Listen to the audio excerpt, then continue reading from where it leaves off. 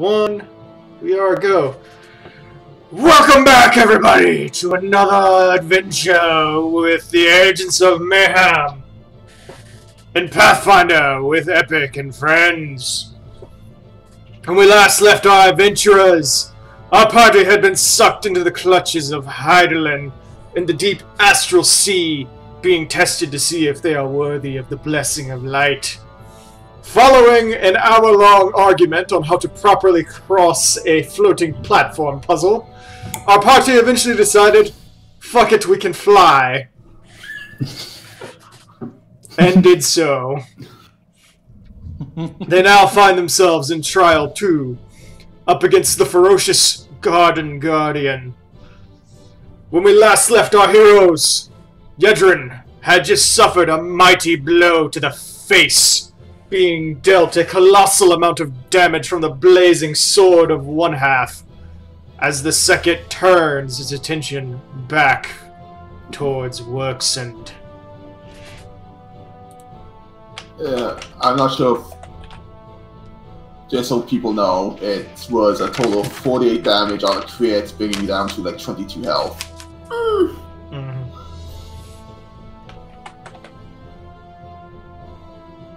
Happy, happy, joy, joy. Happy, happy, da, da. Do we need to reroll initiative? No. I was going for a higher roll. Don't care what you want, fool.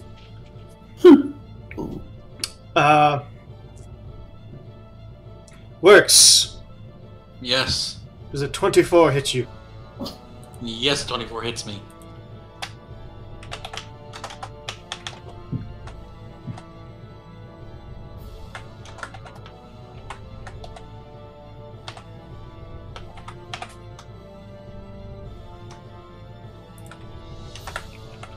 I'm scared. Put this in right. Works!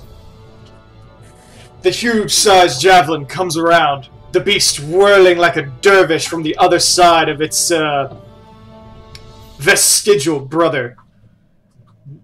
The point catches you by surprise, jabbing you dead into the chest. You feel the acid sear through your insides slowly. Take 15 points of damage. Damn. Is that 15 points of acid damage? No, 15 points of damage. It's only 1 point of acid damage. Okay, because we did have the acid reduction protection. I was actually going to ask, because I just remembered it before we started. Has Works had his shield from the necklace, or...? How long has it been since... No, because that broke in Sestasha. We spent it hasn't, on the boat. Don't think it's had time to regen. Yeah. I was just wondering if the refresh Hydaelyn gave. Yeah. She's not that kind. Anyway, Fionn. So you said the attack that hit Yedrin was flaming? Yes, the attack. You see that the spear that the one kind of like on the back has, the smaller of the two bodies, is like oozing acid, and then the other one's wielding a flaming longsword. Okay. Is it okay if I put Zinnia on the field? Yes, I was assuming that they were all there to begin with. Okay, in that case, Fionn passes communal resist fire to Zinnia and sends her to touch. Yeah, or actually, no. She'll hold on that front actually, so that she can do it enough, so she can get Yedrin close enough to so that Yedrin can get close enough that Zinnia can give her that without the attack of opportunity. Gotcha. So, yeah, holding initiative till just after Yedrin.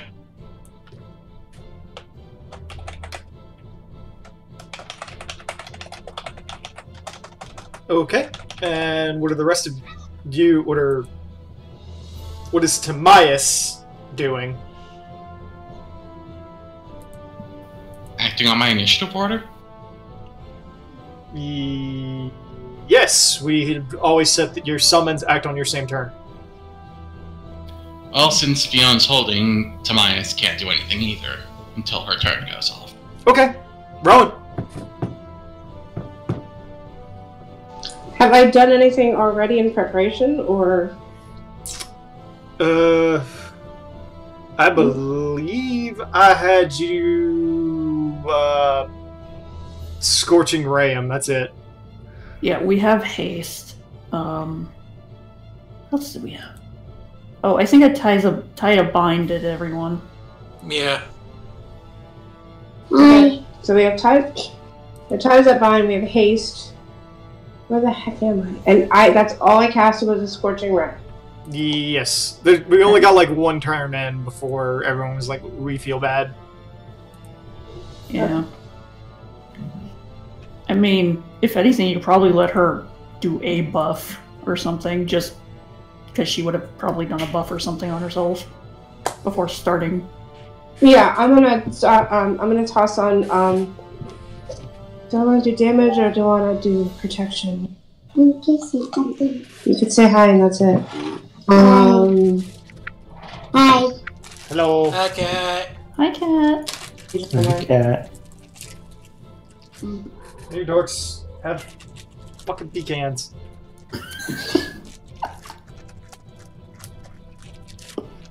I will buy you treats tomorrow.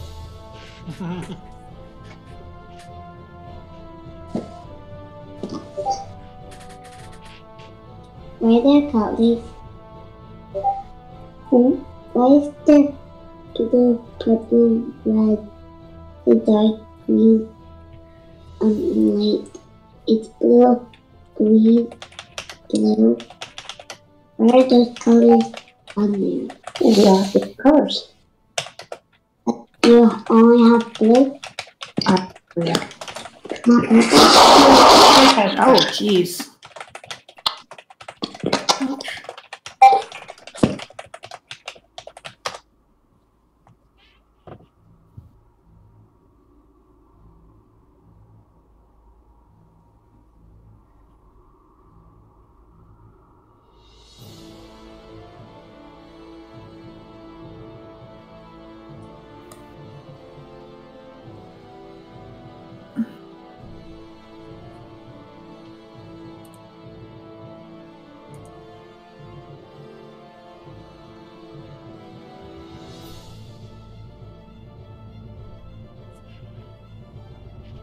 We are having child aggro difficulties. Please hold.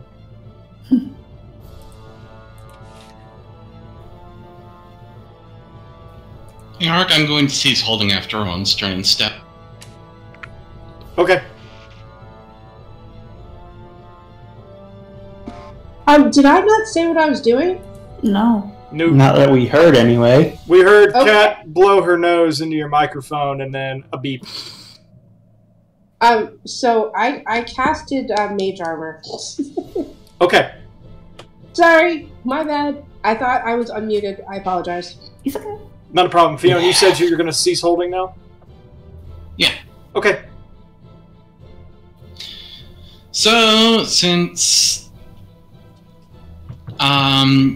protecting Idrin and company with resist energy is not going to work out without, well, causing them to get splattered like a bug. Instead, Fiona is going to get closer to cast Grease on that longsword. Okay. It's actually been described as part of his name. Oh, is it? Mm-hmm. Yep. Yeah. It's Crap, why when he okay. rolled critical miss on me, he didn't drop. I'm guessing that applies to the acid spear as well. No, they're throwing them. Oh. But he has a quiver of infinite spears.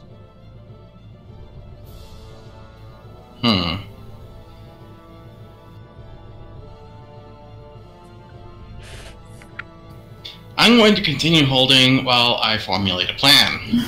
Okay, Yedrin.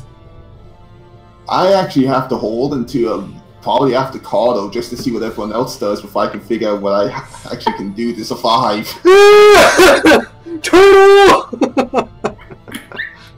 Works! Somebody makes Guile. I'm gonna hold 2. No, I'm just kidding. Let's see here. We have haste on, right? Yes. Mm-hmm. Alright, I'm gonna poke it. Poke. Duh. Okay. So the Alright, first that's one. getting re-rolled. Okay. Roll your damage. Ooh, much better. Okay, so that first one hits. And then I also get a 3rd attack. Yep. Second one does not. That'd be a 23 with the ties that bind. Still misses. And doesn't haste give a +2? Gives a +1. So that'd be a 24. Still misses. Damn it! That would've been good damage too. Oh well. Works. You slash its side, you jab at it several times, and as you do so, you watch as the fang, for probably one of the first times, hits the body and doesn't penetrate. The creature just kind of like turns and looks at you, and looks down at the mark you left, like the slash that you got on his side, and then the 2 like poke prints you left with the other 2. And it turns its attention back to Yedrin. Wow. Dak.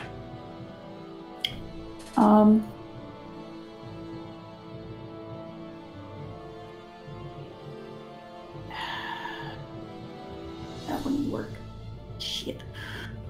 I didn't cast Fly on myself, did I? No, I didn't. I should have.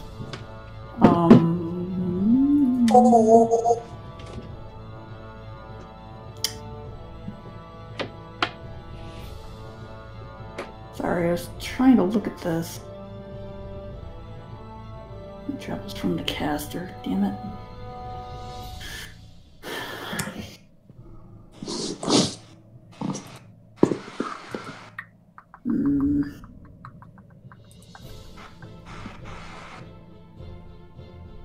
I do that, that'd fuck 'em.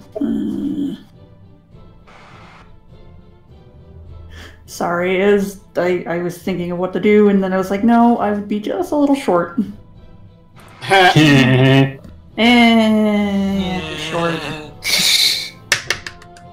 We made a We're funny. assholes.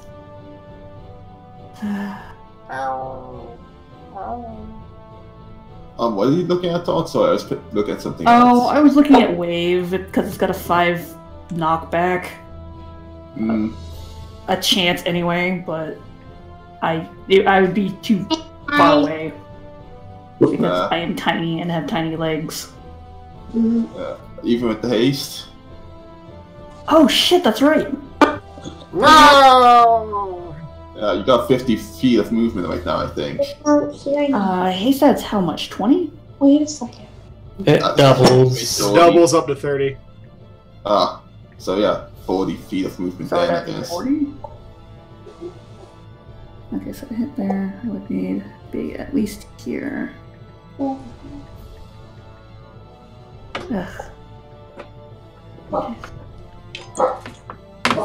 Okay, so, Good night. good night. Okay. Okay, Dak's gonna move here and cast Wave, hoping to try and get him away. You're something that big, you might have to roll Tsunami.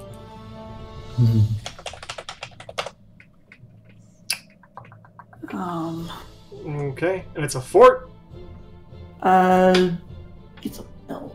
Because it says fort negates knockback.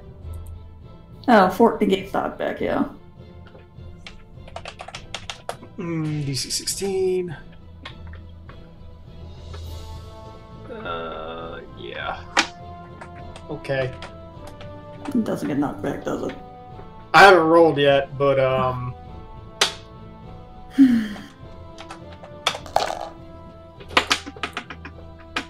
I guess you have to roll 1 for it. Not one.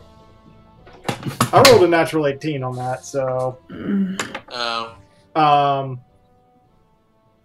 You hit it. That's a 10-foot line, so... Those two. Cat! Stop! No. Do not chew computer wires. Yeah, No.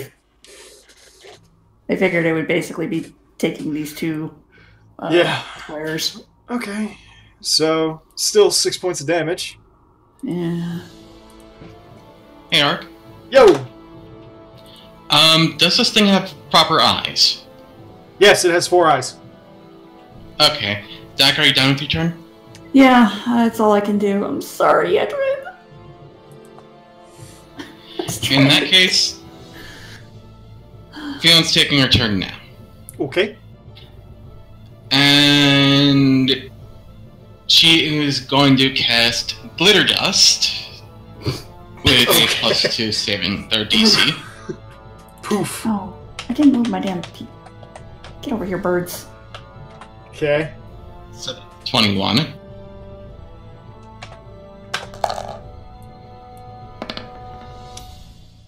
$14. It's blinded. Oh, you throw this, and this cloud of golden glowing dust like sparkles out of your hands and flies over into the creature.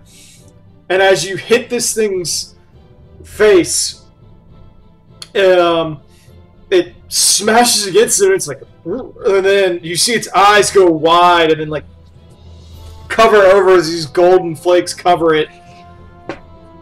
And it just lets out this loud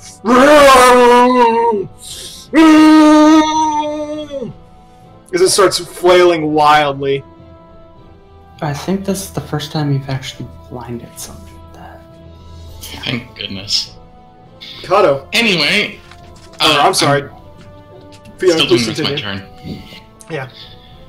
Anyway, Fionn calls for Eugene to get back, while Timaeus starts punching. Let me look up the effect of blinded real quick. Pounce. Pounce. Pounce. So Damn. that's 24, so 24, 25, and a 21. And then the... And I already have blinded up for y'all. What's going to be ultimate here is his AC is -2, and he doesn't get any dex bonus. So he takes a -4, so all those hit. Nice. Okay, and the first one was also a Stunning Fist. Okay. So let's see how his con holds up. Let's see, Stunning Fist would be... Let's see, Timaeus had 8 hit dice. 25. Yeah, that would pass. Yeah, he's not stunned, but he's like roaring. So he takes 19, 14, 25, 19. I will also go ahead and... Oh, that's right. He's immune to disease and poison. So Timaeus just unloads, like pushes in, and is like, "Okay, this thing's tough, but my kung fu is stronger." You just see him roll in and hard right into the gut, twist back, and hit where the kidney would be on one body. And as it's roaring and swinging back around, he comes back and he clips the other sides, and then finally just spreads his arms and hits both of them in the side. And you can see now where like every hit tore open wounds that were already existing. This creature is bleeding, and it's grievously injured. Kato. Okay, let's see. Okay. Let me just verify one thing again. Okay, yeah. I should be able to get him with it, get her with a reached spell. So I'm going to expend a inflict moderate wounds to turn cure moderate wounds into a reach spell and use it on Hunt. Okay. Hunt, you heal for 9. 11. 11, sorry. Yeah. Not great, but yeah, that roll sucked. Oh. Alright. So, if nothing else is going on, we go back to the... I haven't taken my turn. Just gotta make sure. I know. I'm just trying to think of what I can do here. Stab it. Chop it. Yes, because stabbing with an axe is going to be very effective. I'm trying to decide between retreating, going all in for Hail Mary, or...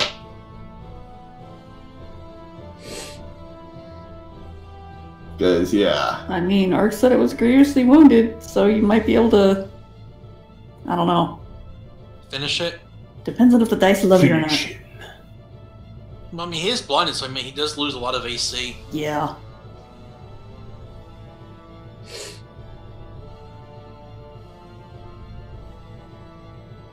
Yeah. Dragon of the Sea.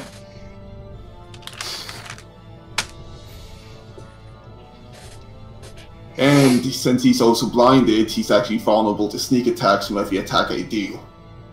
Oh god. Finally, I'm useful.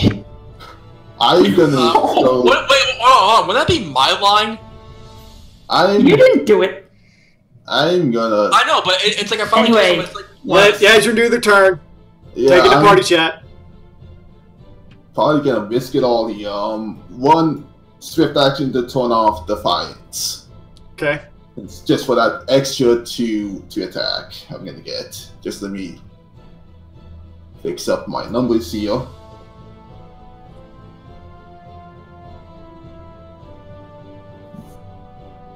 Okay. Let me say a little prayer to the dice gods on this one. The dice god said no. Yeah. Pretty much. Also, it's gonna cost me a bit of damage, but I'm not gonna power attack because I need those extra. Wait, yeah, I want those extra numbers. So first off, I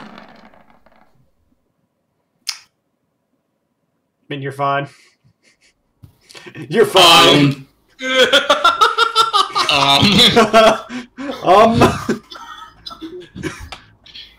Good game. Alright, Yadrin, with the first strike, you swing into him, your Defiance deactivates, and like one of the arms that are growing out of your back like recedes into your body. Like pulling back, you physically feel them pulling into your flesh. But you feel them like rolling back up into your other arms, the muscles expand, and you're like, just kind of hunker down, and you swing, and you hit it the first time, and you sever the spear chucker from the backside, like cutting him clean off with one stroke. And then before you even realize what's happening, your head erupts into like 20 different eyes, including across your horns, all opening at once and glowing red. Your jaws, like the 3 jaws that you currently have, all open and sprout fangs in every direction. Saliva rushes out as this inhuman scream escapes you. And the next thing you know is you feel another set of arms grab your axe, and your torso twists, exorcist style, like a toy, a full 180 degrees around before you come back through and just whip the other half away, spraying blood everywhere, which then immediately sucks back into your body. And you start recovering health as a result of your Feed the Beast ability. And it just draws in and drenches you red, and you can just feel the other arms just kind of like soaking it all in. You feel a tongue that's not yours like stick out and start catching it as it rains. Raining blood? Hugh Slayer?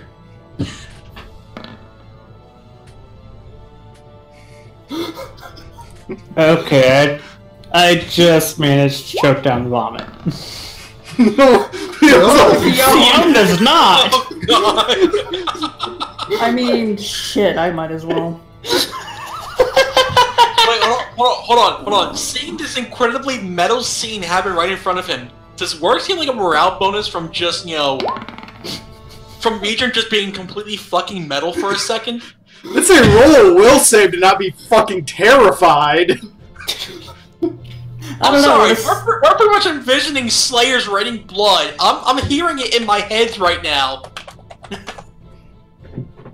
Alright, I mean, we'll do. We'll would a see. 17 pass on that? Do not be scared. You're fine. Okay. Yeah, could have been a 15. Fuck you, dice. Okay, so Yedrin, you regain from that. I need to do some math here.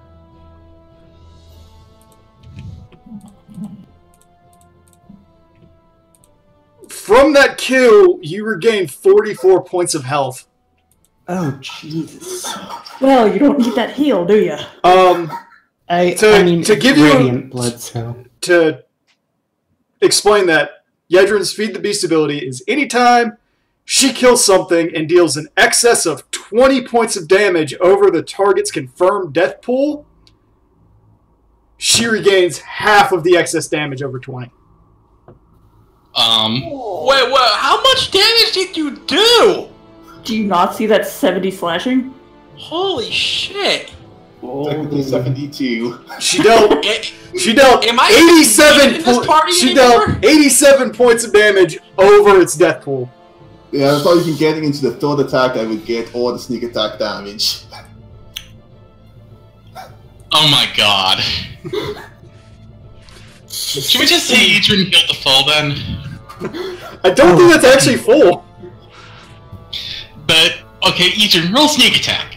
Okay, for those two attacks, if you no hit, it would be this and this. That'd be 4 and 7. Okay, yeah, sneak attack doesn't crit.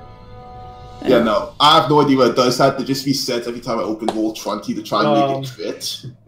Don't you put So it in that non-crit would damage? put you at that would put you at 49. Here. Yeah, no, I put in I put it in bonus no crit, and it just still tries to do crit. So don't ask me.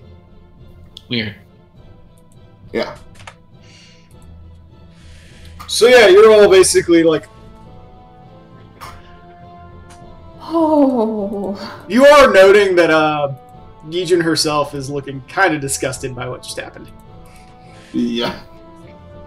I'm looking proud as shit. Like, that was metal. Like I imagine Yedrin, like your character right now was like smacking her lips, like. Ew. Bad taste, and also a bit of freaking magic bullshit. Yeah. Liam is now comatose. Her mind just straight up shut down seeing that. No. Aww. Just all the nope. She's No, that's what I'm saying. Theon's just like, nope, nope, nope. That did not just happen. Works is just like headbanging, just, you know, like you know, raining blood just pounding in his head right now. Are you okay, Hunt? I think so, but I decided to discuss and taste some about and not knowing how to feel about more of this magic bullshit. So how far did that spray of blood go, by the way? Who was in the splash zone? Yeah, who was in the splash zone? Probably me. Oh yeah, definitely. I mean, if it was you, then... Dedrin, what's Timaeus, probably. Dedrin, what's your strength modifier? 5.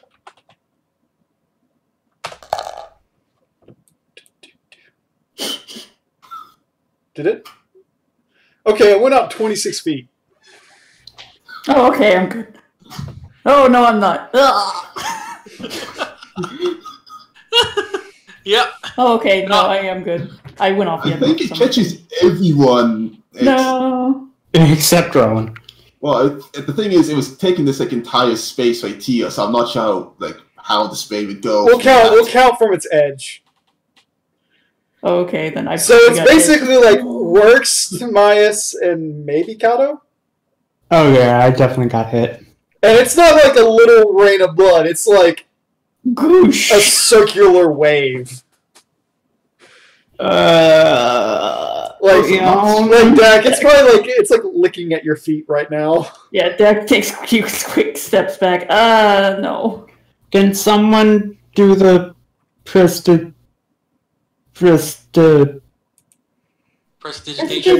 that thing? Yeah. I'm not going anywhere near Yijin right now. Rowan, you can do it. Wait a minute. I'm not getting near that stuff. Kidding? Can't you do it from a range? You take care of the other ones. I can live with a bit of blood for a little bit. Although I'm gonna need some to wash off my mouth. As you guys are talking, there's another white flash. There. You're all blinded. You can't see each other. You can't hear each other. There's nothing. It's like you don't exist for a minute.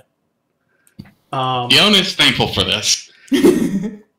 When you come back to, you are once again in another tunnel. This time, there's a ladder in front of you. Like, carved straight from the crystal. Directly in front of you. Up or down? Up. And as you watch, it splits off until there's one for each of you. And it just goes up and up and up and up into another beam of light. You look around. All of your buffs are off. Okay. You're all clean. And you hear Heidelin speak once more, and she says, "Glory be to the Slayers of Light. You have passed your second trial. Rejoice and be restored." And all your injuries are healed, all your used magic slots are returned to you.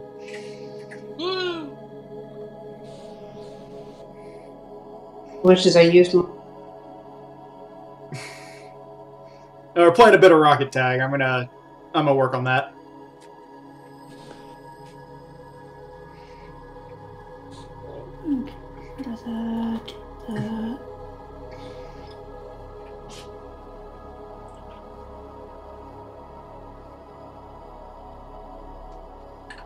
Okay, ladder. That's gonna be great. Well, looks like we only got one way to go. Indeed, the only way to go is up. Goes to the ladder and starts climbing. Okay, start climbing. Rowan starts climbing. Young joins in the climbing. Beckoning Timaeus to follow behind her on her. I'm gonna climb. Okay. Kato's climbing. Very begrudgingly, but he's climbing. Since everyone's climbing, probably gonna follow after.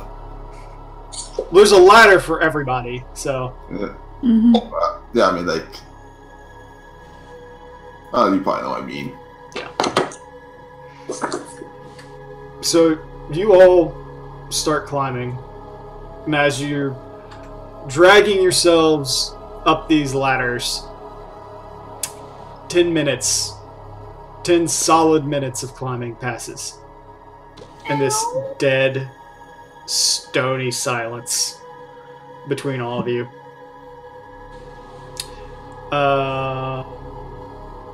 Let's see. I could ask Walks why he's happy about the splash zone.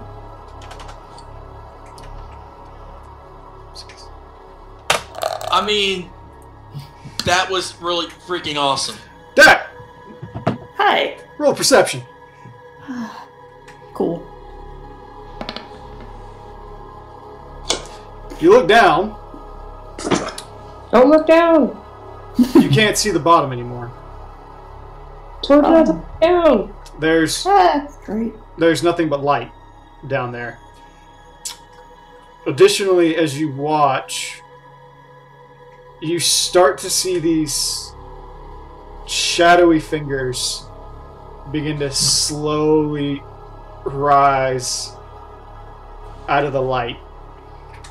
And as they do so, they come up and they're like outstretched arms.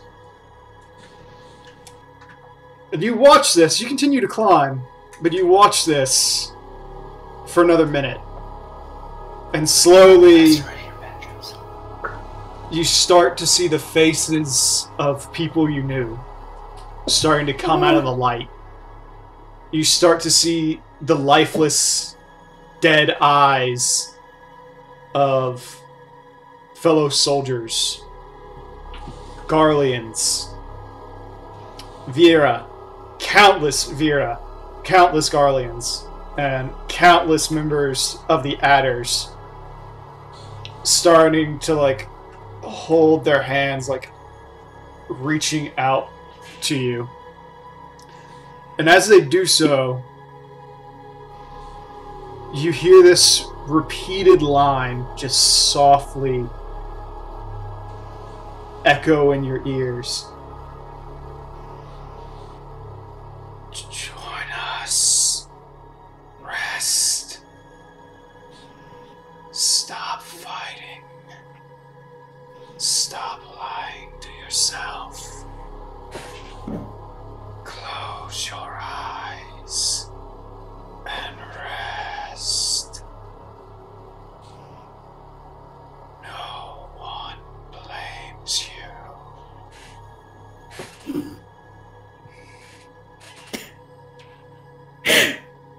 I didn't mean to click that, but I want to.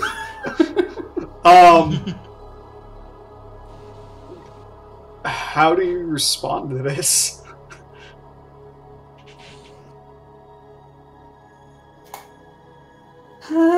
She starts climbing faster. Climb faster, I hear banjos. Okay. You climb faster. And they just... she starts muttering to herself, I'm sorry, I'm sorry, I'm sorry, I'm sorry, I'm sorry, I'm sorry. Everything okay, Dak? I will say, no matter how fast you climb, they seem to keep pace. I'm gonna take that as a no.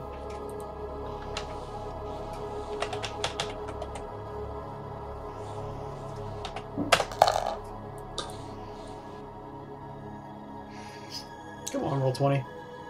Kato! Oh god. Roll perception.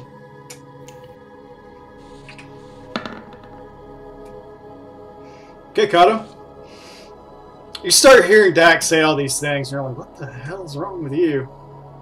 And then you slowly start to look down, and you see it's just the light down there. And you watch for a few seconds. And as you do so, you kind of see the light split. And you can see Alabathia's spine beneath you. And you stop and you blink and you look around and you're alone. It's just you on a ladder hovering in the sky going infinitely upwards. You can no longer hear your companions. You don't see Dak. You don't see anybody. It's just you hovering over Alabathia's spine. And you're going, huh? And you keep climbing. But as you climb, you get closer and closer to the ground. And soon you're hovering only like 10 feet off the ground. And then you see your father standing there, gazing at you sternly.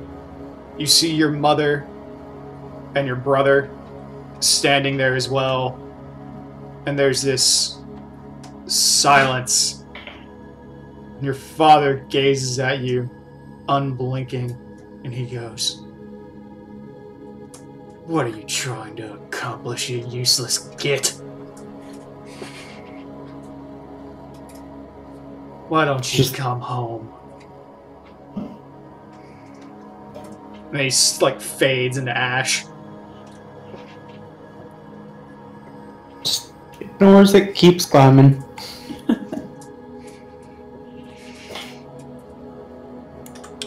Okay. I know what you're doing, shiny lady, and I don't like it. Roll a will save. Good job, Kato.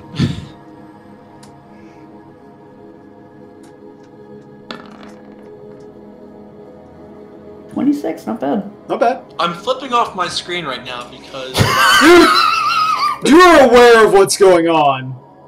And you're like, alright. I mean, obviously I'm still on this fucking ladder, so... Yeah. Okay. Dak, you heard it. But you also realize that you can't see Kato anymore. Kato? Do I hear that, or...? No, you don't hear shit. Like, the spot where Kato's ladder was is just gone. What happened to Kato? I don't know. I don't know. Just Magic. keep climbing, just keep climbing. Oh my god, this Stay god. calm, Dak. We can do this. Works. oh great. Roll perception. Bahamut eats his ass. No comment. 17. Works. As you climb, like, you look over to Rowan. Like, there's that moment, Terry, like, and this is just me thinking how you would be. We're kind of like, yeah, I'm doing this in full armor. I'm a badass. And the next thing you know, the ladder in front of you vanishes. The bad thing is he's not wrong. The ladder in front of you No. vanishes. Rowan disappears in this wave of fire, and you turn to look at everybody else, and there's no one there. You stop for an instant, and you're just hovering in the air, gripping nothing. And there's no sensation of falling. You blink for a few times, and you let your feet relax, and it crunches into snow.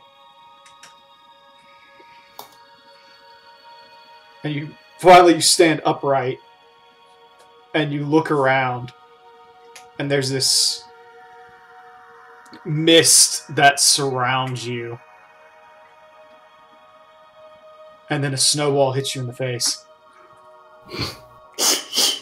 And as it does so, you put your hand up to your head, and there's blood gushing down from your temple.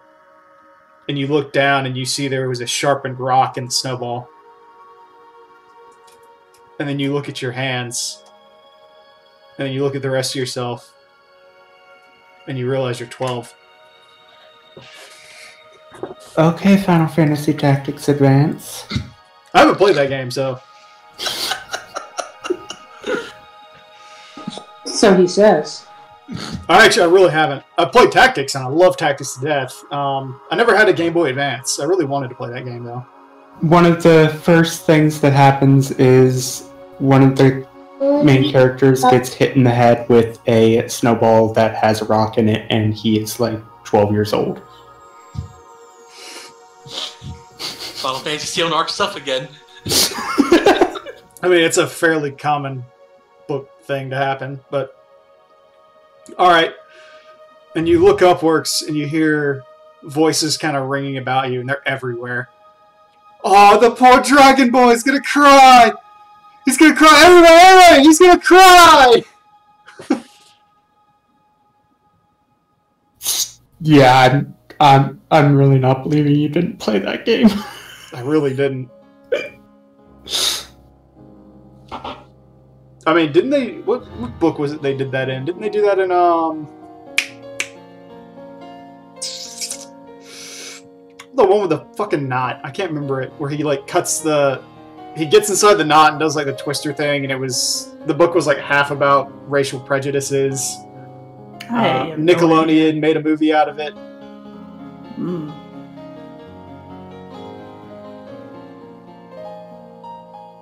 No clue. Yeah, I'm done. It's like... Mad McGee or something.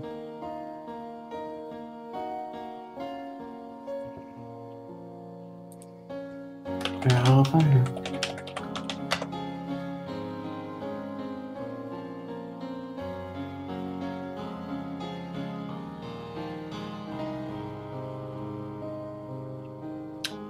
Anyway, what are you doing, Works, before we got interrupted by that shit? Trying to hold back just look of complete hatred and disdain. Trying to pinpoint who, you know, threw the snowball at me and who's asking who I'm gonna be kicking next. Roll a will save.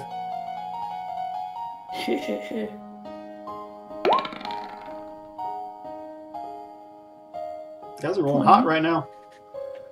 Alright. Works, you managed to contain yourself. And you go... And you're like looking at your hands and like...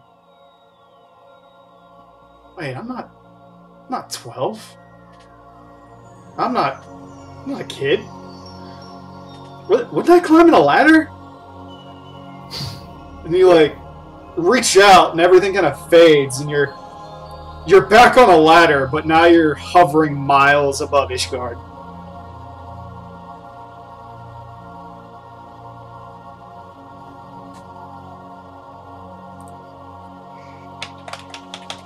I think someone spiked my bacon.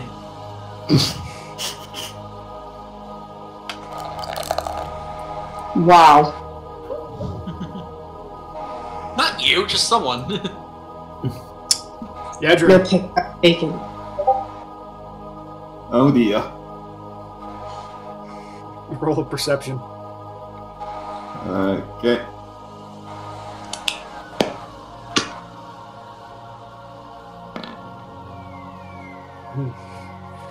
Alright. Yeah, Adrian, you're looking around, you're watching everyone disappear, and you look about and it's you, Fionn, and Rowan. It's around this point you turn to look and you see that Dak is like absorbed into the wall of the crystal, leaving just the three of you. Oh, great. But you can still see her shadow climbing on the other side. Oh, great. Magic crystal test bullshit. Today's just the day. But it's at this point you like start talking to yourself, and you look to your side. Fionn's gone. Look to your other side. Rowan's gone. You blink, and you can still feel the ladder in front of you as you climb. But now you're in Doma, and you're on the step. Mother. And you look down, and you're dressed in tattered clothing. You have no axe. You have no armor. It's just you.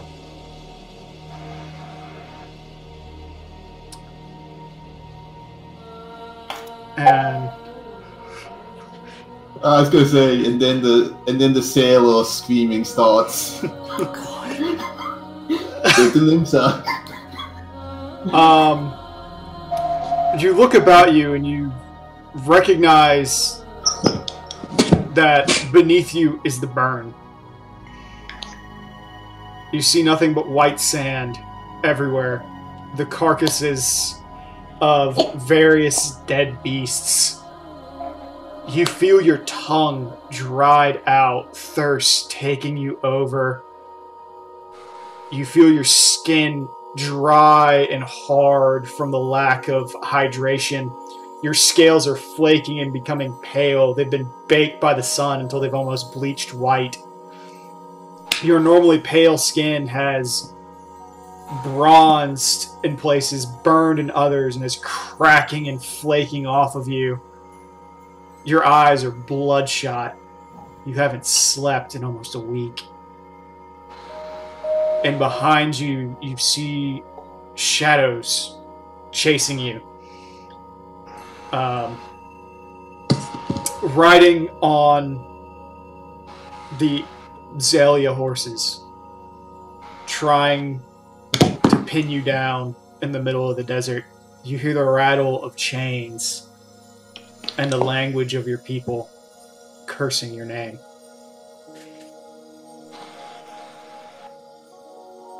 Well, there's some backstory I want now.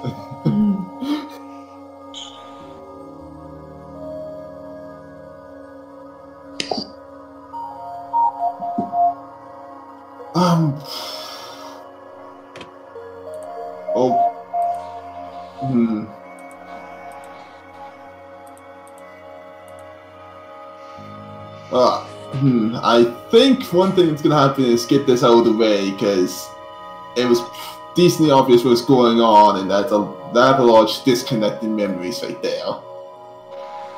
Okay. 25, nice. Alright. You're like, no. I got away from all this. I'm good. This isn't happening. This isn't real. This isn't real. And you keep telling yourself that. And you continue to climb. And then you look down and you see this male Ara's face. Bright yellow eyes. And dark red complexion. With horns as black as ebony. Climbing up the ladder after you.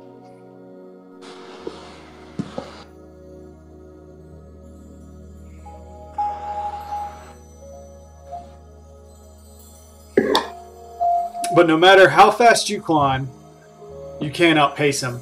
And no matter how slow you go, he never catches up.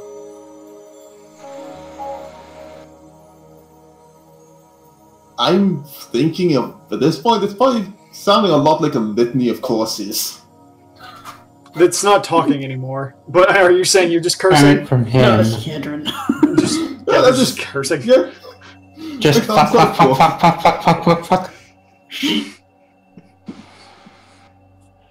Damn this magic stuff. I'm cursing, like, plenty of different things and plenty of different people, and just not enjoying their time. Okay. Rowan. I do. Yeah. It's just you and Fionn. You two are alone in the original chamber. For now.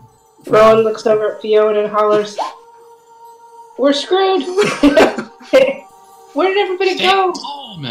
As you say this, Rowan, your mouth opens and a gout of flame rushes out, and it engulfs the entire room. You watch Fionn disappear into ash in front of you as the world around you vaporizes like a sheet of paper being set on fire. And as it burns upward, the ladder sets on fire, and you're now climbing this blazing ladder in front of you. You look around in every which direction, and it goes from being light to pitch black. And then the world starts to refocus and reform.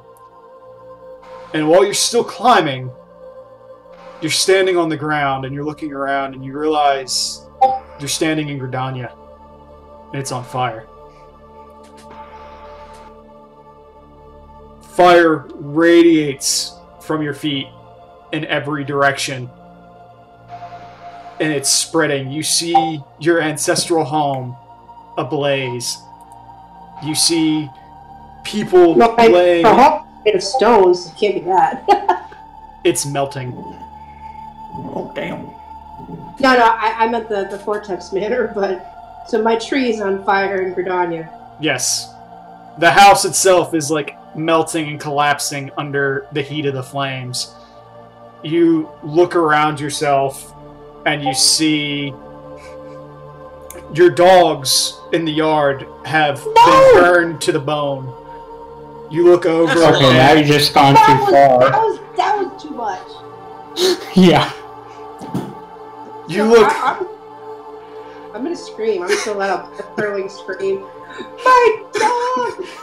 You look and you see your mom, like, walk out of your home coughing and choking on the fumes and smoke, and the fire that comes off of you whips through her, and she's basically vaporized by the heat of it. You look over and you see Marcel walking towards you, like, stumbling slowly. He's charred, half black, like, almost mummified. His arm is rotting off and falling.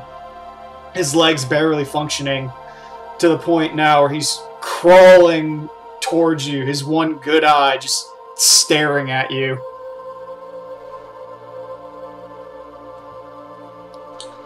I take it it's time for that crap face. And then you look up and you just see these gigantic draconic wings starting to spread through the sky. And the sky ignites on fire. Do I see the actual dragon, or just... The wings are so big that you can't fathom how big this dragon is. Basically, like, one of its wings is covering Gridania. So basically, it's the dragon that was behind me first. Yeah. Okay. I'm gonna roll my will save now. And since it's gonna be horrible, I'm gonna start screaming. 15. Because you're grounded by the fact that you're still climbing the ladder and you were watching everybody disappear, this hits you. It hits you hard, but you're going, no, I'm okay. I'm okay. It's not real. This didn't happen. Inhale, exhale.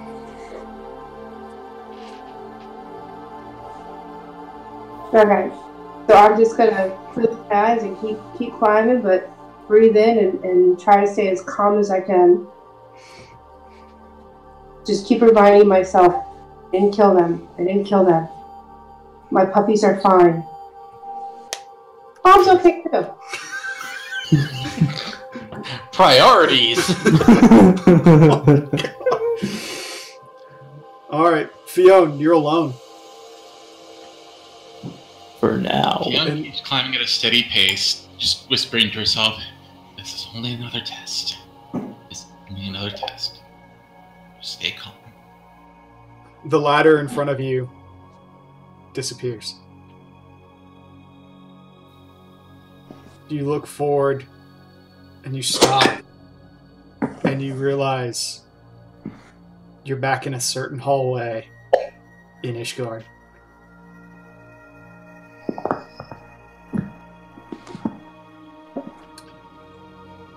You gaze to your left, you gaze to your right, and you see rows upon rows of prison cells.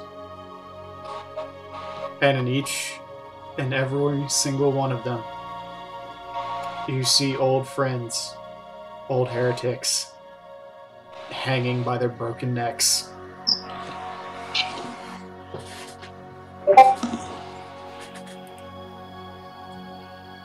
No, this can't be. It was my fault. And you look down, and while you're still climbing,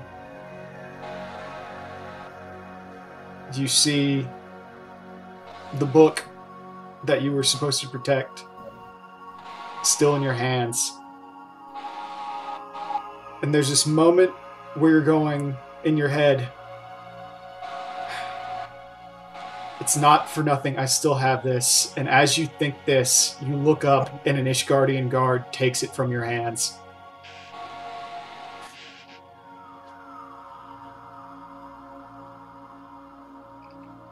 And you turn and you look behind you, and there's 3 more guards behind you. And then you look back to your hands, and they're shackled.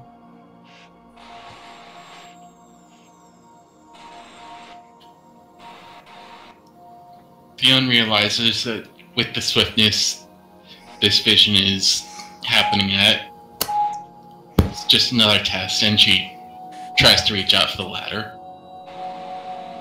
Okay. You can still feel the ladder, but need you to make a will save.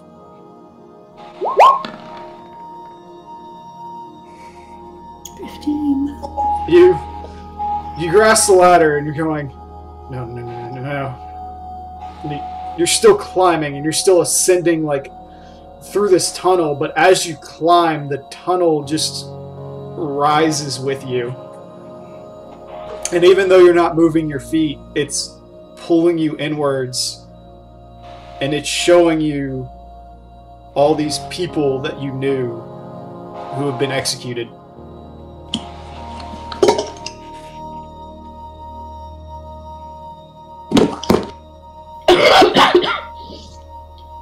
Shaken, but still trying to focus on her task, Fiona closes her eyes and whispers that it's not her fault.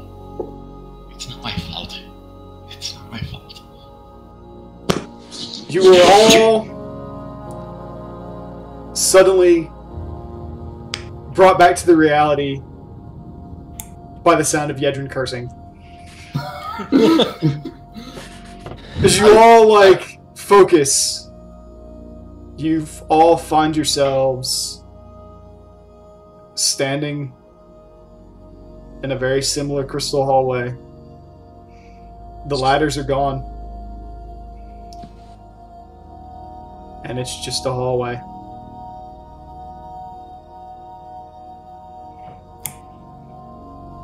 Dax kind of got her hands up as if she was still gonna keep climbing, and then she's just kind of wraps her arms around herself and just kind of shakes.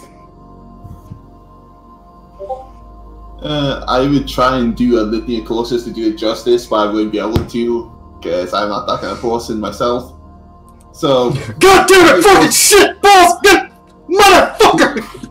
Yeah, that's all folks. Close enough. 5 punches and nearby wall of ones available. Those diseased cock! Fiona Wait, what? Trying to... rests her fingers on her temples and just shakes her head, trying not to visit. So I take it I'm not the only one that had some kind of weird vision. Rowan just shakes her head. They were trying to grab me. It's not my fault. It's not my fault. Deck kind of campers over to Fiona and hugs on her leg a little bit, trying to find some sort of comfort, and giving it in return. Rowan's just got her. She's just shaking. She's rubbing her temple. I have it under control. I have it under control. I have it under control. Works goes over and just, hugs Rowan. Rowan pushes Works immediately away from her. Don't touch me. Okay. I have it under control. I have it under control. Am I the one that didn't see, like, life-altering shit?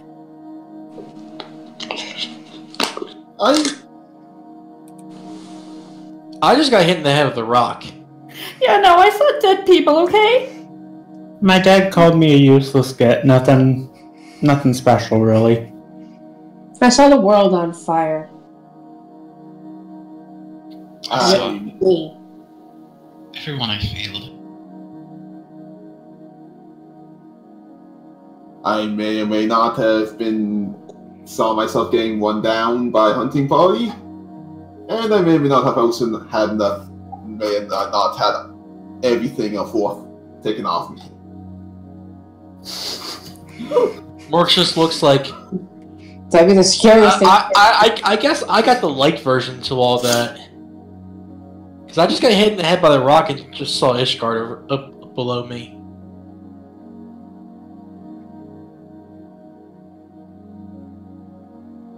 I saw Fiona turn to ash. I saw my dogs burnt to ash. I saw Gridania crumbling and fire shooting out of me every direction. My mother vaporized. Marcel slowly melting in front of my face. Yeah, think you got it fucking easy. Everyone hung by their necks. Temple Knights shackling me. I was next. Did it not me? So we basically just saw our greatest fears, except for you and Kato. Since you guys have dealt with that, all of it. Other parts of us probably repressed a lot of it. I mean, I've lived my greatest fear.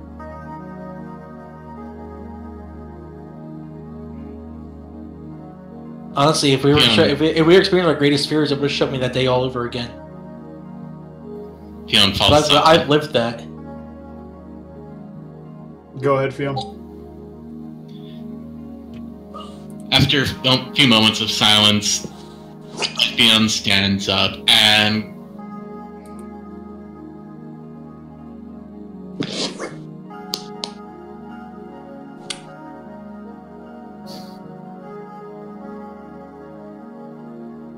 you stand up and slaps Morx across the face. I don't know if that hits him or not. Well, you can count it as flat-footed. Oh yeah, it's flat-footed. Yeah. It would be flat-footed, just suddenly slap.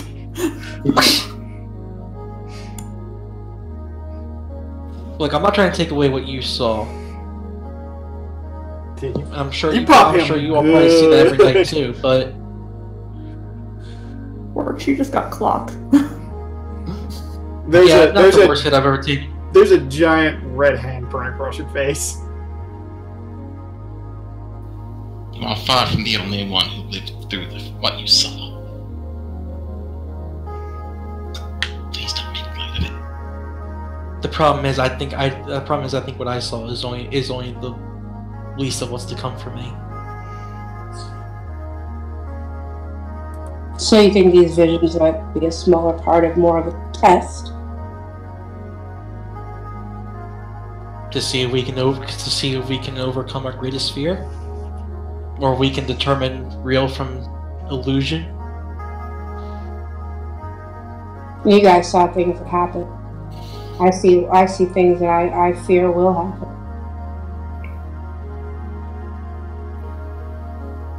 And I saw. Do you remember when we saw those beings behind us when we were first brought here? A dragon the size of a world behind me almost. When Gridania was on fire, I saw a wing. The wingspan was larger than Gridania itself. I think it was that dragon.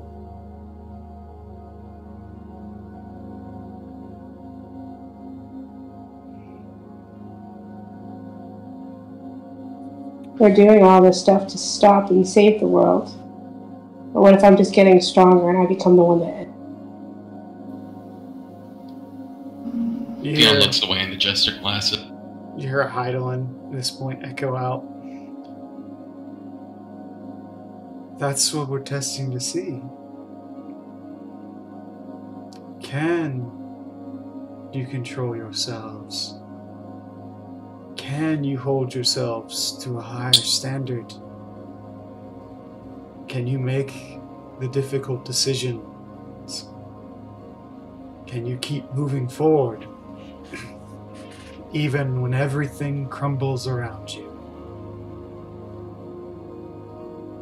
Mind you, that was not one of my trials. That was simply the Aether reacting to your own psyches.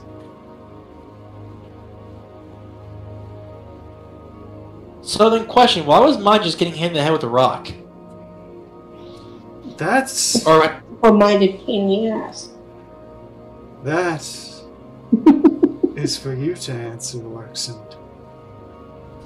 I mean, I know there's more to it, but it just... I don't know. I think it had something to do with my past and all this other bullshit that's been going on.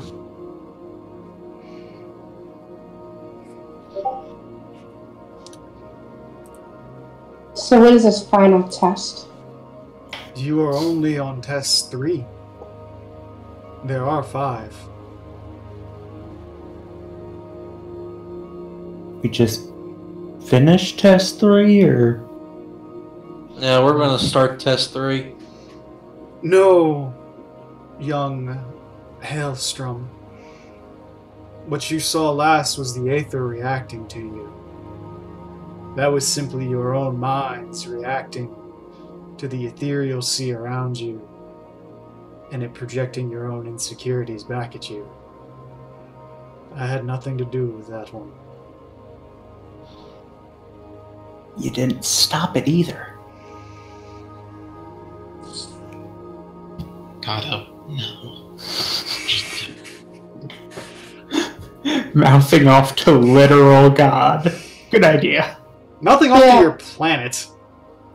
Yeah. I didn't ask to be here in the first place. None of us did. Okay, now we're supposed to follow these trials to see if we could be some kind of hero.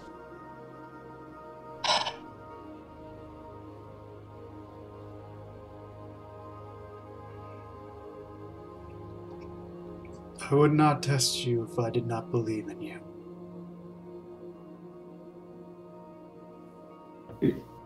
Isn't that why a deity tests someone in the first place? To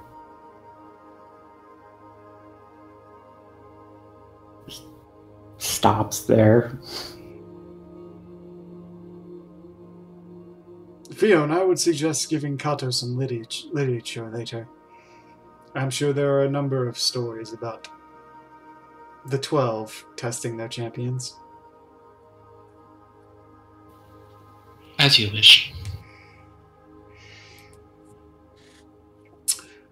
Regardless, you have proven yourselves to be capable of ingenuity when necessary, of mental fortitude, and of the ability to vanquish light when it oversteps its boundaries. But can you do the same for the dark?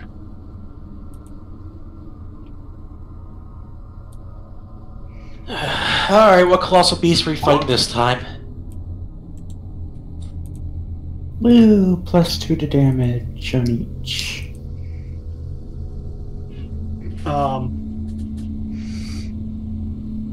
Obviously there's still that, like, barrier of light in front of you. You guys can't see past it.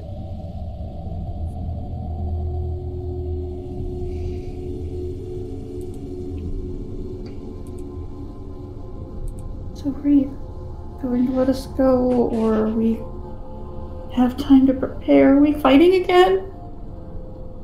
Most likely, yes.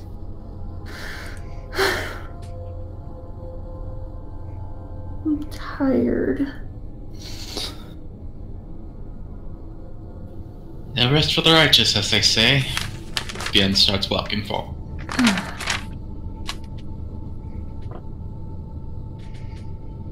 So we can buff. Question: can't do like an hour casting time, can I? What would you be able to cast with an hour? Visualization of the mind. You have the incense on you.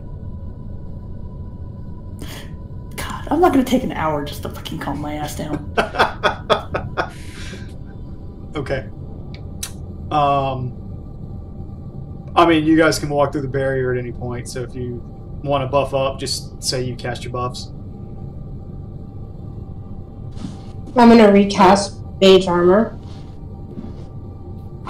I just look around. I just look around and be like, would you guys be opposed to going scaly again? If it does that thing again, I don't want it.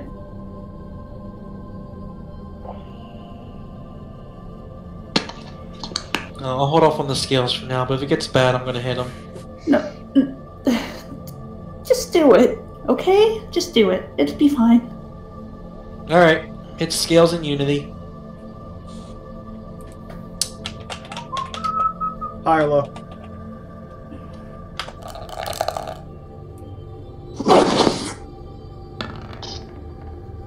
High or low works. High. You guys just have scales. Oh. What would happen if I missed? Probably the thing that happened last time. Like, it's... You don't even have colored scales this time. It's like everybody just has scales that are their skin tone. That's weird. Is it just me, or is this weirder than having the colored ones? Just a little. I'm not sure what to... Not sure what to be with the more than happy. Count your blessings. Yeah, I'll take it. There goes over Yedrin. Okay. Okay. Do I just get one, or can I do a quick ties? It's up to you. Also do a ties. Oof. Wow. Alright. Anybody else do anything? Fiona will cast Impose on Demise. Alright.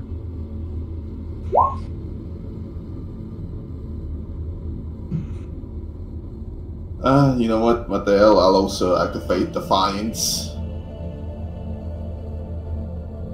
beforehand. Goes over to Hunt. Is Hunt clean, first of all? Yes. Yes. Remember, you all got clean when you went to the ladder. Okay. However, you do touch her, and there's like this faint dust on her back. Gross. Then you like bring your hand away, and it's like it's white sand. Have fun with that one. Go and cast Mage Armor on Zinni and Demise too. Okay. Does Mage Armor cancel Demise' Wisdom save though? No. Okay. It's not physical armor, so it doesn't interfere with Monk's armor. Unarmored. Alright. Can someone cast haste before we go? I don't have that, otherwise I'll cast it when we cross the threshold. Okay. Just let me know when you cross the threshold and you're done casting your stuff. I'm good. Okay. I'm fine. I'm gonna say that you guys can go 15 feet past the threshold. Who wants to go first? So, what is your formation past the threshold? Well, I'll go first. Adrian and Kato can come beside me. I'll be going 15 feet out. I'm gonna stay back at the threshold. Stay out of range. Okay.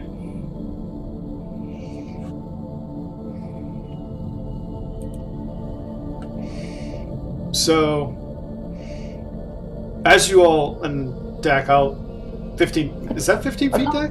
It was 15 feet from the threshold. I mean, that's fine. I was like, that just looked far. Well, that's also if I'm just going in a diagonal, so... Fair enough. I mean, you're fine to go there if you want. Okay. If you'll move Scotch and Millie over as well. Yeah, yeah, sorry, I was getting there.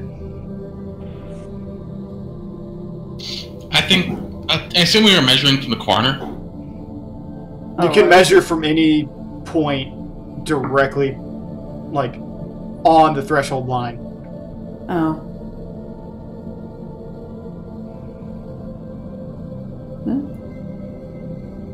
I'll allow that one back. Okay. Alright. So, as you all come through the barrier, you kind of stop for a minute and you look around. You're kind of in this, like in a very similar looking arena that you were in beforehand, where you fought the Garden Guardian. And slowly you see 4 crystals start to rise in a faint formation. And they turn a deep, dark purple. And they glint and glimmer. And this chain of lightning surrounds all of them, encircling the point, and before it starts spinning. And as it does, you see this odd pentagram turn into a hexagram, and then suddenly it goes from a hexagram to an octagram, before it begins spinning like a gyroscope in all directions, twisting back and forth, and this dark hole rips into the center. And as if jerked forward by an unseen hand, you see this black void scent hand come out and grip the edge, and it swings itself around and begins pulling out, and you see these various tendrily scarves like drip down as this humanoid looking void scent with no facial features begins to come out, and there's just this radiance of darkness around him. These black tendrils of scarves begin to lift up and drift around his head, the red of his body and his chest showing extensive muscularization, and he's probably about just as tall as Works. And as he appears out, he looks down at his hands, and he looks around him, and there's this obvious confusion. And he looks back at the party, and these very thin slits of green eyes focus on you all before he tilts his head and he says, "Such seeds of darkness and light, interwoven together like a calamity come to life. Chaff thrown amongst the roses, thorns unbidden come. Lest destruction be wrought, I burn it all to rot."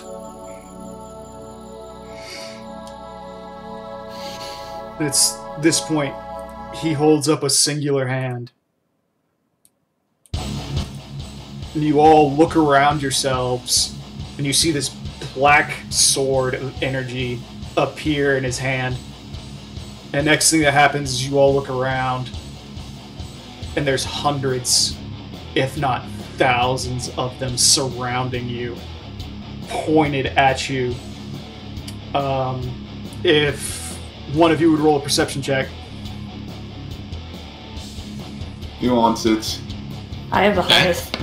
That's a 20. Oh, wow. 33. Well, actually, it's There's 38. a tingle on the back of your neck, Dak. And you tilt your head up, and there's a sword of Damocles hanging above the entire group, the point of which looks large enough to basically smash a 50 by 50 radius directly over your head. And as it dangles there, you see more and more smaller ones just porting around it, just wrapping around this thing repeatedly. and they start closing in until it's hard to even see the thing that's summoning them. And he calls out to you, I am Abaddon, and I will not suffer the interference of mere seedlings, regardless of whoever be their patron. You done?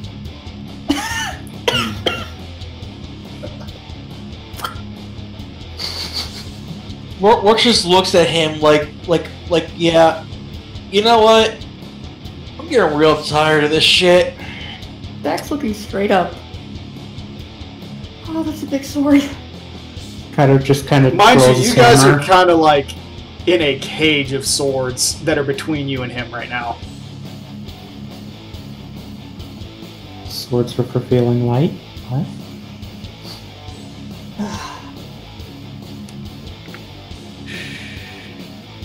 Please don't make the GM facepalm. It would technically be Swords of Concealing Darkness. Get your card right, Kato. Fucking shitty ass Yu-Gi-Oh fan. Bitch? And as you're looking around, Fionn and Works, I need the two of you to make a perception.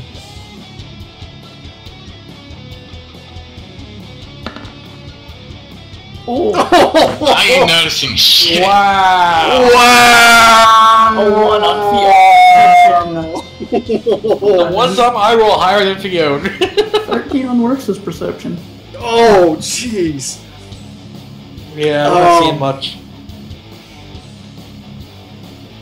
Fionn, roll a reflex.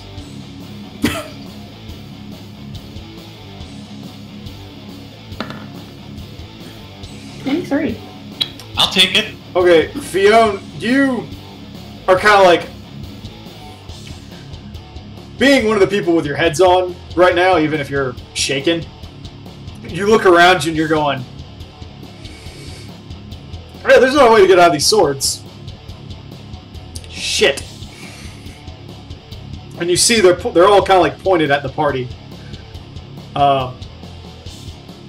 And very slowly, you kind of feel the hair on the back of your neck rise up on end. And so you move out of the way, and the next thing you know is you look over, and there's a black and red hand reaching out like it's going to grab your shoulder.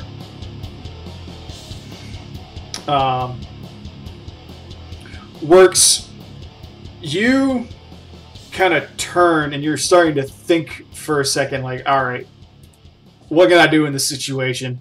How can I be the badass I was born to be? How can I get this spear into that man's dick? You're still thinking to yourself, and suddenly you hear the voice call out from inside of you, and you hear this rattle of teeth go.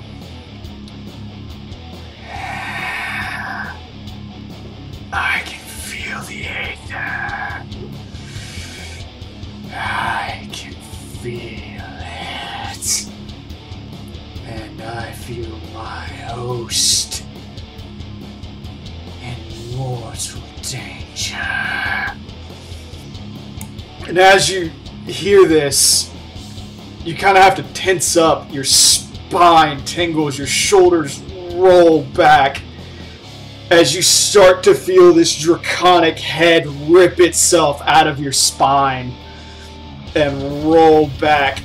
Platinum scales in an armored crown just kind of emerges outward before hands that are bigger than you yourself hit your shoulders and start to push out. And this image, this perverse, more potent version of Bahamut tears its way out of you. This gigantic, and I mean truly gigantic, like larger than the sword that's hovering over you right now, dragon forms. Its single mouth opening into a roar, 4 arms flexing as its wings spread out flap. Its legs dangling like a human torso as a tail that starts to wrap around all of you forms. Now, is this only me seeing this? Or Oh is no, everybody else- everybody sees this shit. You just felt it and heard it. Unlikely allies, but I'll take it. So at that point, Fiona, like, because you now clearly see the hand, you turn and you look and you see this tall black and red void scent, leathery wings spread out, chin like a knife, looking down at you with yellow eyes. And he holds out his hand to you and he brings up void energy in the other.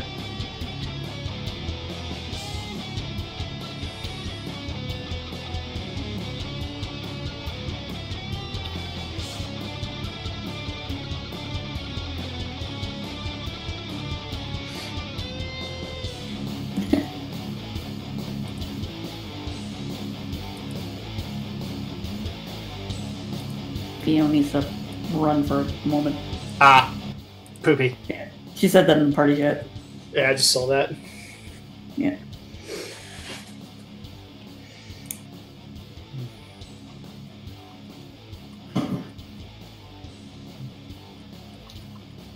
See if I can find it back in image dump.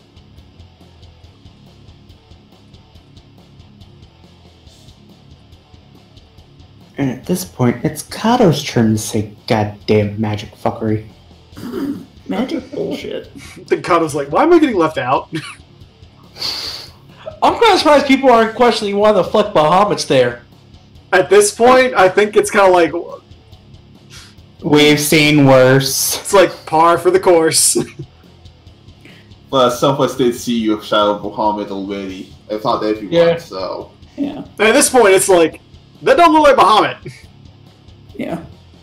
Not the Bahamut we knew, anyway. Are you suddenly just spouting dragons? Bad enough you're making us look like one. I just look around like, yeah, I think I'm gonna have to answer a few questions. No shit! That covers her mouth. Don't make me get the soap, little one. Is this the time? Probably not.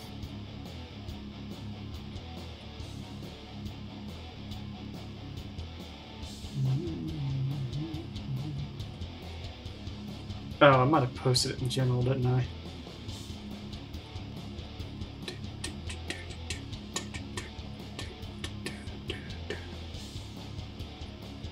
And if you miss the field, you're being offered the power. I think. Is she back?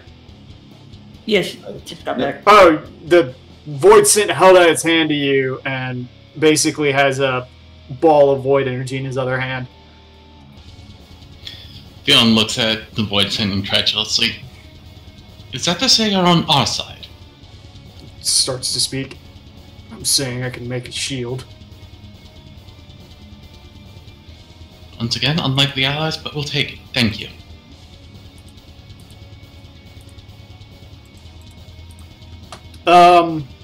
What popped out of Works' back is currently in party chat. Oh, Jesus.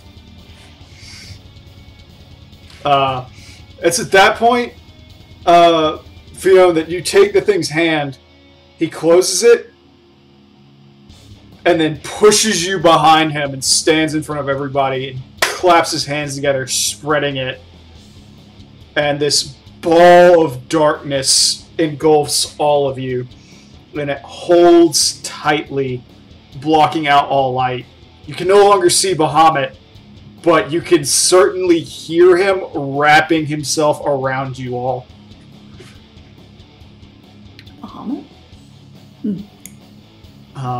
At which point, you just start hearing swords fly. And you hear just everything. The shield around you begins to crack.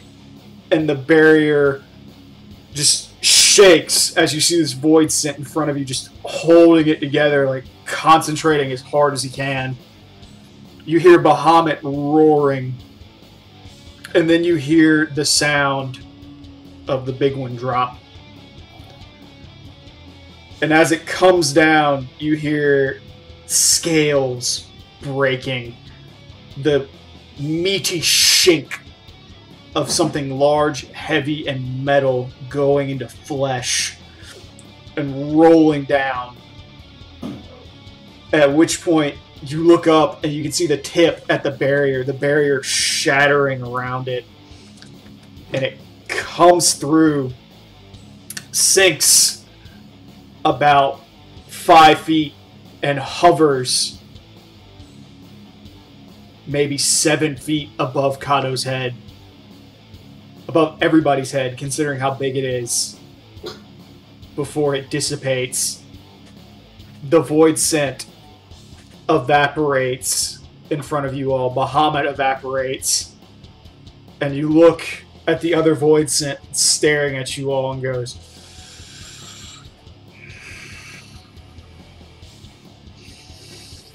"So be it.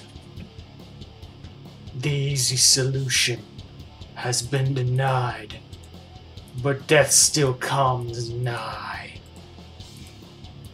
At which point, the void scent twists and turns, and this mirror forms along him, splitting out backwards, and 2 more of them form.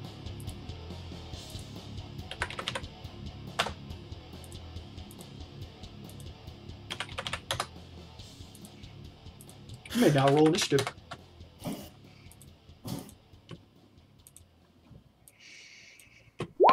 Bastard ain't dead already?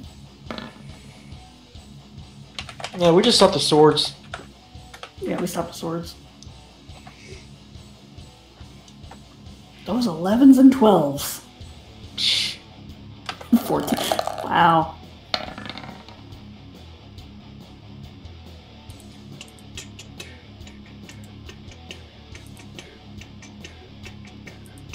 Back for a second. I have to go check on the dog in a second. I'll roll initiative, bitch. What? It's stupid token. Oh, I should feed the cat too.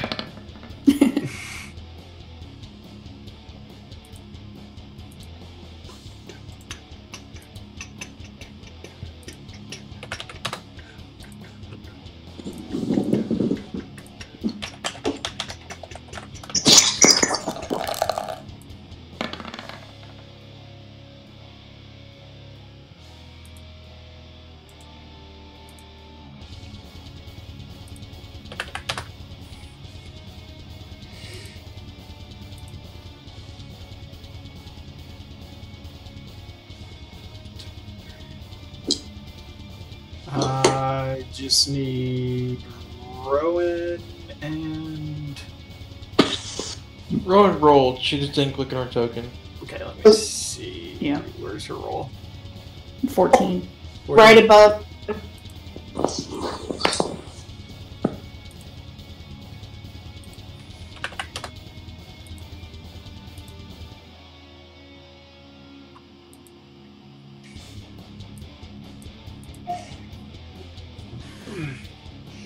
And I'll wait for Fiona and Yedrin to get back. Especially since Yedrin's first. Yeah.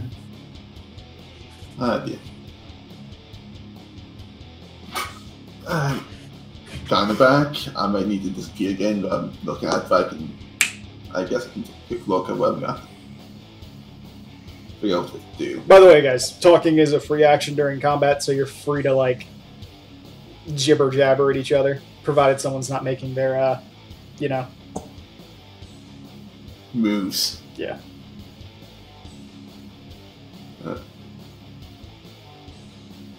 So what are we doing?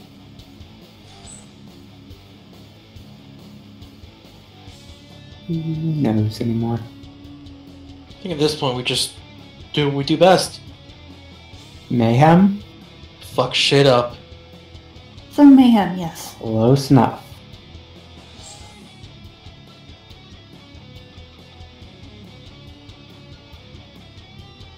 Hopefully the barrier helps out Yedrin. That should. Dax just kind of going over a mental spell book in her head, just like, what do I have? What do I have?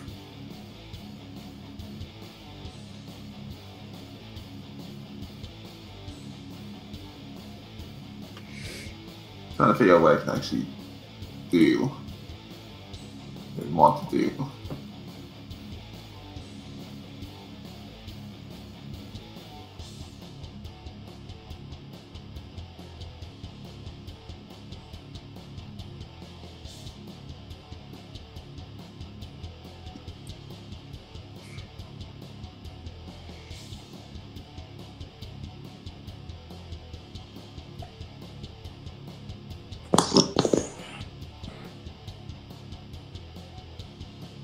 That's on back. Anyways. I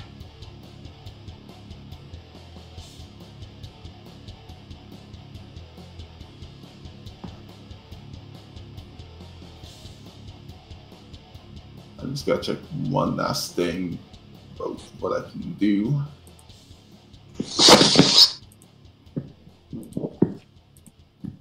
Wall? No, not that. No. I know I got an idea of what I can do. I just have to look up the relevant rules to 5 side for sure. And maybe how to find them. What are you trying to do? It's not. I know what I'm trying to do, and it's not complex. It's finding the rules just so I can double check what will happen. Mostly, I'm trying to double check exactly. I might end up having to use a full defense just because I can't reach them. So, I'm just trying to double check exactly how. If that's like a deflection bonus, I shouldn't bother. If that was just a straight defense bonus. Of course, finding the exact rule is. Okay, back. Welcome back. Welcome back.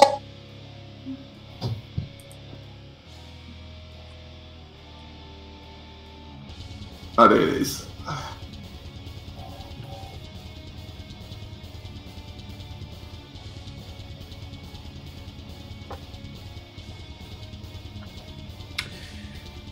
You choose to fight defensively when taking a full attack action. If you do so, take a -1 penalty on all attacks in a round to gain a +2 dodge bonus to AC until the start of your next turn.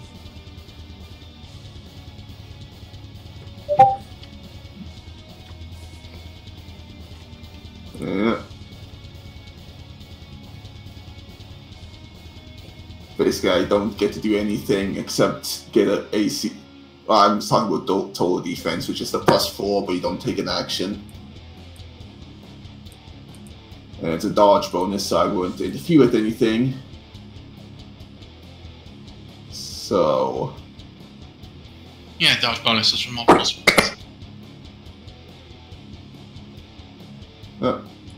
So I think for this turn, I'll move up. Don't forget Fionn casts a haste when it's a threshold. Does that count, Orc, or? Yeah, you casted haste. It was stated as soon as she walked through the thing, she casted haste. Okay, then I gotta adjust actually, because I was looking off. I don't have haste.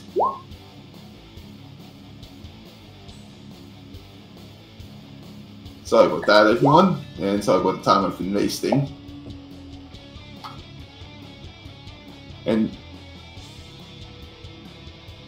I don't can't reach. I don't think I'm gonna risk a charge, but I will move forward. Actually, I'm just gonna keep my turn as I was. I'll move 30 feet forward for now. Okay. Which is a 30 foot.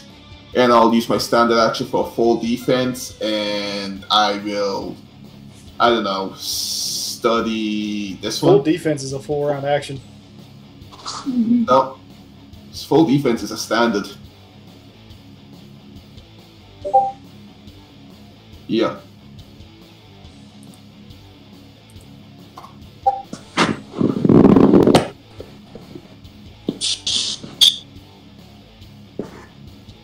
Basically, I move 30 feet forward. I can study one as a swift, and I can use my standard to activate full defense, which is a +4 to my AC. Via dodge.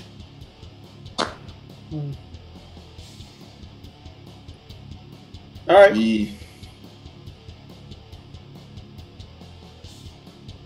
And that's gonna end up being my turn.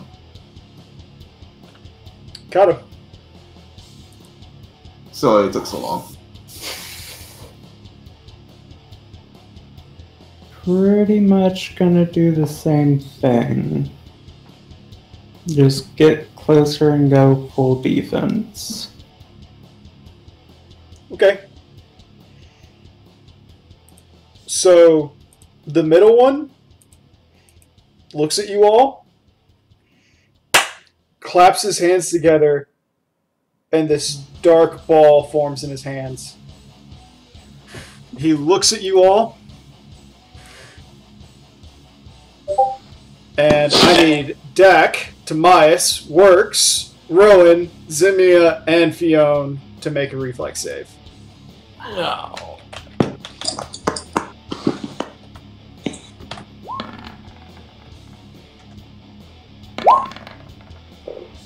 Fuck you, dice! Oh, Wow. Reflex is one of my highest, too. Oh, Zinnia. Oh, Dak. Improved evasion. Do what?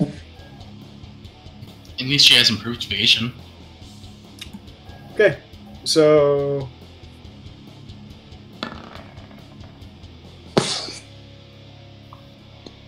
Alright, And birds. everybody, but the birds, Rowan and Timaeus, take 22 points of damage. As you see him pull his hand back and throw the ball at you.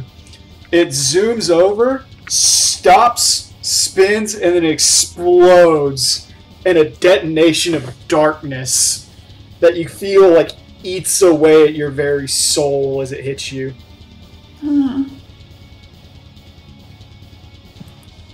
I mean, does Tart have much of that left at this point?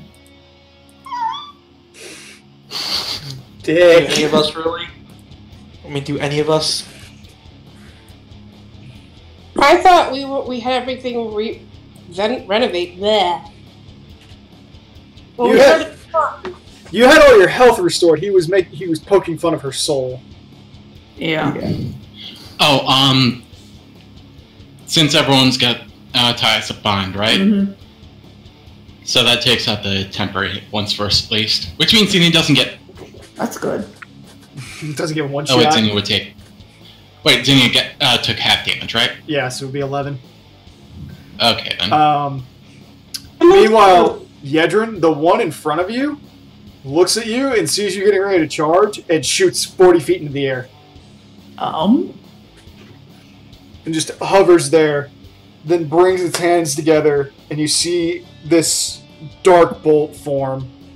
Yedrin, what is your touch AC?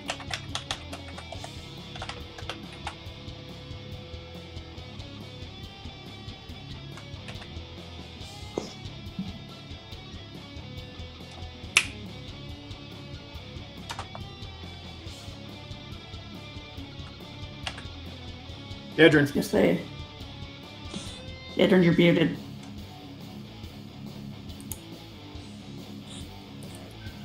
He might have had to go. Oh yeah, he went to go get his dog. Yeah. Kano, what's your touch AC? Shit. Not good. It's never good. Actually, I'm back just now. Were you asking for something?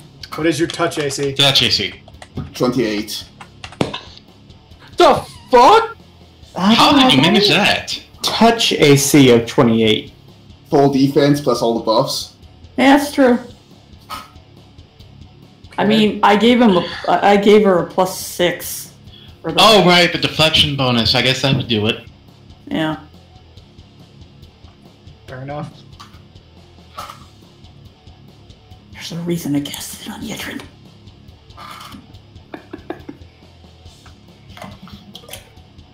Whatever.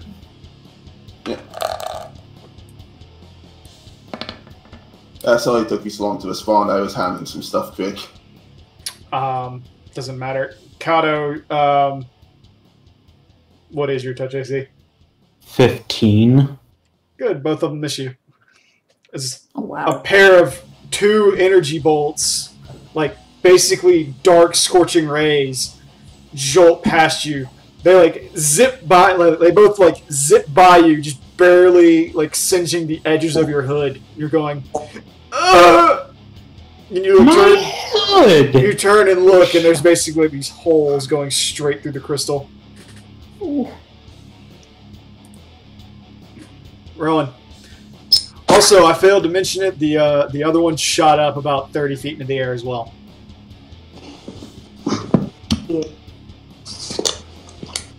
Which one? The middle one and the one closest to Yedrin. The one closest to Yedrin is 40 feet in the air. The one in the middle is hovering 30 feet in the air. Mark, I don't like you. They're flying fucking void scent wizards. He's the DM. It's not his job to care about whether we like him or not. Pretty much. What's You're up? gonna hate me in a minute. Oh, Yeah. no. What? Like that. And after you got rid of Jump, That's right. Vomit. So what's trying to kill me now? everything. Oh, Rowan, remember, take 11 damage from the explosion that hit you if you haven't already.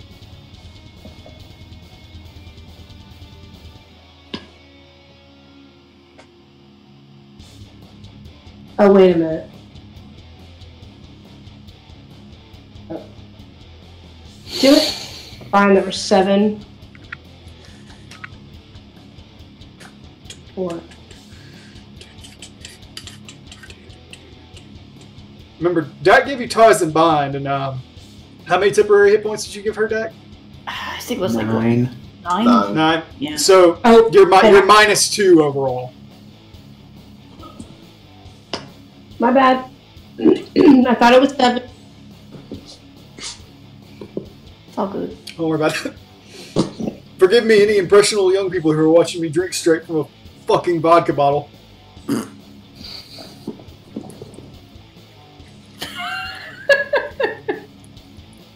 Come down these warriors flight, they drive you to drink. You just see the giant floating crystal hold up a vodka bottle.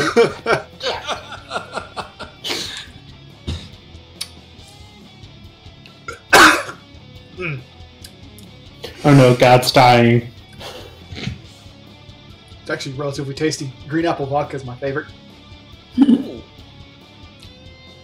least in terms of vodka flavors. I prefer bourbon or scotch. Is Rowan muted again? No, Rowan's waiting for him. Is it my turn? Yes, it's your turn. Yes. No, I'm just gonna cast Infernal Crown and pray.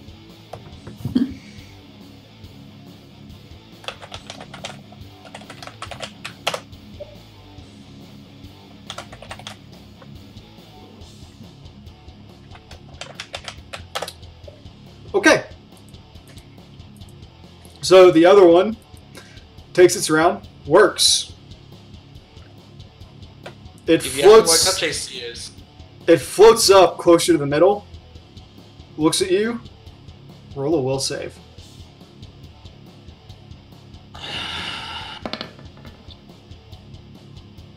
Ooh! Nice. Congratulations! Nat 20. Fuck you!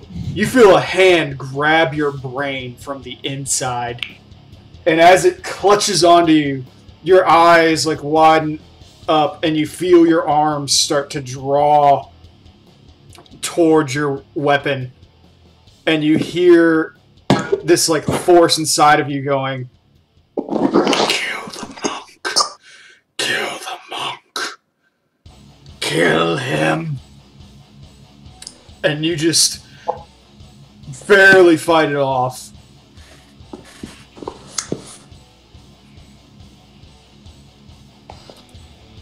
It's your turn. By the way, that one's now 20 feet in the air.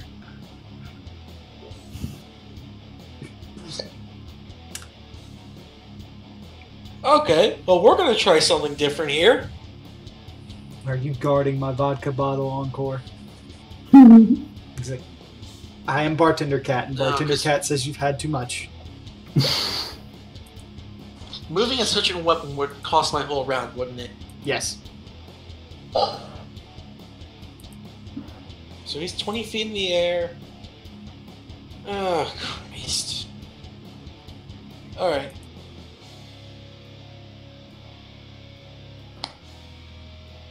Leave haste so I can... It's about...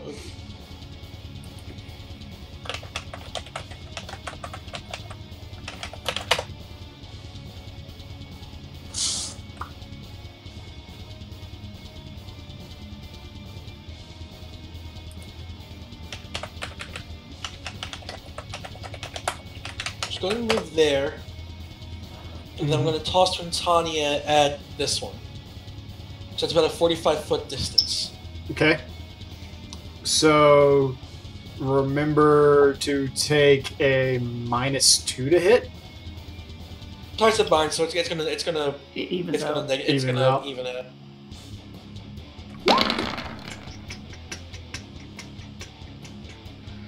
Can that second one count? No. And sadly, that first one misses. Yeah, I figured as much. Woof. God damn it! You You'd be on the ground. You hurl your spear, and as it goes flying towards him, he just drifts slightly to the side, and it like wraps into some of his scars, which actually react and try to grab it, but it zips back to you before he can. That was just max damage too.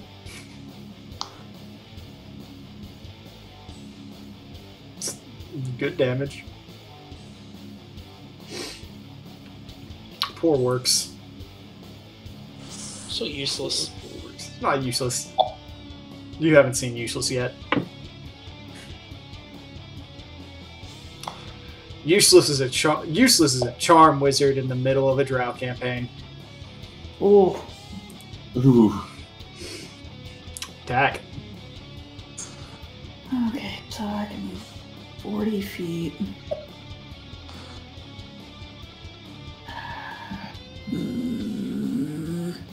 Let's say this Warhammer music actually fits this fight very well.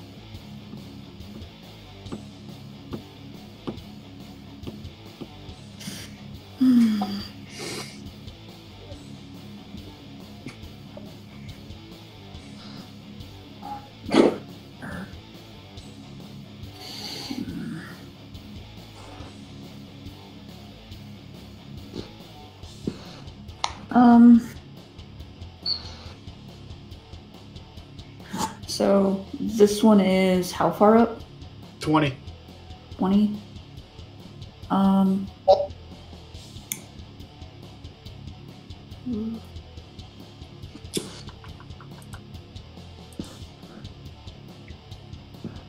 Move there. 30 up, 1 over. Okay. The red dot, 20. Okay. Blue dot, 30. Mm-hmm. Green dot's 40. Okay.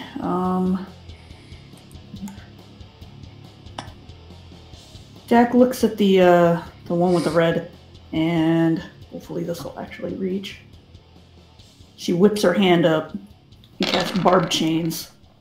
I'm gonna try and pull it down if that's possible. Let me roll its will save.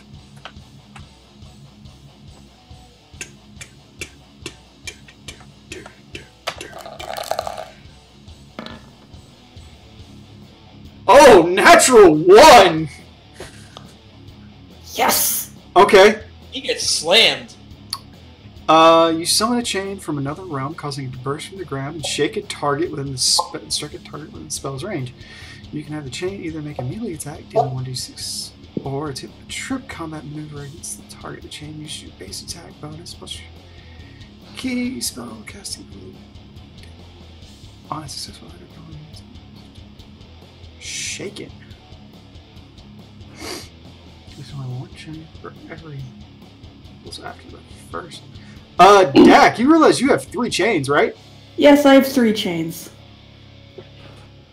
So, 3 chains, whip out and grab it. Well, I think it's an additional attack for each chain.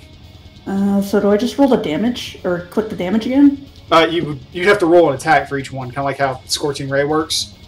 Okay. Darn, there was a 6 in there. Sorry. Well, it looks like you. It looks like I rolled 2 of them, but for the sake of it, because you rolled 3d6 and you're only supposed to do 1d6 per chain. I'll allow it this time, but for future reference, remember that. But also, it only does the trip or the strike.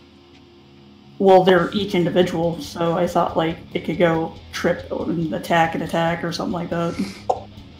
Okay, we'll say. Also, the 3d6, I assumed I was trying to roll them individually, but okay. I didn't want to do that. Roll 1d3.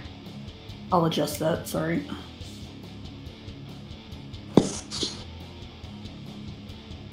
Come on, roll. Because it's a weird one. Okay, so it does 8 damage. Okay. Well, I didn't.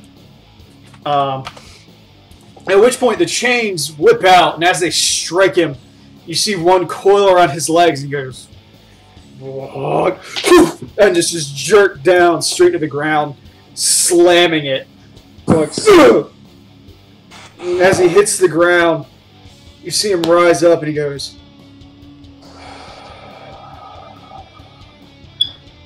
like he's breathing heavily, just kind of like, what just happened, sort of deal. Roll a 1d4. Okay.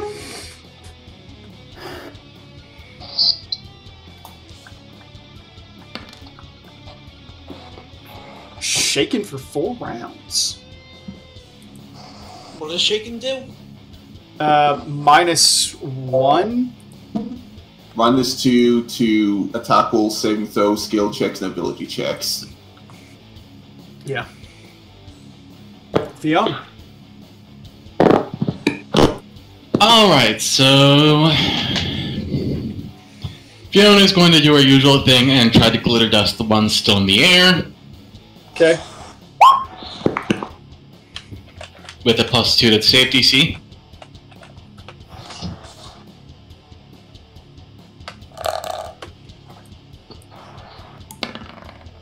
Okay, the first one rolled a 24 save. That's a pass. And the second one rolled a 28. Okay, so they're both just very fabulous now. Which is a terrible look for a white sign. They start glittering, they're like, they look at each other and they nod. It's like, and then you suddenly hear one of them say, Skathik will approve. Okay then. So the red one's grounded? Yes. Tamias reaches into his well of sin, draws upon the powers of sloth, and charges in to deliver a single, well-aimed. Hey, Dak. Hi. With those chains, what type of damage were they? I think it was slashing? Oh, slashing? Alright then. So, as those 2 chains go to strike them, yes, they slashing. bounce off of him. What? They don't do any damage. I'm annoyed now. Oh. I have yet to roll the vital strike damage. Oof. Okay, Vital Strike does not crit though, so. And That's that just for does that does confirm on him. Oh wow. So does the Battle Strike roll for all the damage dice? I don't know which is which in that. Vitals. What's your damage weapon dice? It just does the weapon dice a second time. Yeah, I don't know which is the weapon dice. Arc just gave me a 1d8 and a die6 and a die. It's just the 1d8. Nice. The 1d6 is poison damage. The 1d4 is okay. bleed. Oh, okay. However, as Timaeus runs in and punches him and then punches him again and starts laying into him, you see the creature like starting to sit up and is obviously like shaking a little. But Timaeus' fists deal their damage and there's blood dripping out from where he's cutting him. But like the poison / acid damage that's coming off is not affecting him. He's just like looking up. So you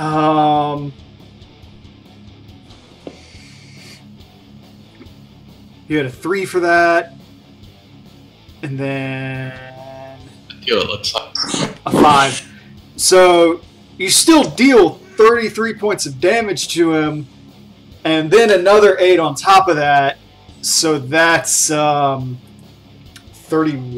No, 41. So after you strike him a few times, he's like sitting up, and he's just sitting on the ground. He's like looking at Timaeus as he's getting punched.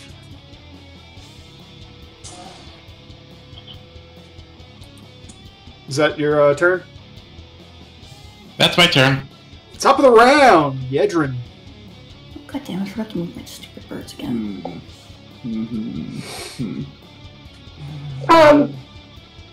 What happened to me?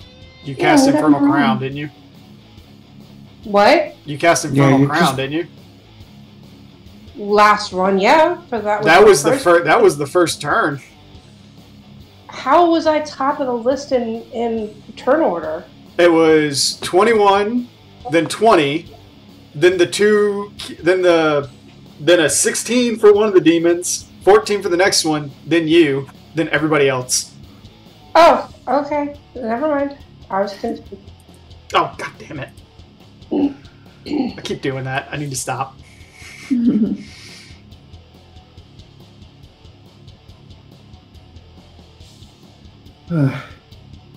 Slashing doesn't seem to do too much. Is that a problem of how hard it was hitting, or Probably. If you have hammers, bring them out. I'm looking at you, Kato.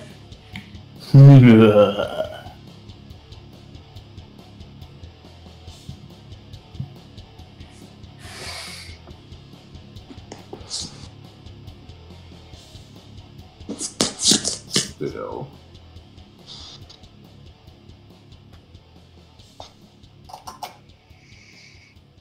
I guess with my turn, for now, and this one might try and take back to the air. Is it okay if I move the flame to Timaeus? Sure. Okay. Move the flame to Timaeus. Okay, as you do so, it does take an attack of opportunity on you. Okay. And as you run up, it swings its hand at you, and this bolt of black energy swirls out of its hand and jolts into your chest. I do need you to touch AC. 24.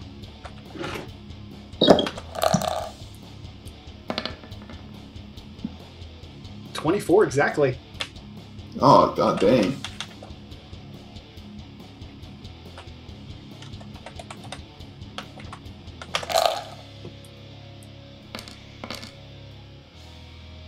As the bolt hits you, darkness lances out on all sides and turns into this forked lightning that jolts around your armor, against your skin, and then enters into your navel, and you actually feel it reach into your womb and spread out like spikes in all directions, electrifying it.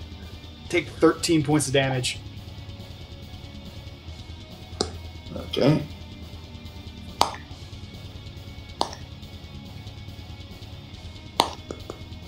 Oh, ow. That sucked a bit. But I guess in return, one, swift action to study him, because I got a spare study. And two, let's hope dice gods like me. Alright. They don't. That would be a You hit 27, and that's a 49 damage. Okay, you strike him dead in the shoulder, and he's bleeding. And he's bleeding hard as you hit him. Also, because I got flank. Yeah. 8 extra. Okay. You strike him, and as the blade starts to sink in, you feel the resistance that his skin is giving. And it just holds for a moment, and you watch him bleed just all down the front of his chest, and he's just sitting there, like, not blinking. And you slowly see his head turn a full 180 degrees around from Timaeus to you. And then it twists back 360 back to Timaeus.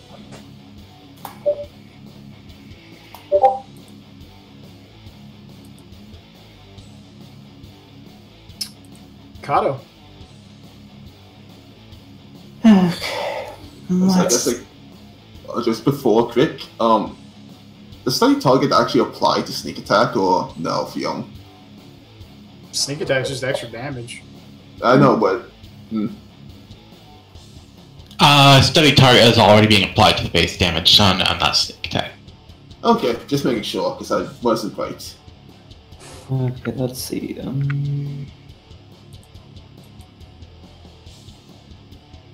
I am going to... First of all,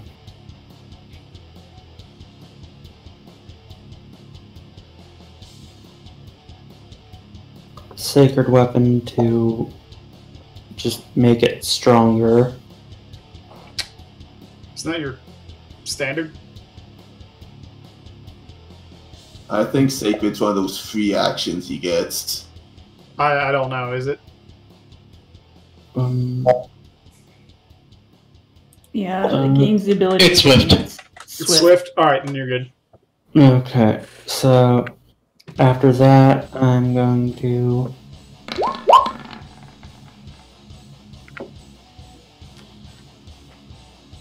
hit the one with the red dot. Just wow. Okay. Right in the head. Because he is on the ground, you do hit him. Yay.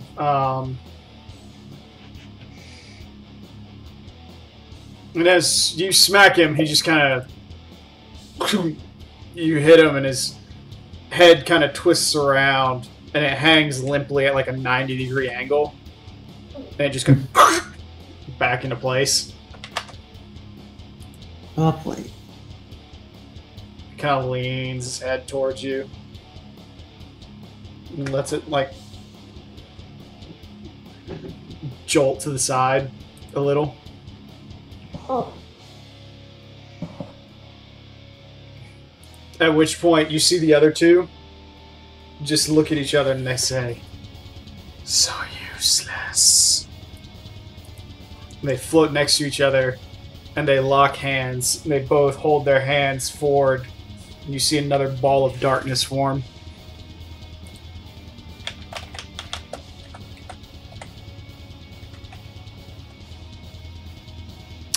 Yedrin, Kato, Timaeus. Reflex save.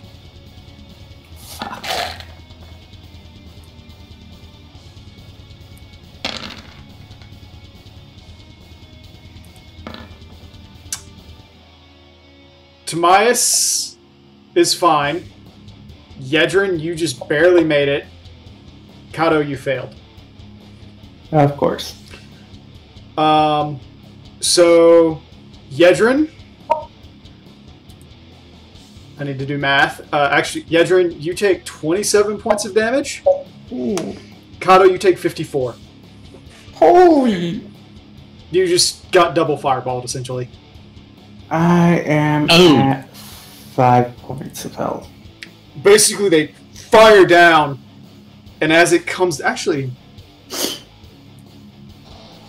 No, it works you just out of range. That's like I probably wouldn't have made it, and that would have killed me. The one in the center of them dies immediately. It vaporizes. But the, it's clear that was what they're aiming for. And as it dies, you see these, like, tendrils of black rise up into the air. And the other two are just sitting there, kind of like, cocking their heads to the side.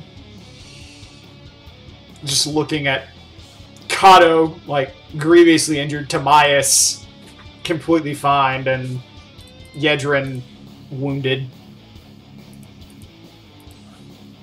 Rowan. Okay. So they were just killing the other guy because you were going to kill us. Shit. Who's a good boy? Yes, you are. You're my sleepy kitty. Do you want a shot of alcohol? Huh? Please don't. No. It's actually good for them. Dogs will drink beer like water. Mind you, small doses. Very small doses. This does not change my please don't. He's too young. Yes, he's not even a year old yet. Yeah. Echo could probably use a shot of vodka. Just to deal with a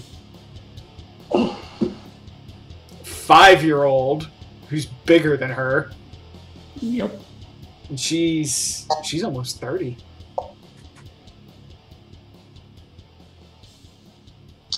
Alright.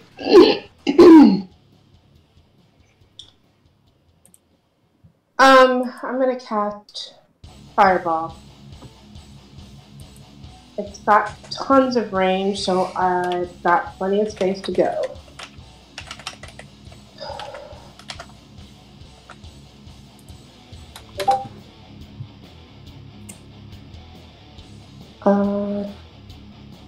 Double checking some sort.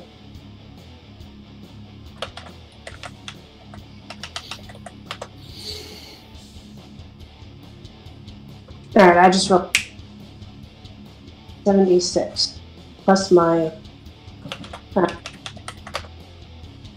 plus the buffs, and then the crown is 4. Whoa, sorry. That would be nice, though. Yes, it would be. It would be. By end the fight. Or D56. Damn that one. Okay, which one did you target? I targeted the guy with the red dot. Red dot's gone. I mean, Yeah. the green dot was the one I was measuring out here. Well, we know Rowan's colorblind. Okay. So No, Rowan is not colorblind. Rowan just screwed up because she's tired. It was a joke. Okay. all right. So But it hit the blue dot anyway. did you cast Fireball or Scorching? I cast Fireball. Okay. Sorry, Hunt. You might get singed. Well, They're way up in the Yeah. air, so Oh, okay.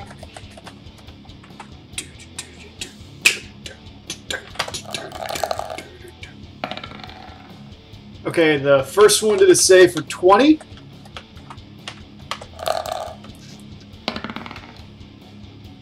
The second one saved for 13. What is the save they had to make? Save that they had to make. It should be 3 plus whatever your casting modifier is. Plus 10, isn't it? Plus 10, yeah. Yeah. So what is your charisma?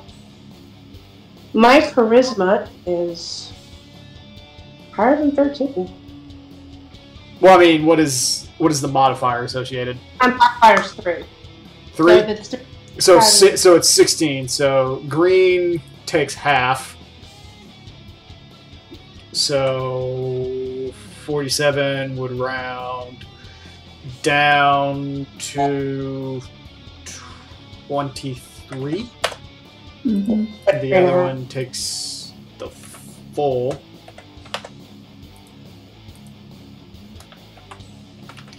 Alright, so you hit them with a fireball and you see them both kind of soak it up. They are slightly injured, but not as much as you're used to seeing with a fireball of that size and power. They kind of look at one another and they go, "Perhaps we should handle the magic users first. Then we can pick off those on the ground at our leisure." I agree. Works. Did we all hear that? Yeah. I look and I just go, "You touch my girlfriend, I will skin you." Silence, whelp! Oh, I'm gonna fuck you up. We will hear nothing from Bahamut's bitch. Oh.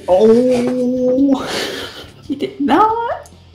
I just look at him and go, each word you say is another inch of my Your arms of look your too ass." thin to even throw that spear to us.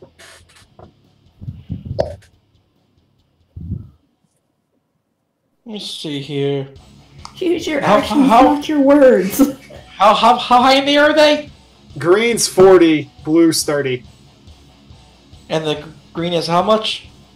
40. Oh, perfect.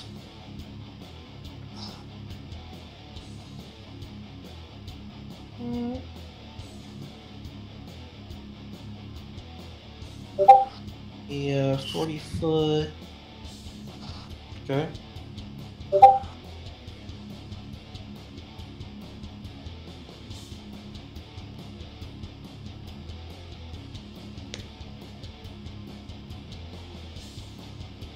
I'm gonna move over here and I'm gonna use dive bomb on both of them.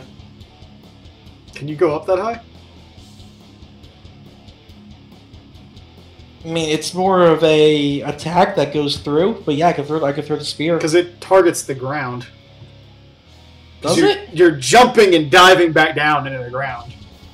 Okay, fine. Like, can you jump high enough to get over them and dive back into them? Probably not, because you took away my jump.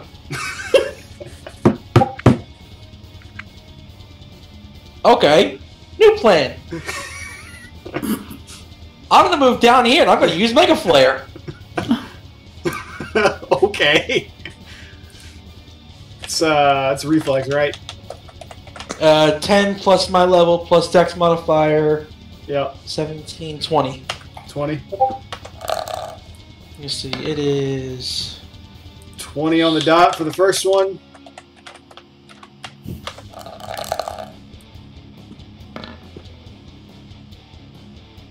$23 for the second one. God. You fling your Mega Flare at them, and they kind of like look and they twist. And then we say it. Is it for a half or negate? Half. For half. Yeah. What damage type is it? Non-elemental. Non-elemental. All right. So it's an unspecified damage. It's force, because there's no resistance to force.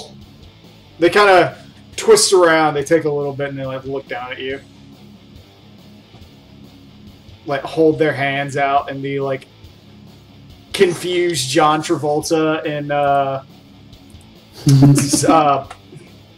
Praetorium? No, God, what was the movie?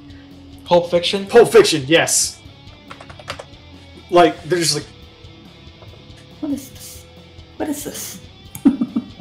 that it? I just throw my hand in the air and just like, come and get me. One of them looks at you, and then the other one looks at Yedrin. Dak. Oh boy. Looks at Kato, looks at Yedrin. No. Kato's worse.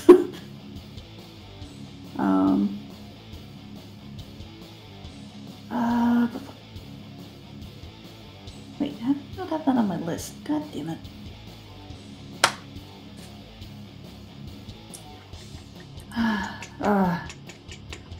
She pats Millie. Okay, that's easy on Millie. She pats Millie and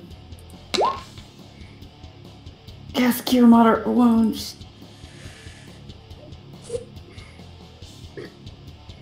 So Millie carries the spell over to Kato. Okay. Kato, you over 16. It's not much. Fiona. Also, well, no, Scotch is going to ping at this dude. Okay. Miss. Come on. Miss, and miss. Fuck. The only reason I said, Yes. I say that 23 misses is it didn't deal enough damage to even get through his, damage resist. So it hits him and it just, like, clinks and falls off. Well, you tried. So, Fiona starts flipping through her grimoire frantic.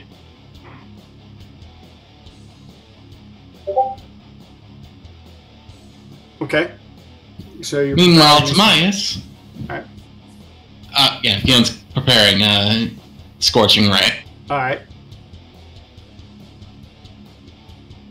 Meanwhile, Timaeus makes a running jump.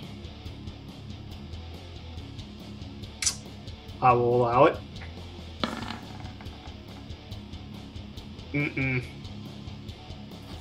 Plus 12 from haste, so what is that, a 30? 42. 42? Yes, 30, and then 30 with the plus 8, and then 42 with the plus 12. I'll look up acrobatics real quick. God, acrobatics. Still, Saz, you are not. Yeah, and they're still probably not gonna make it. If they're 40 feet up, it's a DC 80. Or DC 60 for the when it's 30 feet. Okay. So. Yeah.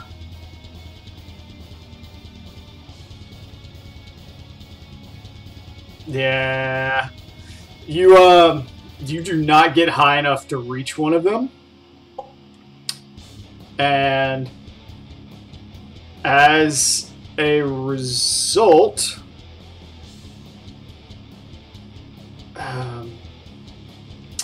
Timaeus is now zoomed past and prone. Oh. Let's see, how high did he jump up? You go 1 foot up for every 4.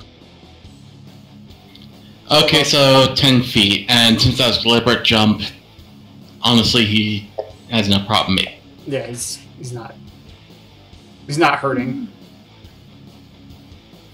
Yeah, he should be able to land on his feet then. Yeah. Okay. Gedrin.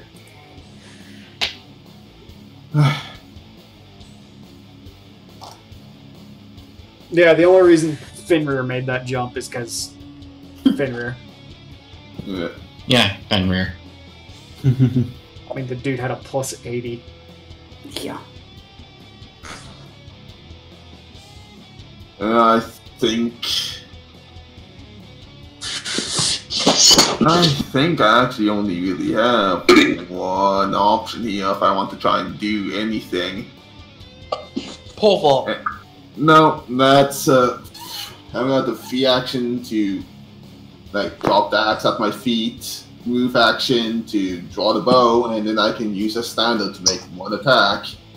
Also, I can use my swift action to make them both. Also, I can make them swift. Use a swift action to make them both studied, which is helpful. I would say since you studied one, they're all studied. They're all the same individual. Okay. So I get to make. I'll give that one to you. Yeah. So one bow attack. Not hitting. Boop. Catches the Yeah, arrow. 20. Just catches it. Just like looks at it for a moment, and you see this gaping lamprey mouth open, and it eats the arrow. Lovely. Also, Carter, you're going to make some distance for me to prevent more fireballs. Kato. Darkness balls.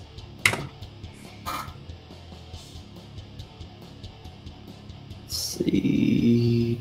Do. Don't forget to fire up that fervor. Yeah. I'm gonna move over here and cast Fervor on myself, because... Just please heal thyself. Yeah. Alright. So, Kato, you restore 15. Swift action, that's not bad. Edrin. I think he doesn't Carter still get to go. Yeah, Oh, that's that's a standard. No, it's a swift because he cast Oh it yeah, himself. oh yeah, he's talking himself, so it's a swift. So he Yeah. gets to do something still. Hold on, let me think here for a second. Oh, jeez.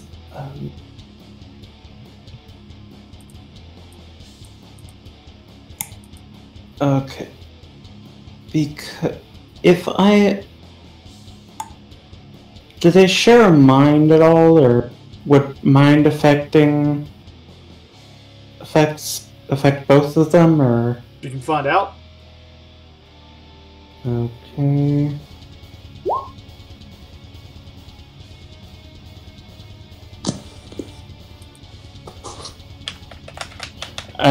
That probably wasn't the best idea, because they probably have ridiculous will saves.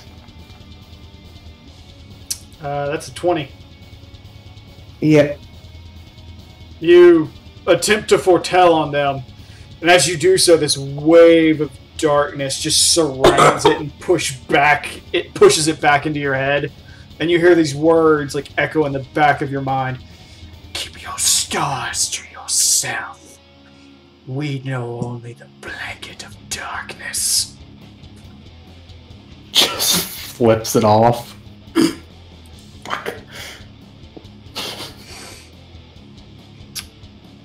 You just need you already moved. So, Yedrin, make a will save.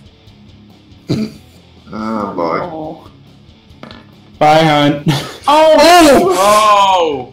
Hunt, Nat you one. stop, your eyes go blank, and you hear the words, pick up your axe and kill him. And you do so. Oh dear. You have been Savvy. dominated. Oh shit. So Well, you we're all probably- instantly watch Yedrin drop her bow, bend over and pick up her axe, and turn towards Works. Motherfucker, excuse me? I was gonna say, what does dominate even do?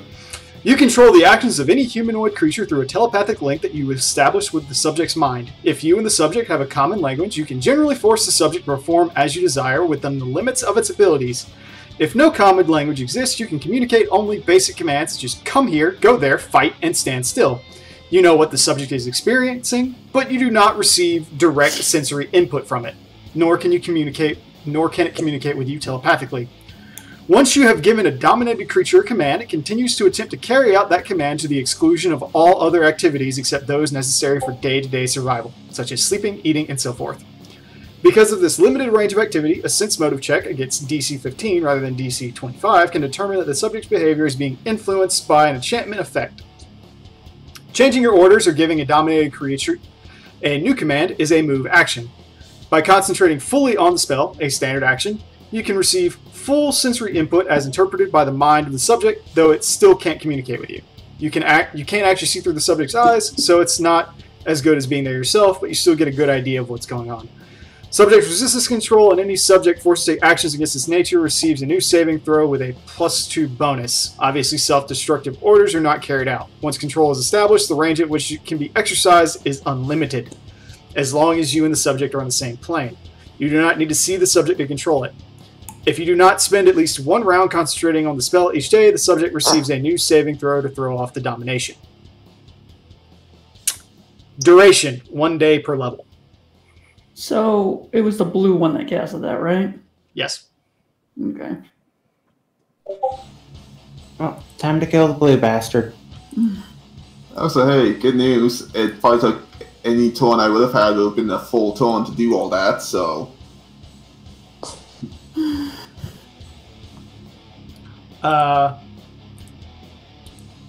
The second one, the green one, floats over to Dak, hovers over her, and holds out one hand. Dak, I need you to touch AC. Touch AC is 15.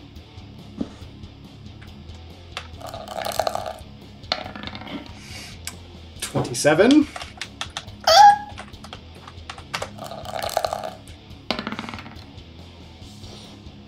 $22.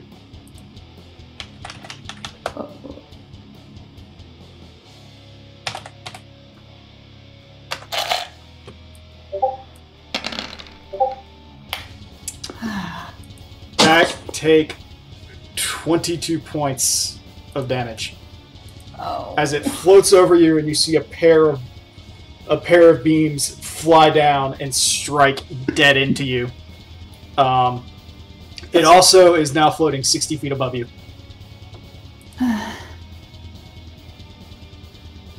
Oh, this is bad. Rowan. Yeah. Uh-huh. Okay. Which one is controlling Hunt again? Blue.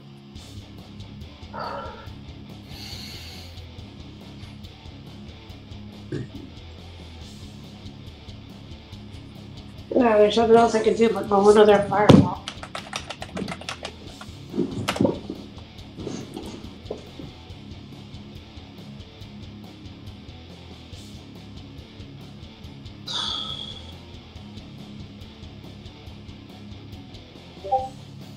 Oops.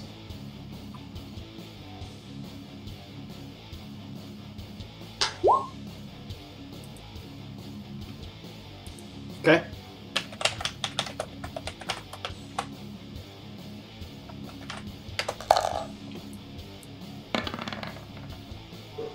So remember it's 16. Okay. And it rolled a 25 for its save. So it takes half of that.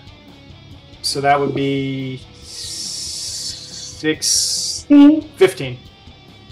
Rounds down. Is that correct, Fiona? 30. Yep. Yeah. So 31 becomes 15 instead of 16. So you hit 30. him. Huh? It's not 30. It's 29 plus 12 and then half that. Sorry, that's 41. I'm math wrong. I am so sorry. So that should be 21. Yeah. So that hits him, and as it strikes, he just kind of stands there. There's a little slight scald on his face and his shoulders, and he kind of brushes it off a little bit.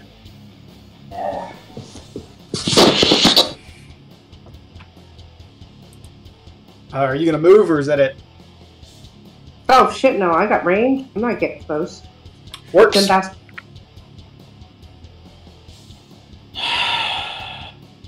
The fuck can I even do? Do I know Hunt's Full target? defense? You keep know going. she's looking at you. You could roll a sense motive first to see. Where is one? Oh joy.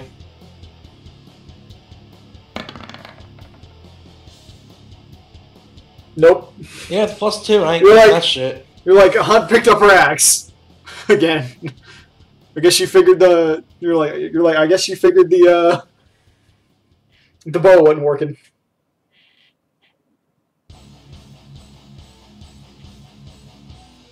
So that's 30 feet in the air, so I need a 45-foot range. How many negatives do I take at 45? Take a... It's just out of your second range increment, so it's a -3. No, sorry, that's it's a -4. Alright, I'm moving closer. Okay. Move right up under its ass.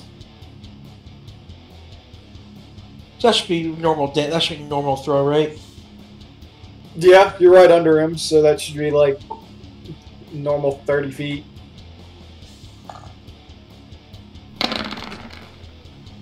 Nope, I ain't hitting jack fuck. So 24? 26 with ties. Or then would it be like a 27 with haste? Yeah. So you throw it, and the spear Does it hit? zooms up, and it hits him in the chest, and it slides off him. So it didn't do damage, or it didn't do enough damage? Didn't do enough damage to break his DR. Nah, I'm thinking they have DR 10 against everything, but... Oh my! Fucking Oh, dice! worse. Yeah, it hits him, and he's like... It just slides back down to your hand.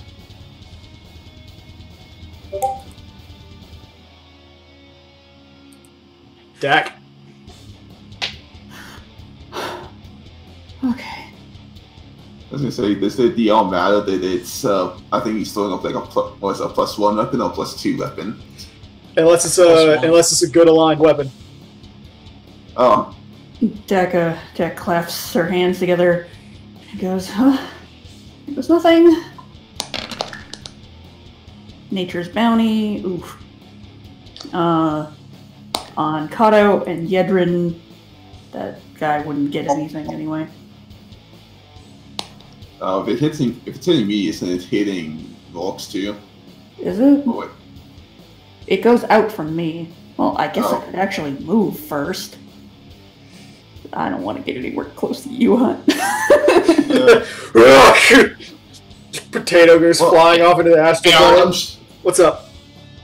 I think the distance setting is 5e on the map. Oh, is it? Is it? Shit. It is. Shit. Oh. Okay, there it is. Now it's Pathfinder. Okay. You're still hasted though, so Yeah. Well, Yep.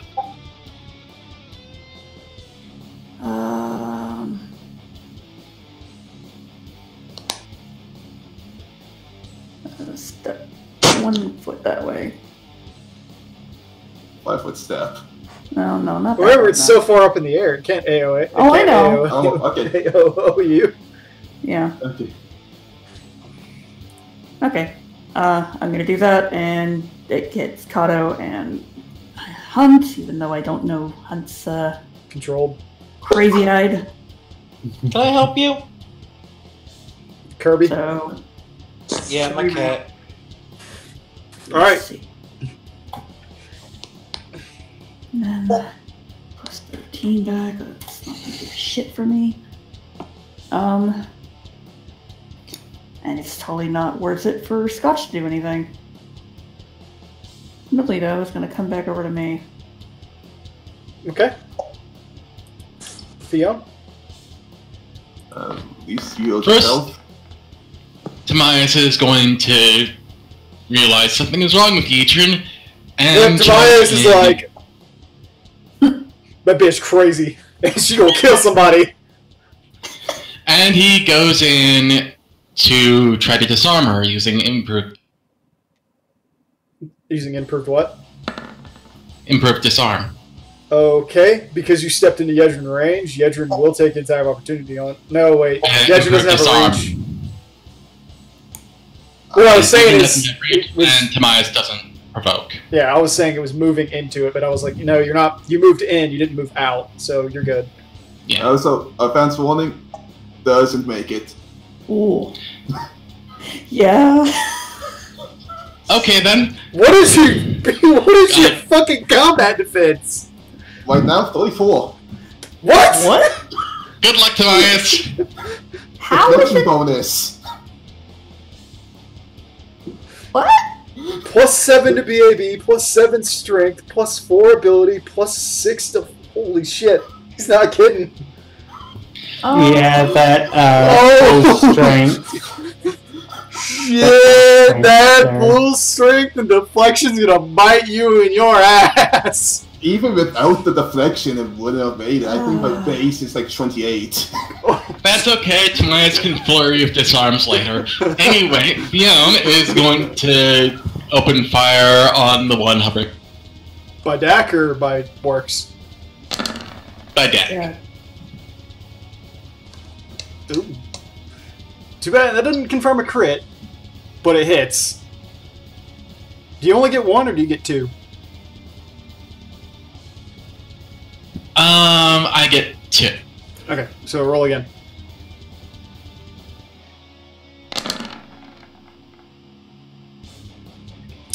Both of them do hit. Okay. So, dude, and dude. Okay, you launch your scorching rays at him, and as they hit him, there's this, and he sort of turns and looks at you, and then brushes a little bit of ash off of him, looking like he's barely affected.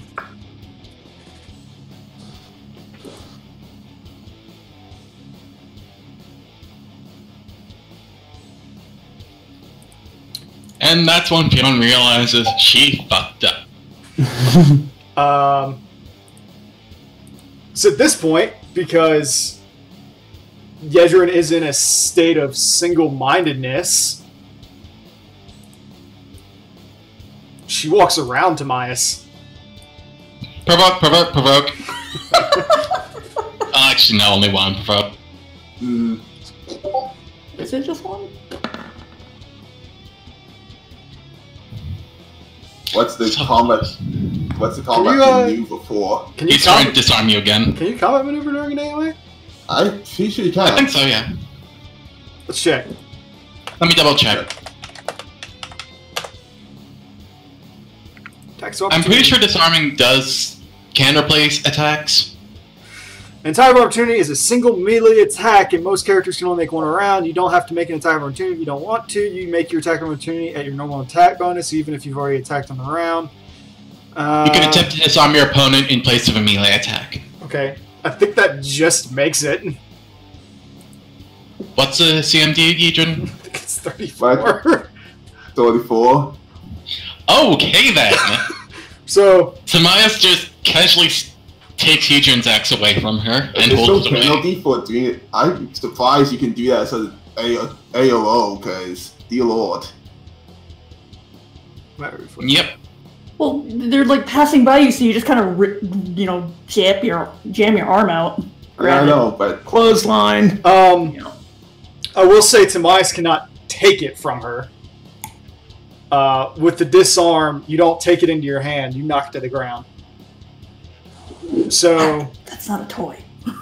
Timaeus basically turns around and chops your arm. Yedrin, If you, and you drop if you the... successfully disarm your opponent without using a weapon, you may automatically pick up the item dropped. Okay, so Timaeus is like hugging this axe, like, no. Mine now. You have lost your axe privileges. Just holding it above his head so you just can't read. At which point, Yedrin turns, looks at Timaeus, and disarms.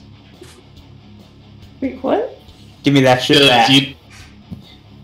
Does Yidrin have improved disarm? I do not believe so. Provoke. Non-lethal unarmed strike. Does he have a...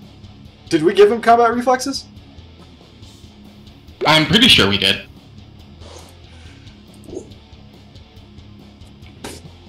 You hit Yedrin and Yedrin, like, turns her head back. and still goes through with it. Just kind of Oh, like no. in a zombie state. Never mind that then. Huh? Don't you have to hit with the axe No, because you're holding it? reflexes. Oh. What? No combat reflexes. I Oh, just then- double checked. So Gedron's just like, give me my axe back. Do I have to roll something for this? I'm rolling it for you. Okay. Because I have access to your sheet. Give it back, you son of Geech. 26. Does not make it. She like reaches for her axe, like and swipes at you. Swipes at Tobias. Kato. It's not kind of adorable in a way. Gimme. Gimme. Oh, crud. Up, up. I don't know if I can actually do anything. You could heal. I'm pretty much at full now. Okay. Does anyone need healing? Hi, I'm at like half health. If that. Yeah, no, I'm just under half. Hi. Hello. Hi. Okay. You get 17 back, Dak. Bip. Oh. Thank you. Bop. Nose boops. Boop. Both of you roll reflex. Oh, fuck. Shouldn't have come over here. You begged me to. I didn't do shit. You did a record. Oh, 24. oh yeah, he's got him too. So, never mind. Also, I guess I should roll for the birds too. Yes, you should. Okay. Oh, yeah. Birdies, come here. Come to me, my children. Okay, Scotch. Scotch does not make it. Melee makes it. Okay, Millie gets nothing then. Okay, so Scotch takes damage. Kato, you take full. Dak, you take half. Dak, you take 13. Kato, you take 26. Scotch takes... Oh, He takes half. takes half. Because darkness. And then you roll again. Wait, what? The other one's shooting another one at you. Mother?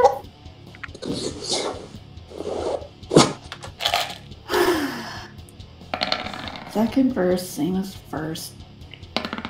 Mm. Ugh! Oof. Oh, hey, you got your heal before you got hit by this, I think, so you got an extra 13 points of health. Oh, no, Oh, wait. Scotch. Really makes it. What's with the 14s? Okay, so I guess Millie's the one who's having the second verse, same as the first. What about me? I need you to roll another reflex, buddy. Alright. The other one's shooting. Reverse it, reverse it. Take half.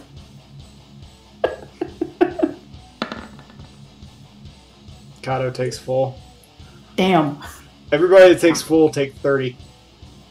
Oh, I'm just gonna knock out a few people. with a Dead on 0! Jack falls to the ground. I was gonna say, As does Kato.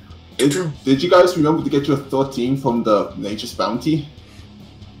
The sad thing is, Dak went to full before they fired. No, I they? didn't go to full. Oh, where were you at? I was at like 43 of 57. Okay. Kato was at full. I have 5 points until I'm dead. Okay. So, you two were unconscious. Very much so, yes. Rowan. Oh, we're boned.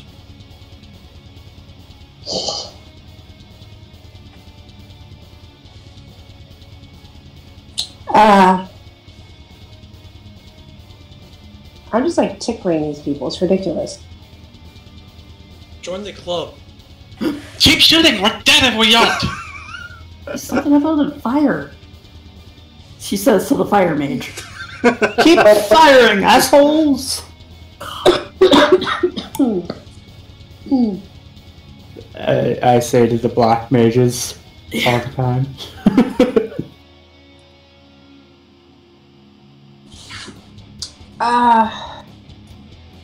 I'm gonna have to move now, aren't I? I'm haste. Oh, actually, I have a question. What's up? There's no way, as an immediate action, I can do the white lilies before I fall, right?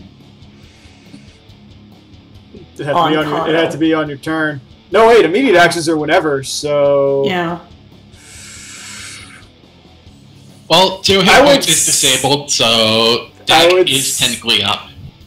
So, yeah. Twice per day is immediate action attack. React to the feeling of an ally being... Okay, so, Kato, you're stable. Yay. And you basically get 3 freebie shots. Meaning if they come over and curb stomp you, you live. Yay! I won't get curb stomped again! Yeah, Derek, holds her arm out, just kind of like, as she's about to pass out, lilies just bloom out of your chest. You can also do it to yourself, because you get it twice. Dex regening, though. Oh, yeah. So it's caught. Oh, and it's reacting to the feeling of an ally. I don't think it works on her. Anyway, Rowan, your move. Sorry, Rowan. That's alright. So I'm moving, and I can still cast my fireball even though I've moved. Mm-hmm. I'm gonna go for the one by Tark, because I think that's the one that I did the most damage to in the past. Just as a reminder to everybody, you guys can combine your spells with each other. You don't have to have arc. Oh, I forgot about that, actually. Oop. Yeah.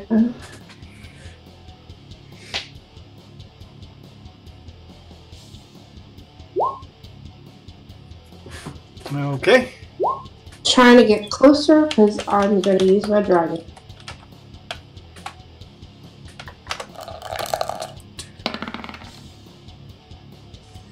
$23. So 42, 21. You hit him and it just kind of pulls back, and it's almost like you just hit him with a magic missile instead of a fireball.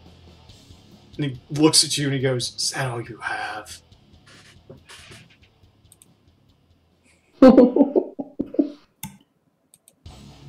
Works.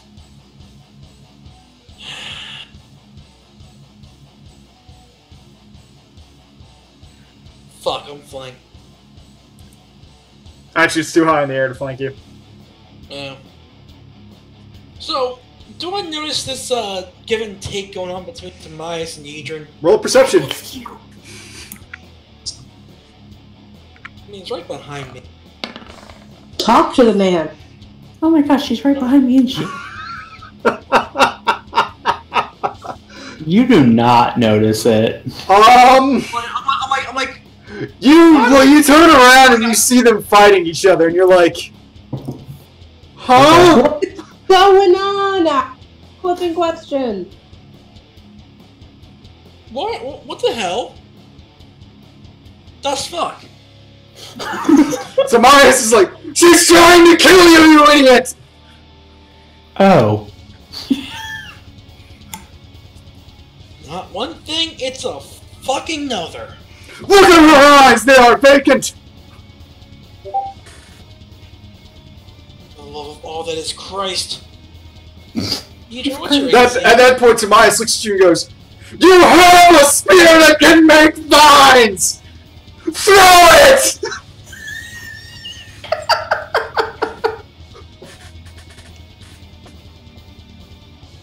You keep forgetting about that spear. No, I was going to use it earlier, but I was wondering how it's going to work against flying enemies. Probably would have prevented a lot of this from happening. Alright. I'm gonna take out the magic stick. Okay, you pull it out. And I'm pretty sure she's gonna slam it right into the ground where Edrin is. Okay, so you're gonna try to root Edrin. Yes. Okay. Let's see, what is... It's been a while since I've looked at that spell.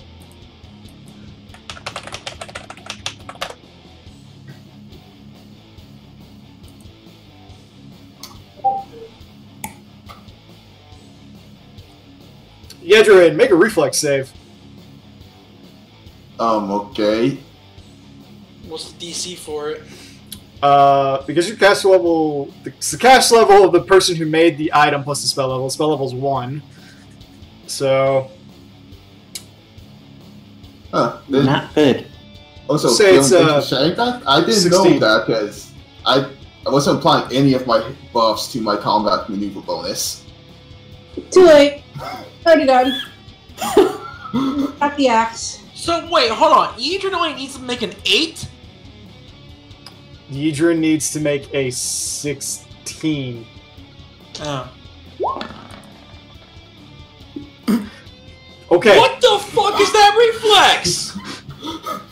What the? Yeah.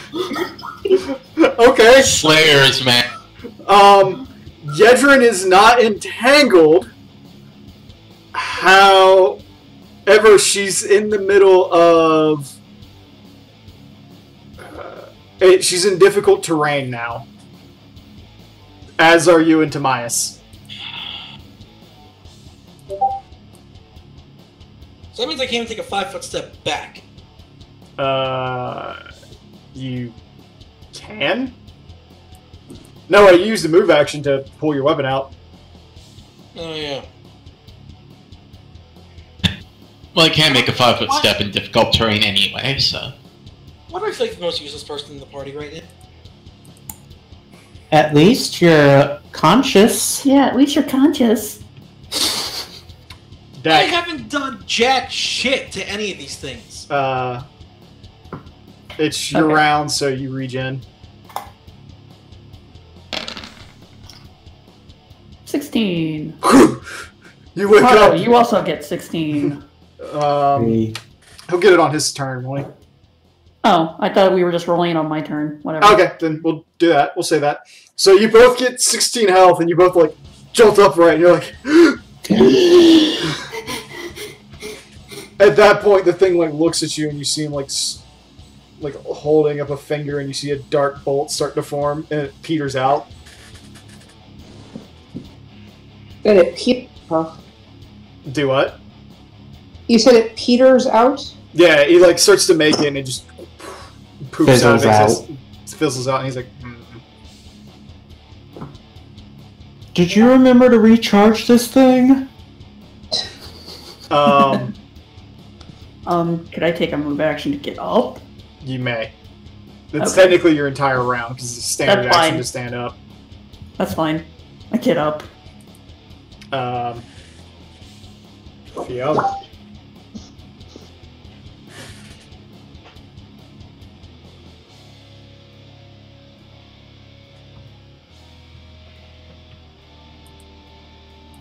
Okay. The fireballs they've been throwing are actual fire, right? No, they're a spell called Omen, which is a darkness version of Fireball. So I can't cast resist energy on that. I would say you can cast a resist... For the sake of this, you would probably need to be casting, like, a resist evil spell. And I don't even have that. So, Fiona is going to try... Try and what? Fiona's going to try a different tactic. Ooh, 7 spectral hands.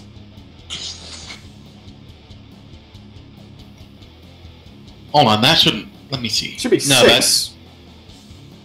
Yeah, that's weird. That should be 4. After every 2 you're level 7. So you make 2, so it should be 6. But it's 2 plus have the caster level, so... Well, it's 2 plus... plus 1 per... So yeah, that should be 4. Yeah.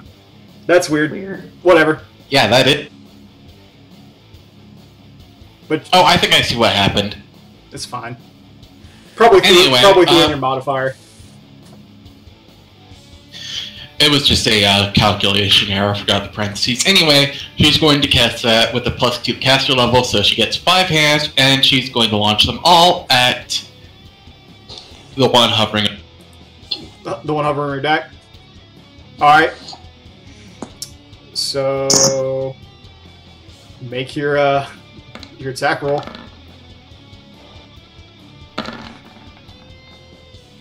Is this touch? Yep. Okay. Hit. Definitely a hit with the confirm. Hit. Miss.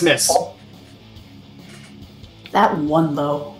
So the first one hits him and he's like, "What are you doing?" The second one hits and he goes. He looks mostly annoyed, but he's definitely like he felt it when they hit. He felt all of it. Fiona grins triumphantly. However, you could see like the full amount of it that it did was it left a cat scratch across his chest. That is still perfectly fine. Anyway, Timaeus runs away with the axe. Yeah, how far? Well, how far along? You know what? Fuck it, he'll just. He starts to run away, and Yedrin immediately attack of opportunities him to try to disarm the axe back. Yedrin doesn't threaten because she doesn't have a weapon out, unless she has improved unarmed. Oh, then no, she doesn't. So you were correct. I'm wrong. Runs away. She like looks, shrugs, and turns back to Works.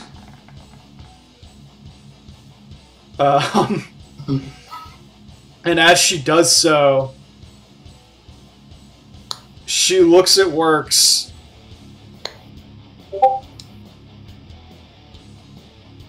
And attempts to grapple him. Let's wrestle. Make that attack of opportunity. Works. What's your AC, Yedrin? 31. Horrible to do.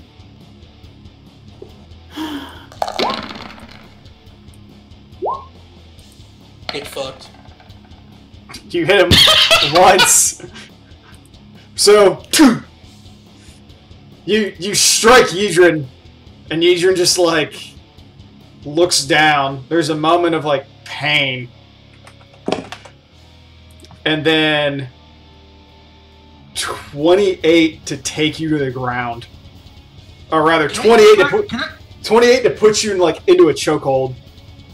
Can I use my tail as a way, as a bonus to that? Seeing as how it is tensile. 1 second.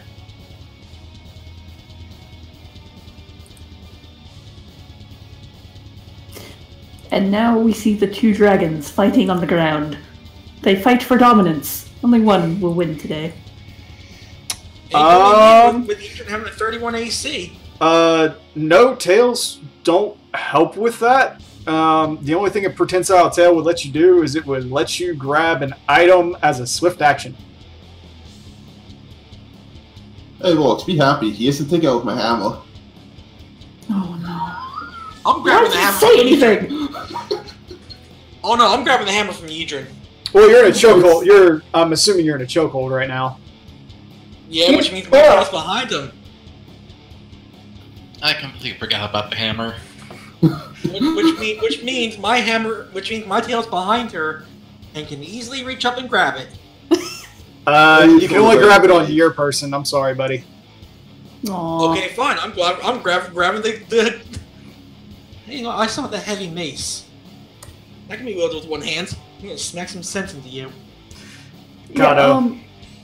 I was gonna say, quick question. How do we It's your get turn. Yedrin out of the dominate again? Kill the thing that's controlling him? Let's see. How many person Pathfinder.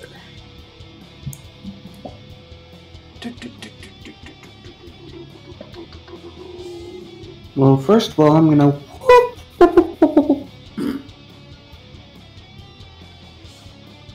And while I do that, I'm going to do that shit again.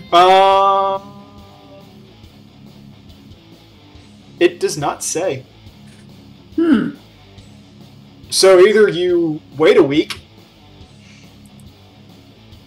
or you kill it, or you try to make Yedrin get a will save that'll let her break it. Okay, Kato heals. Quick, bribe her! What else are you doing, Kato? Jingle. That's about it for now. Wait, we're in the astral plane. Oh fuck, wrong plane.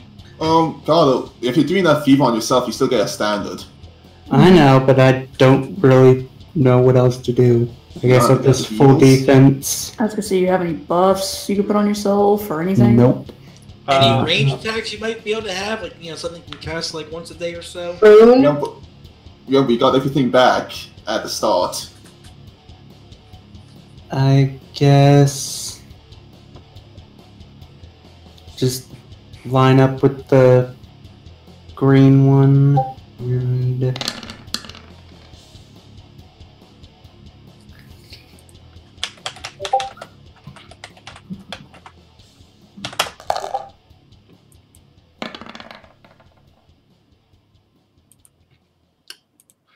So you open the void behind it, and as it does so, you see the ice form across its back, and it's like numerous scars spread out, and they crack and splinter a bit before he shakes them, and the ice breaks, and you see a chunk of his flesh kind of slaw off his back.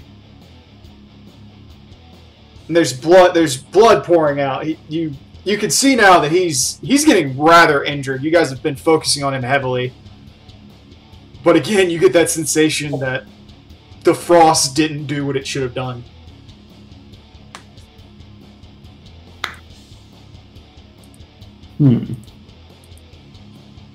Meanwhile, Works, as you're in this chokehold with Yedrin,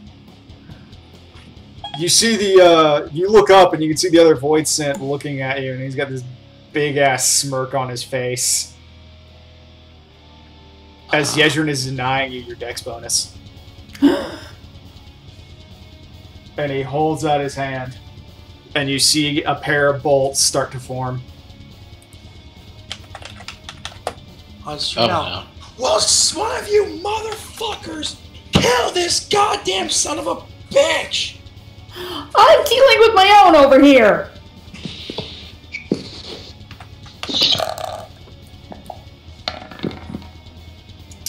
27 to touch minus your dexterity bonus. 27 beats it by itself. I don't need dexterity bonuses to lose that. And another 27.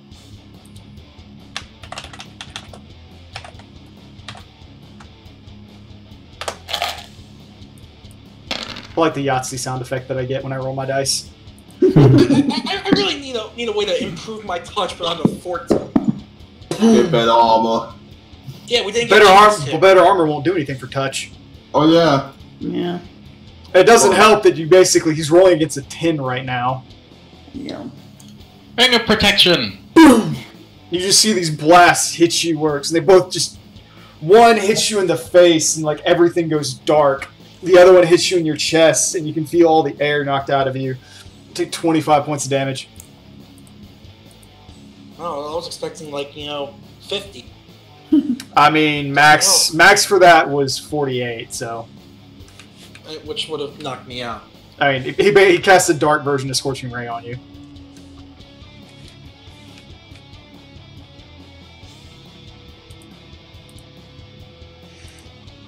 Meanwhile, the other one looking at Dak goes...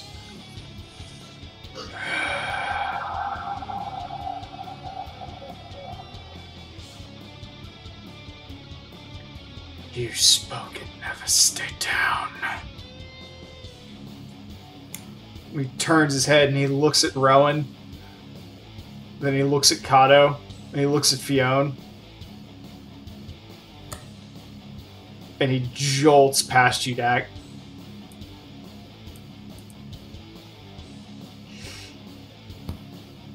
Fiona realizes she has made a mistake.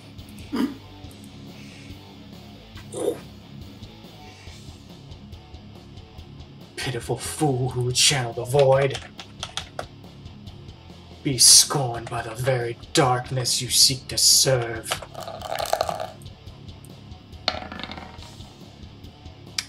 $28 to touch. That's a hit? Yeah. Yeah, that hits.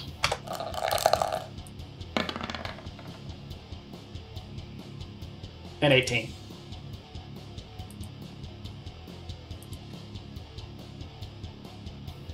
Pain. Do what? Pain. Oh, you got hit by both? Which was the other one? It was 20. It was a 28 and an 18 to hit because it's 2 rays of Scorching Ray. Oh, I thought that was damage. Yeah, both hit. Okay. So 86.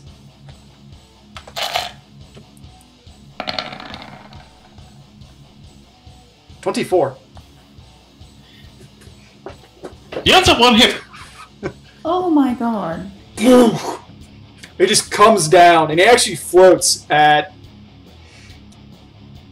He gets to the point now where he's floating about 20 feet off the ground, and he extends his hand, and the bolt just blasts directly into your face. Like, Zimnia has to fly around you to avoid getting hit, and it just blows your hair back as you look into the heart of the void for a few seconds.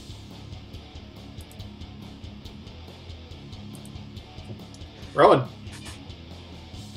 Okay. This is my last thorns or crown of flames, whatever. So I'm going to do my Hail Mary. I'm casting on the green guy in front of me. Doing my Consort of the Red. Okay, Consort of the Red.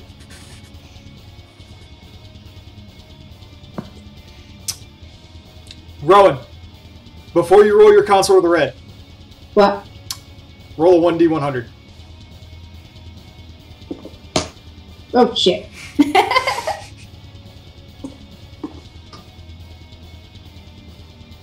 Alright, 28 twice. What the hell? What? Just the like number the generated. 28 in a row. Oh, cool. Okay. So what am I doing with that 28? Nothing. It was a random chance generator. Okay, so I'll leave my 28 up there, Okay. and my last roll with my crown. And what does this say for the Consort? From your notes, reflex save for half damage.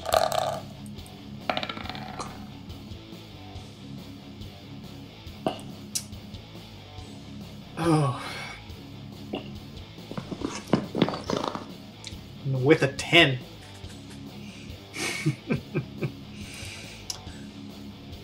Actually, nope. Thought it was a 10. It was an 11.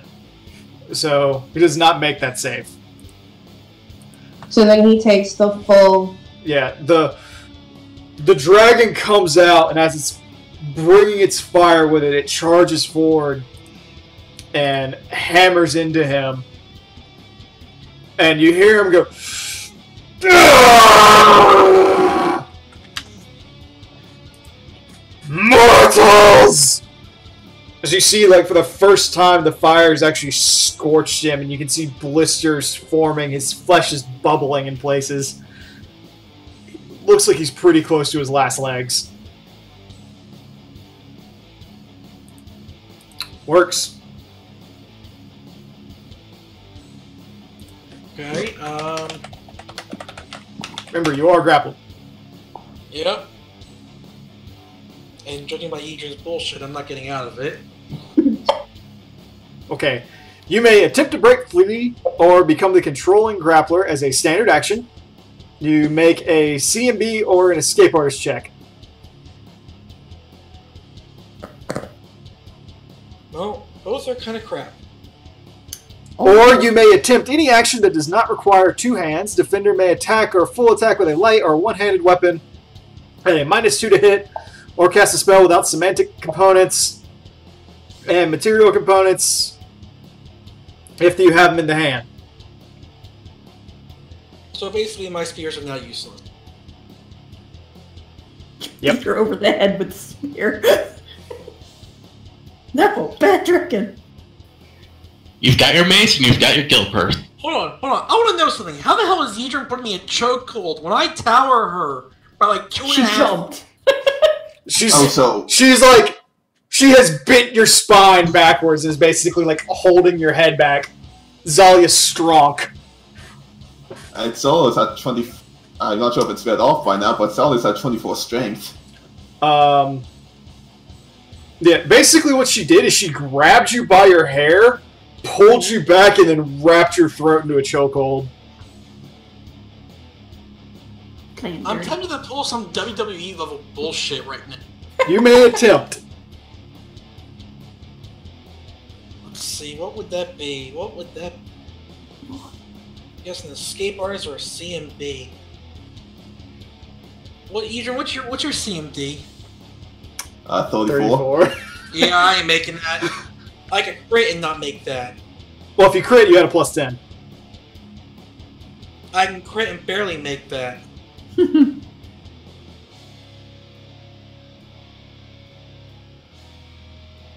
I have no idea.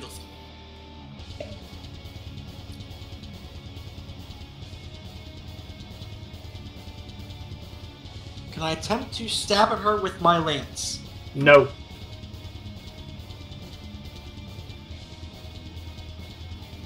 Bribe. You it has to be able to be done with only one hand. Grab your guild person and wiggle it at her. It's like a freaking treat. Okay. Oh my god. I'm gonna take out 100 gil in a small pouch. I'm gonna wiggle in front of Yidrin and then throw it and say fetch.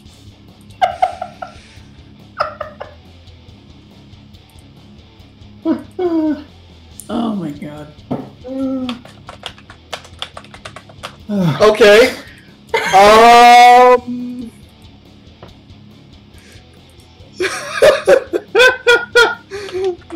Let me look at this shit. Okay. The trigger will save, wouldn't it?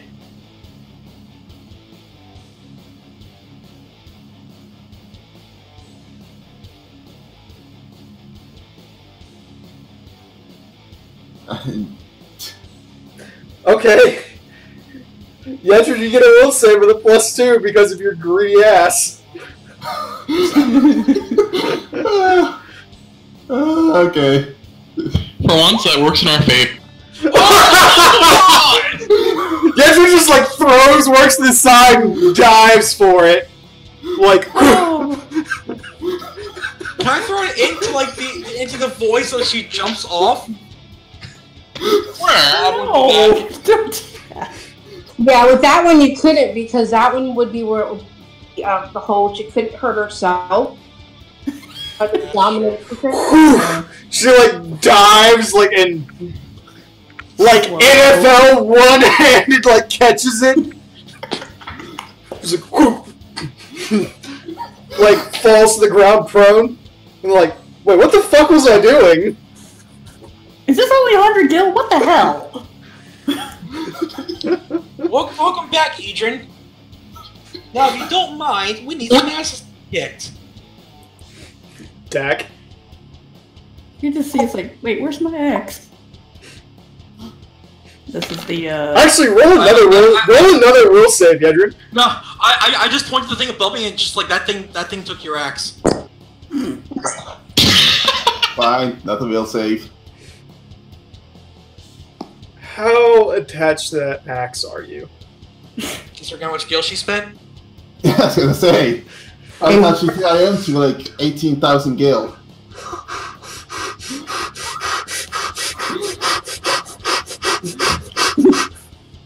Just so you start like hyperventilating and shaking. I just It's like she begins foaming from the mouth and twitching wildly. I'm like the thing above me. Take your axe, kill it. Yedrin, you have entered rage.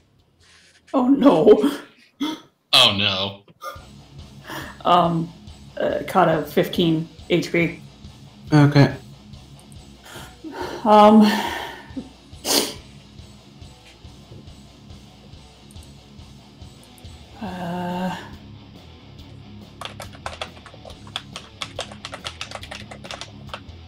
She looks at how bad Fiona's doing. She looks at the two demons and she's like, go. Millie zips over. Fuck your one. Okay, so Fiona, you get 13 points back.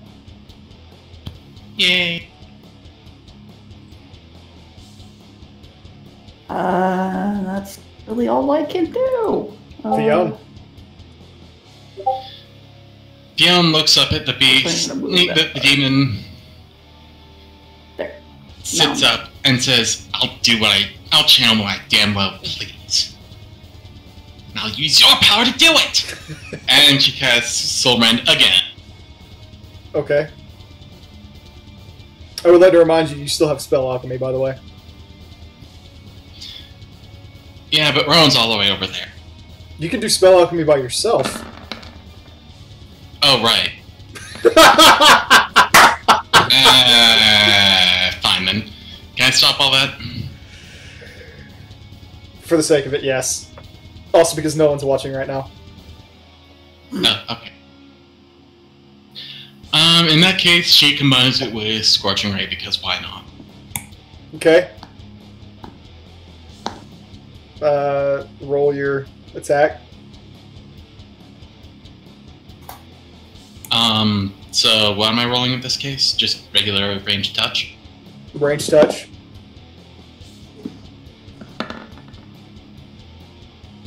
That does hit him. Okay. Roll another one.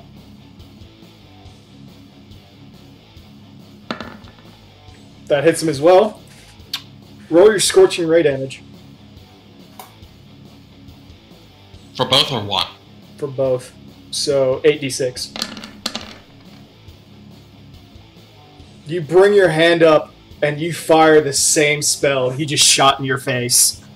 And you see this circle of hands come around you. And these two dark palms just dart out and smash into him. And as it does so, you can see the void energies just split him, and he goes, "Ah!" With his eyes going wide as you rip him back and his soul crystal forms. Yay! Now we just have one to deal with. And just as you were about to grab that soul crystal, it shatters in front of you. With a mirror-breaking sound effect. Oh well, one's left. Tanias? Yeah, true. And he runs over, jumps through the difficult terrain, and drops Adrian's axe in front of her. The foaming at the mouth, angry Edrin. Might not be the I smartest. guess he just says something like, I found this somewhere. Women, Sorry.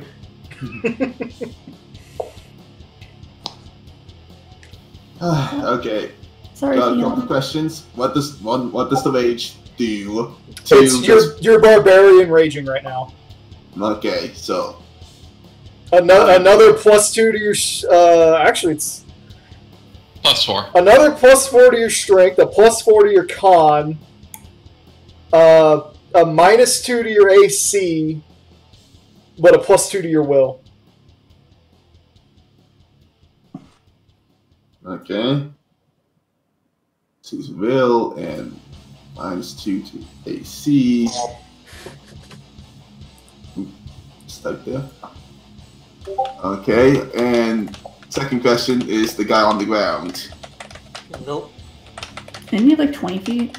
He's 20 feet.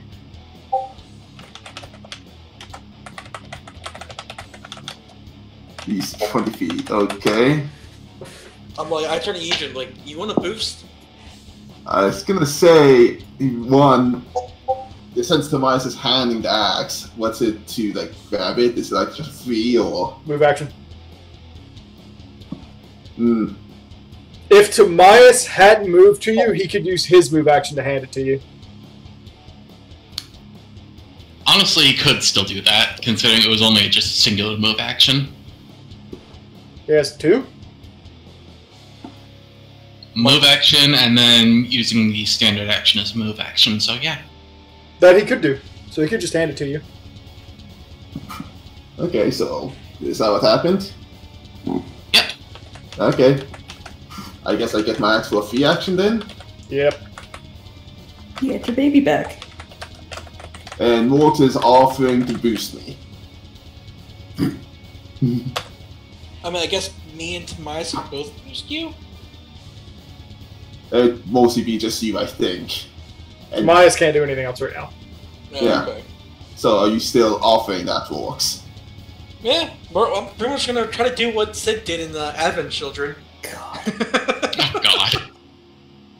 Okay, Hey, will I roll acrobatics to combine with Morx to try and get that Works, extra height? roll a strength check. And Yedrin roll an acrobatics. 20 strength. Oh yeah! 31 acrobatics. We're doing it! Works like stands there and gets his spear ready, and Yedrin just like runs up, is like, "You're a bitch!" and plants. And Works, in a moment of realizing that Yedrin is taunting him to try to make him perform better, goes into like football player bro mode, and he's like, "No, you're the bitch! Now make him your bitch!" Oh my god. You know what? For the hell of it, I'm just like, believe in the me that believes in you! for the hell of it, can I say I dropped Defiance and have gone to the Vince 2 as a swift action? Yes, I'm pretty sure I had enough rounds. Sure. Okay then. Yeah. Do you, because Works give you a boost, you jump from 7 feet. He's 20 feet up, so I'll say with that 20 strength, Works also gave you like a 3-foot boost. So 10. How tall are you, Andrew? At least 5 foot, and then my axe probably has a good 5 feet on it. Foot.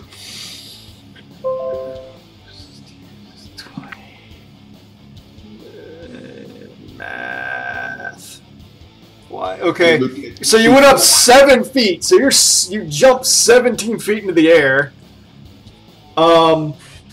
With your arm length and the head of the axe, you can make a strike, but take a -2. Fiona, use a large person! Oh my god. That would be a 26. Actually, it would be a 28, then a 26.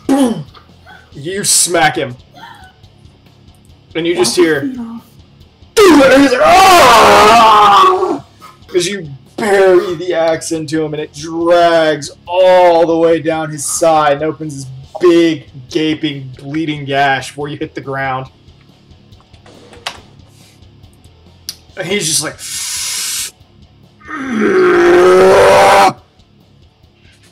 you just see the rage starting to fill his eyes. I guess I land behind him. You land prone. Could I catch her? No, No. she went past. Okay. Kato. Actually, do I get an acrobatics check to check if I land prone? I think that's the thing. I believe if you succeed what you were going for, you land prone but take no damage. Let's check just really quick. Acrobatics is such a weird thing, though. Yes. It's still in the air, right? Finally, use acrobatic skill to make jumps or soften to fall. The base DC to make the jump is equal to the distance to be crossed if horizontal or 4 times the height to be reached if vertical. The DC's doubles if you do not have at least 10 feet of space to get a running start. The only acrobatics modifiers that apply are those concerning the surface you are jumping from. If you fail this check by 4 or less, you can attempt a DC 20 reflex to save to grab the hold of the other side after having missed the jump. If you fail by 5 or more, you fail to make the jump and fall or land prone in the case of a vertical jump. Running jump. Falling. When you deliberately fall any distance, even as a result of a missed jump, a DC 15 check allows you to ignore the first 10 feet fallen, though you still end up prone if you take damage from a fall.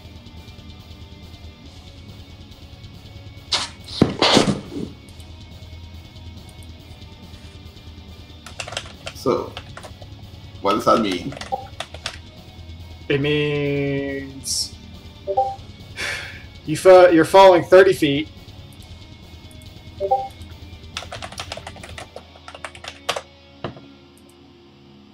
You can roll a DC 15 acrobatics to ignore the first 10 feet, but you're still going to take some non-lethal damage, so you're going to end up prone.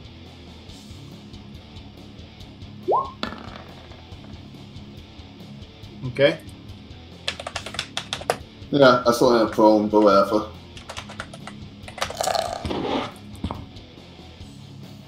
Get him, Gato. Roll. Okay, you take 3 points of non-lethal. Okay. So, where is he at right now? Between Yedrin and Works. I mean, like, elevation-wise. He's still 20 feet in the air. But he's bleeding rather profusely. Got any more hammer throws? Yes, I do.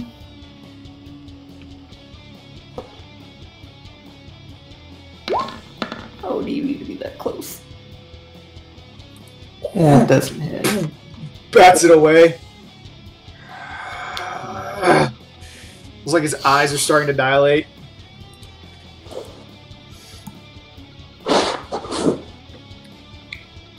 And he just kind of, like, falls to the ground, holding himself, and he looks at Works. And he goes, I will take one of you with me. What's wrong, sweetheart? Are you getting desperate? He grabs you by your face. Huh. Do I get a chance to just thrust my spear into him? Wouldn't that be a semi-attack of opportunity? Yes, he is casting a spell on you, so yes, you may make an attempt. Come on, baby, big rolls. No. Roll another d20. Wait, what? Oh, funny fact. My attack wasn't factoring in all my buffs. Just a regular d20? Yeah. Why is it High or not- low? Alright, never mind. Okay, you don't drop your weapon, but you miss. That 29 for the second one didn't hit? He only got to attack once. It's attack of opportunity. Oh, okay. Does this fix it? What is your touch right now, Works? Low as shit. Lower than 18? Yeah. Okay. What the?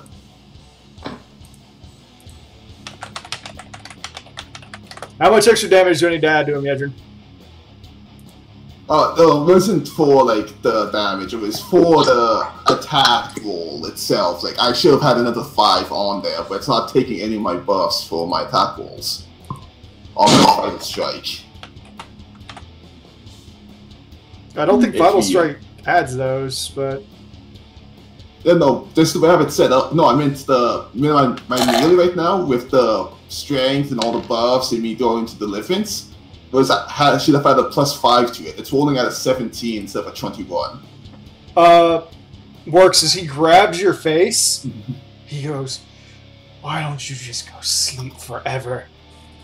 And all the wounds that you've had burst open and spew blood everywhere. You feel the shock of it rattle your brain. Take 30 points of damage. Yep, that's enough to knock me out. Immediate action.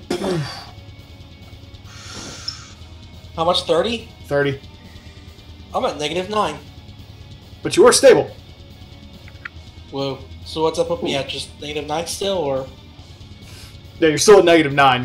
You're not bleeding out. So what's death? Death is it's 1 more than whatever your Constitution score is. Okay, so I have till 7. Yeah. So I'm not bleeding out, so I'm not losing points. Rowan. And you have a 1 lily buffer. Well, I have nothing much.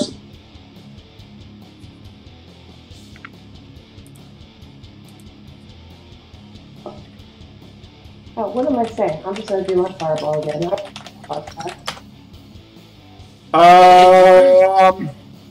And You maybe you aim that high. No, I can't. he's on the ground. He's Oh, he's on the ground. Yeah. Oh, okay. I forgot he was on the ground. It's all good. I was just like, I forgot he was on the ground too. I don't want anybody to die. Not right now. Not right now. What are you talking about? I just want to point out that I just put the middle finger in his face the whole time he was doing that. Your middle finger explodes. No. Both of them. It's okay, it's only the ethereal realm, so his middle finger's just fine in real life. Wakes up, he sees the nails gone. It's like, oh.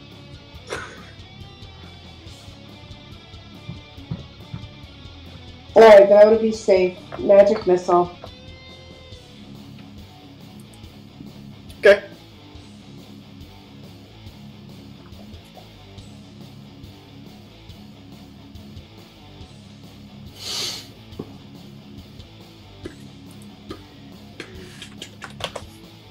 The magic missiles fly in and hit him, and as they do so, you see him like twitch and convulse a little. It's like it's clear he's in a bad way.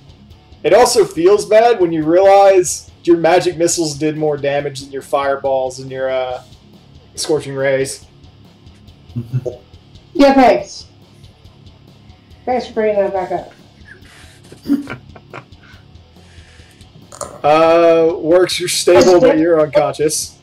You did? Do what? I said if it weren't for me wearing that other one down. Yeah. Yeah. Dak. Okay, and the last round of the nature thing. So. Oh yeah, I should have been taking that. Aren't you like still at full? No, I was down to like 50 and then jumped up to 60-ish, then went back down to 50. Okay, So Kato, if you still have damage, take 13. Okay. Healing. I'll just take this one and say that one was cancelled out, so whatever. I am one off. I am tired. She says this and just throws her hands out at the demon and is like, "Shut up!"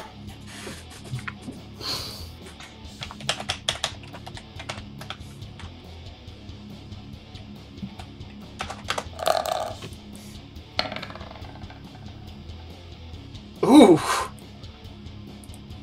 Whew. The ball of water surrounds him. And he's like, "Bro."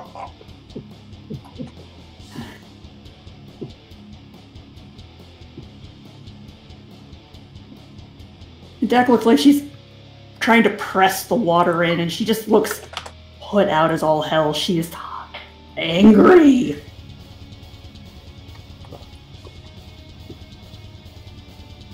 You see it's like the lamprey mouth opens. You see the water start to flood in.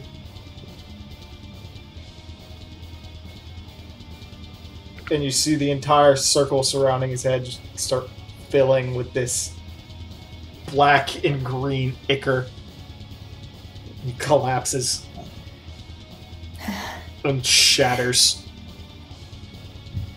She's still got like her hands like she's holding something round and just like, and her hands are shaking.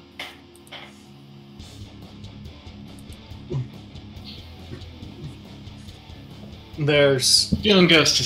Oh, go ahead.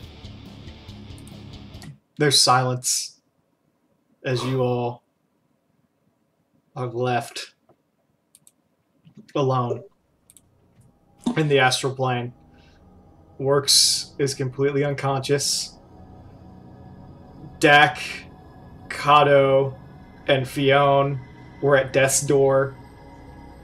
Yedrin was mind-controlled.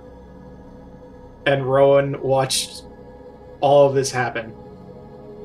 And as everything kind of calms down and you realize that you won.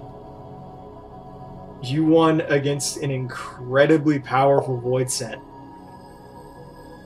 And then there's silence. And in the back of all of your heads you hear, "Congratulations."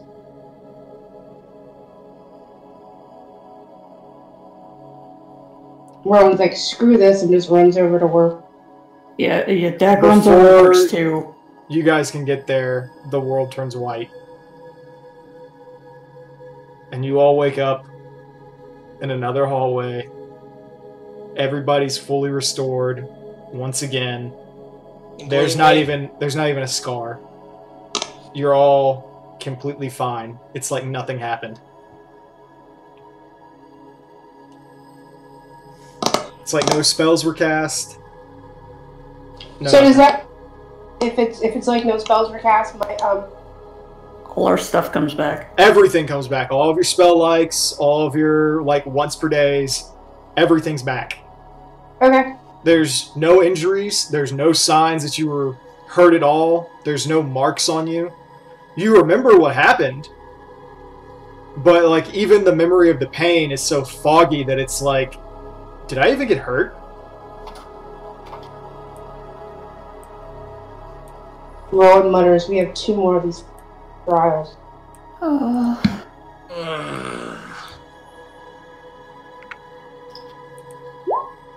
Is there an option to just say fuck it? Do you wish to take it? After the shit that just happened? Do you wish to take it? Pushes him off the... Oh god. Hydaelyn calls out to you. Be glad, my champions, for few have ever made it this deep. Your conviction, your strength, and your ability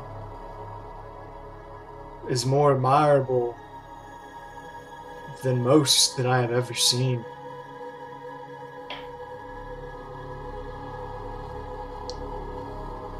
You are very worthy of the blessing that I provided to you already. But not quite there yet for the next. But I can see that you're all worn from your experiences. And the next 2 are the most trying by far. I just raised my hand. So what is this next blessing? Because I want to make sure this is all worth it. Close your eyes, child, and I will show you. Okay. Eyes closed. Just bitch slaps him while his eyes closed.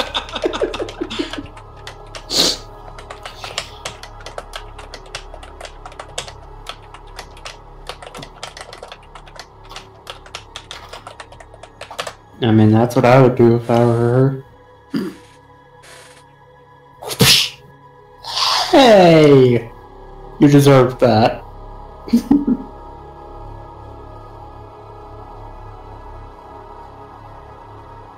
I could live with that. Where- Mice. Alright, it's worth. It's worth. It's... She rubs her head. What will you have us do next?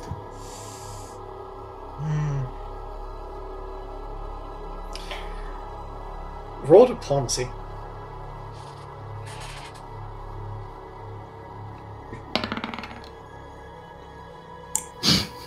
$37. Oh, Heidelin. Oh, go ahead. Sorry. Hyland speaks out and she says, "My beautiful child, the last two, as I said, are the most challenging. They are facing yourselves and then overcoming yourselves." Well, for as since I've been as complex, that should be easy. Misclick. Sorry. All the dice. Yeah, You- he's you- been you tossing just all the like- dice. You just like, fuck you, me. Yeah, sorry about that. I'm trying to. Yeah, sorry. Because I'm trying to fix a problem I noticed. It's okay. It's alright. Fuck you, man. She says, Don't start yet. she starts talking once more and she says, "My children, the next trial will take you to hell. To the deepest, Fun. darkest depths of the seven hells. It will test your resolve. It will test your ability to overcome. And it will test the limits of how far you've come since you began.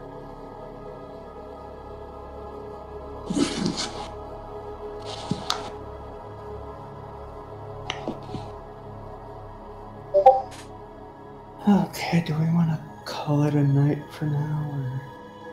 Might be a good idea. We can start off fresh. Yeah. Tired Dak is tired. I'm not actually tired more than, like, I'm hungry. Well, I was saying your character is tired. If you guys will take like a snack break and come back, go ahead. I know Kato, I know you're probably exhausted. I'm good to keep going. I mean, yeah, I mean, I can go for about an hour and a half, another 2 hours with that. I will say the next bit's gonna be one-on-one shit, okay. but it should be pretty quick.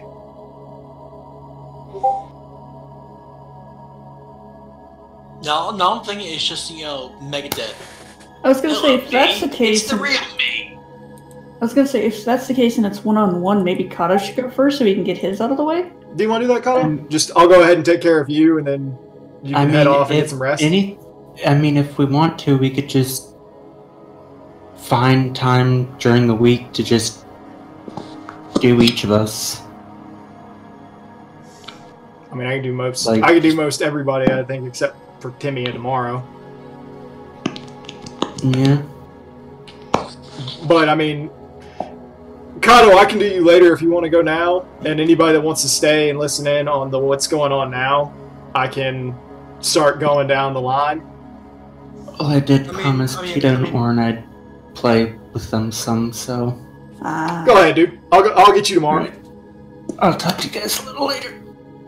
Night, dude. Let me run bathroom first and get refreshed. Yeah. All right, everybody take 5. Yeah.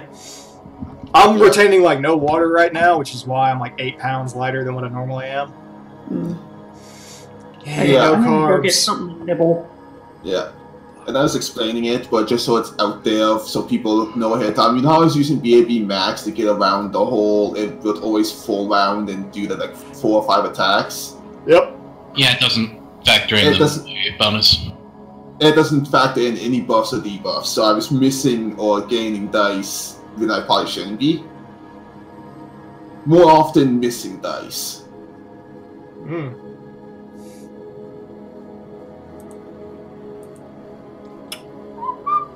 Oh, is Rowan calling it a night, or is she taking a break quick? I think, I don't know. She's still in Roll20.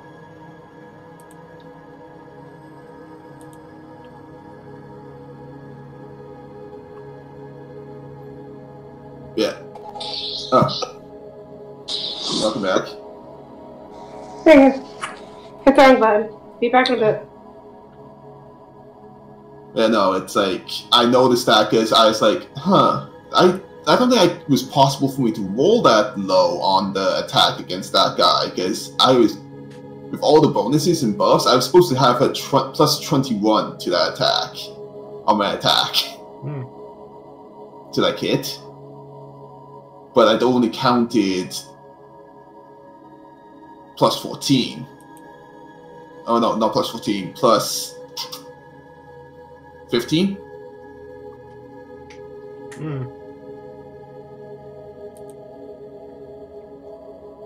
Granted, you had buffs out the yin yang.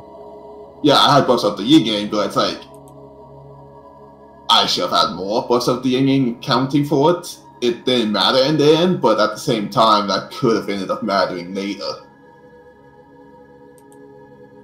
Which is annoying, because like, I was using that to get around having to like, it only counts the force one this time, or yada yada, you know what I mean? Mm-hmm.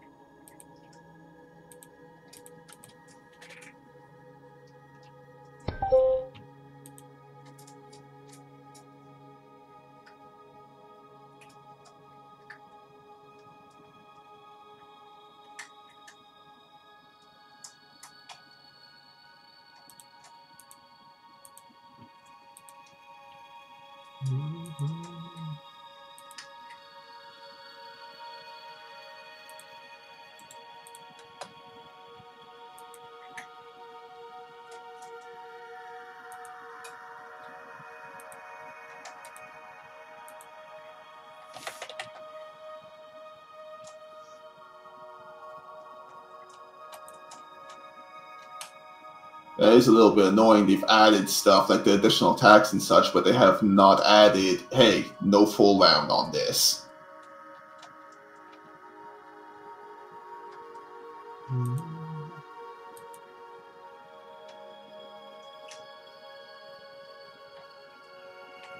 I guess while everyone's gone, I can research it a bit. Well, 20 Pathfinder. Disable full round.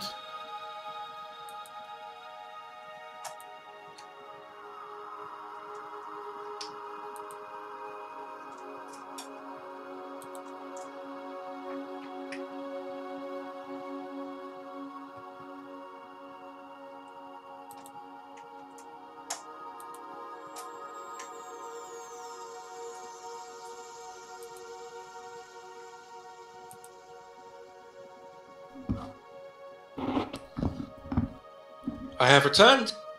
Welcome back. Welcome back.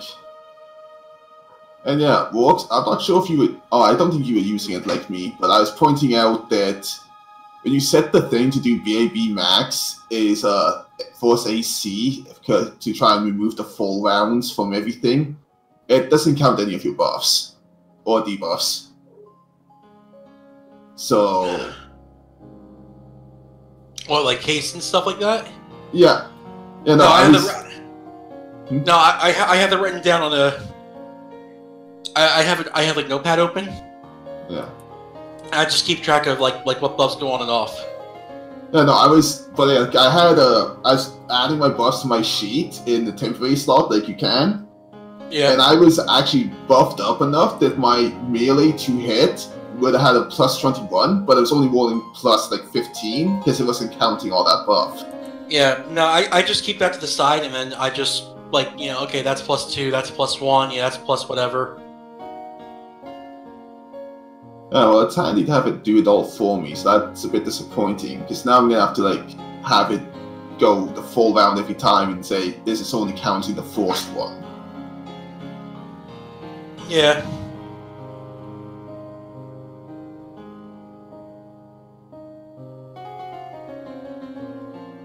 Oh well. At least in the future, if I have like a +1 or whatever to my melee attack, I'll actually get it.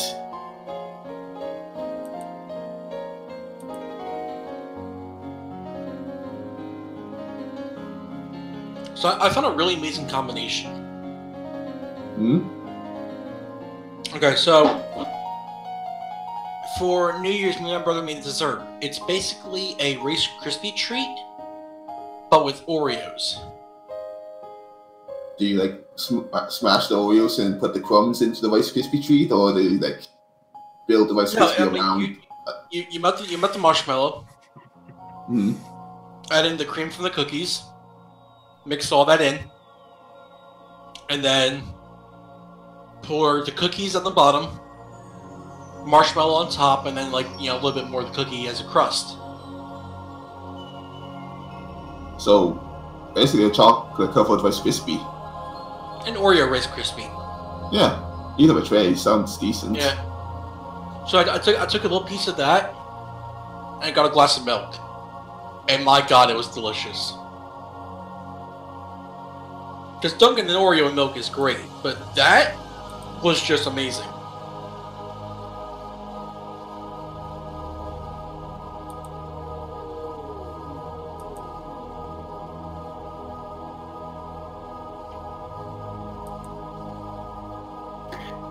Okay, I'm back. Welcome back. Haven't munched anything yet, but I have it. Okay. So, the exception of Kano. And Rowan Satya. Rowan's not back? Not yet. Alright. I'm here, I'm just muted. Oh, okay. Didn't know, sorry, Warren. I'm debating about going on. Hang on, let me put on my evil hat.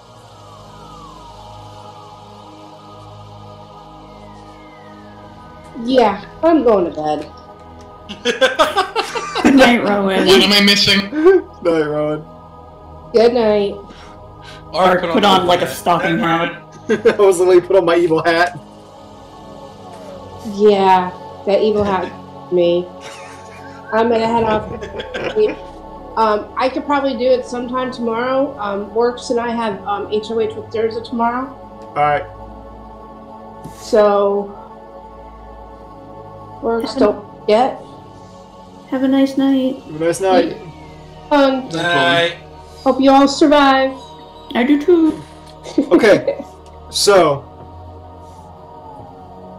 as the rest of you step out through the gate, you begin to walk forward, and she says, I want to congratulate you all for making it this far, and I want you to know that you should be proud of your accomplishments, and you should not feel any shame if you happen to fail the next two. I will still love each and every one of you as shining beacons of light.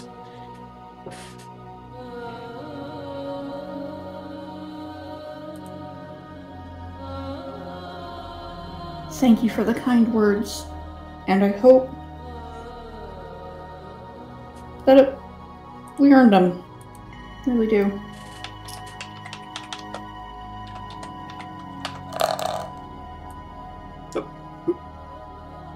Oh, Kato dropped. Oh, Poopy. Yeah.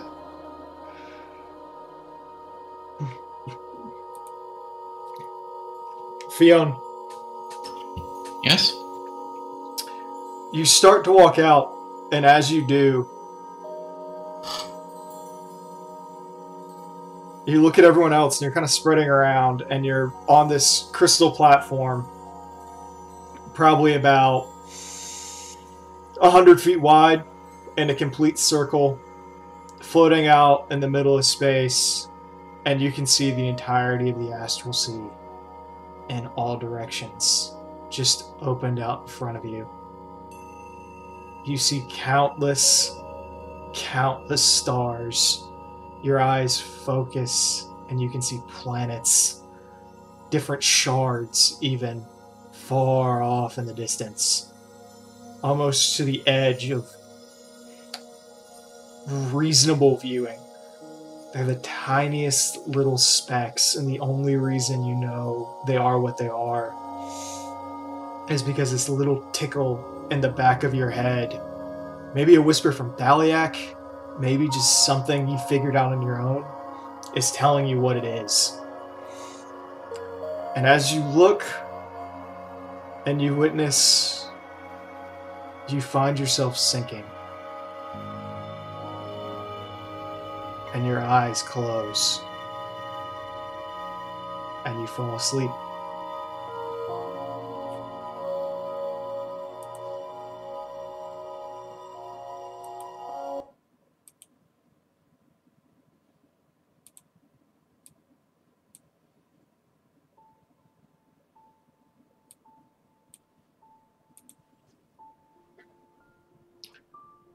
When you awaken, Fionn, you have to rub sleep from your eyes. You're tired. You're exhausted. Every part of your body hurts. And you start to look around. And you realize you're in a cell. You take a look around for a few seconds, and you see heavy mithril bars surround you. Your hands are shackled together. You have a bed covered only that is basically it's dirty straw with a sheet thrown over it. The stench of human waste and death surrounds you everywhere you look. You gaze about and you see a single flickering candle inside of your cell. And you look immediately to your right, and you can see 3 Ishgardian bannermen sitting around, partially complaining about the stench around them, partially eating in the moment. I need you to roll a will save.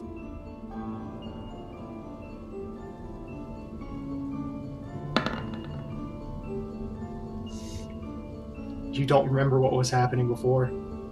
The world around you is starting to come back into focus, and you look from left to right, and you start to think, and your mind darts back. The idea that you were in Hydaelyn is gone. You don't remember that. Memories start to flood back, and you remember being captured by the Ishgardians after your foray with... It was Marcus?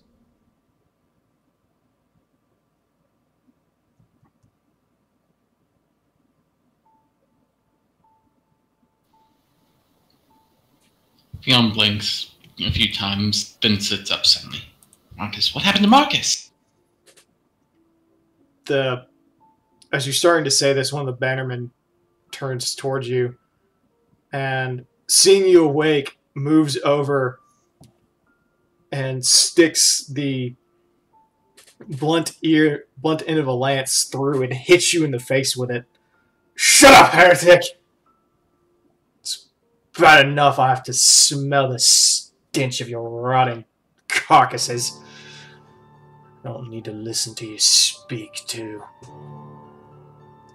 Be glad they saved you for last, and they wanted to expunge those void scent of yours first. It means you get to live to make our lives shit for another week. Fionn narrows her eyes, spits, and moves back to the back first. As you do this, the memories start coming back. Marcus, the man that you had a tryst with in the end, sold you out. Turned out he had been an Ishgardian soldier the entire time, sent as a honeypot to attempt to draw anyone in. They figured if the heretics were, depraved enough to turn their back on the Fury,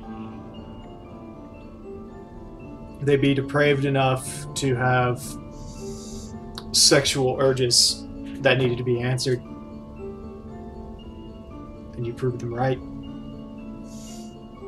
after your intoxication, spilling everything to someone you thought you could trust, sold you out. You remember leading Marcus to the heretics, leading them straight into their den, introducing them. You remember saying how great he was and how he'd be good for the cause. And then slowly, a week went by, and what felt like the entire host of Ishgard's army fell upon your little hideaway. Nobody escaped. Roll another will save.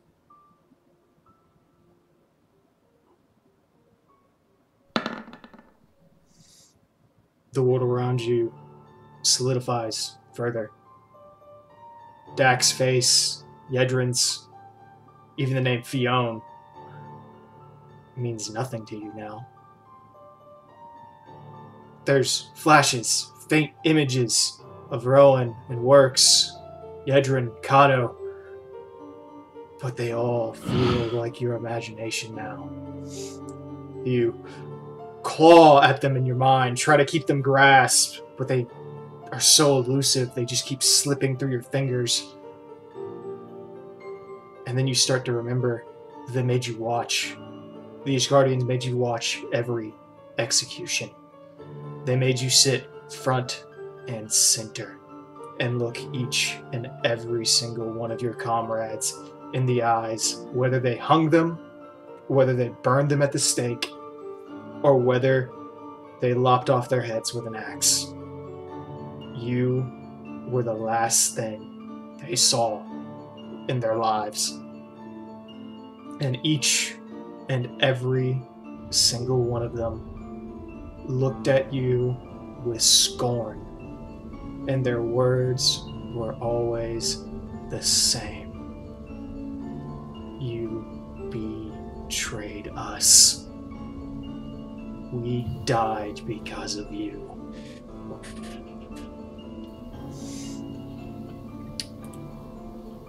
And Emmeline shakes her head rapidly. She just utters to herself in a meek whisper, "It wasn't my fault. It wasn't my fault." Suddenly,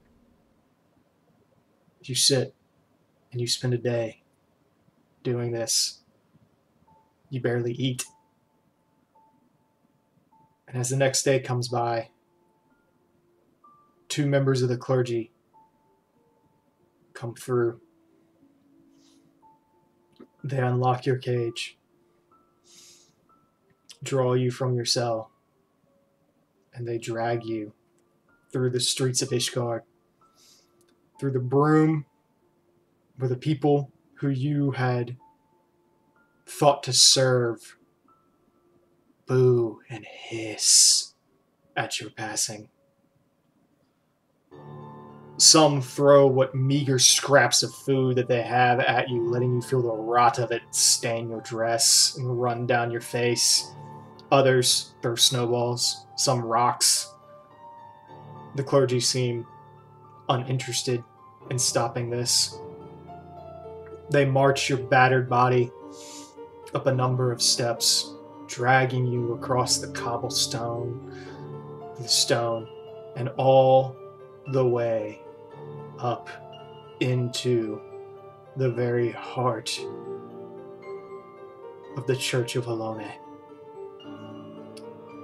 Upon being brought all the way in, you see a number of expositors, a variety of inquisitors, and worst of all,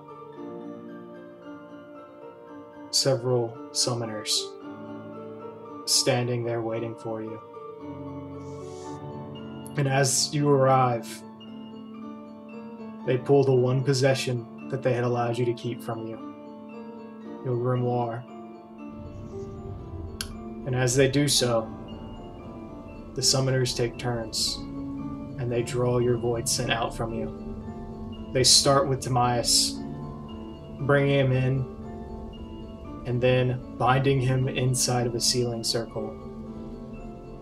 They go through the rites of purification and ensure that he can never be summoned again. They destroy his very aether in front of you, and he looks at you, eyes screaming and begging for mercy, as he claws at a magic circle he cannot break.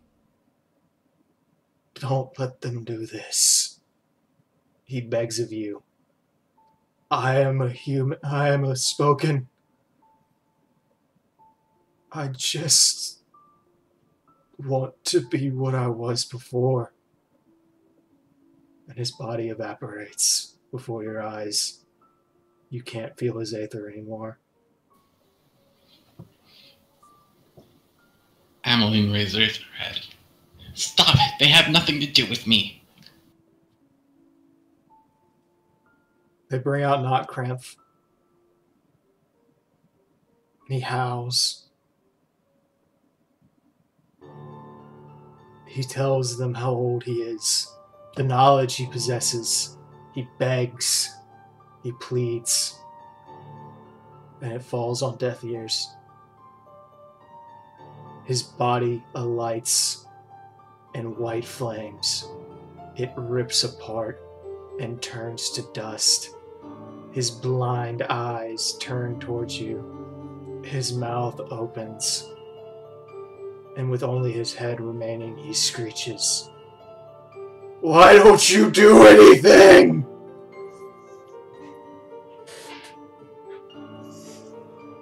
I have nothing left. What can I do? Agitar comes next. In her pride, she sits there and waits and stares at you. Her voice echoes quietly in her last moments. Are you truly my master, or are you a coward?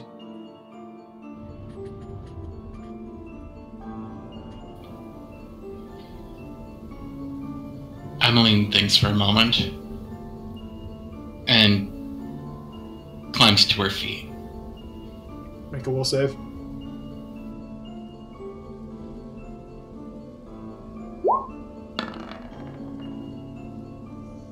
For the first time, your mind starts to focus.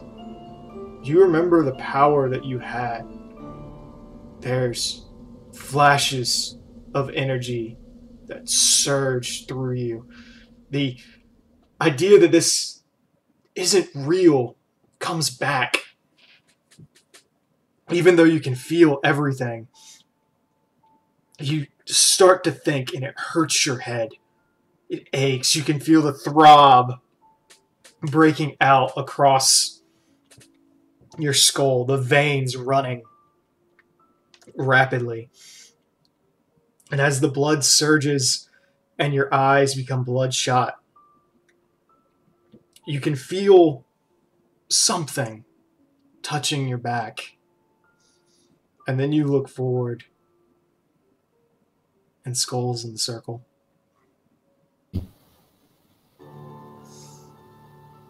Ameline, no. Fionn narrows her eyes and utters, "Enough."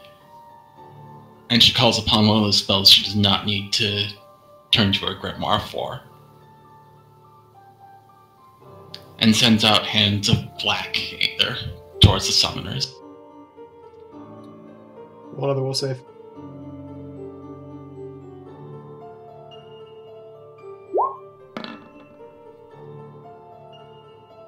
The energy flies free. It darts forward and it slams into each of the summoners who cry out. You see Skull looks at you, and the world around you starts to melt like a painting caught on fire. The color bends and droops, everything becoming as a wax on a candle. And slowly the image of Skull starts to fade away. The world around you going dark. And slowly you feel yourself being enveloped from behind. The force that you felt touching your back draws you up close and wraps its arms around you. And then you feel a pair of wings expand and wrap itself around you like a cloak. You can't see. It's too dark. And you realize you're in the void and slowly being lifted back up, back into the Aether Sea.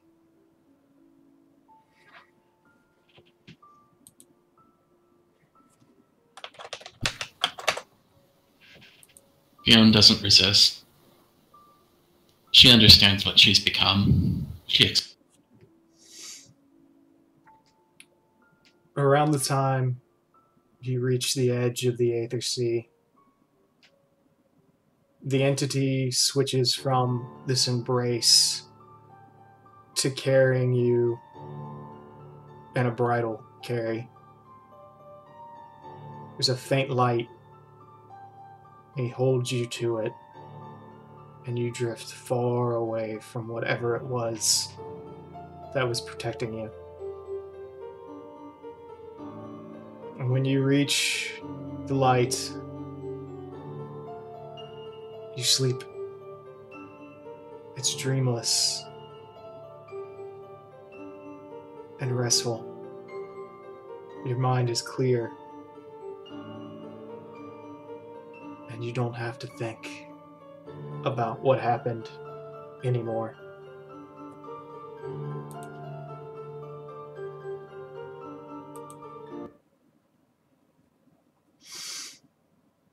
At that point, you're not sure how much time passes, Fiona, but you eventually wake up to see everyone else in a similar position.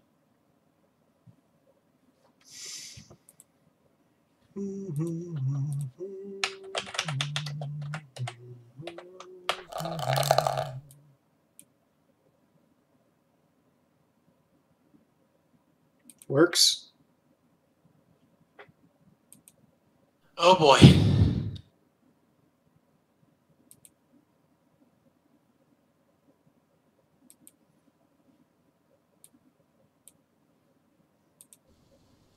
I'm ready. Works. You walk around the platform. The beauty of the ethereal plane is more or less lost on you. You, for lack of a better way to put this, don't have the intelligence or the knowledge that Fiona has to look out and examine and know what you're looking at. The infinite tapestry of light is beautiful, without a doubt. But none of it means anything to you. You look out for a moment, and you examine a star here, a planet there, the twinkling of some far-off, broken piece of Hydaelyn drifting back and forth through the sky. And before you know it, a lullaby is playing through your head. It rocks you back and forth, and you crumple to the ground, asleep where you are, and drawn away before anyone can do anything with you. Several minutes pass by, and you're awakened by a sharp shake. You feel blankets around you. It's cold. Actually, no. I'm sorry. It's humid, faintly warm on the day. You can hear birds chirping nearby.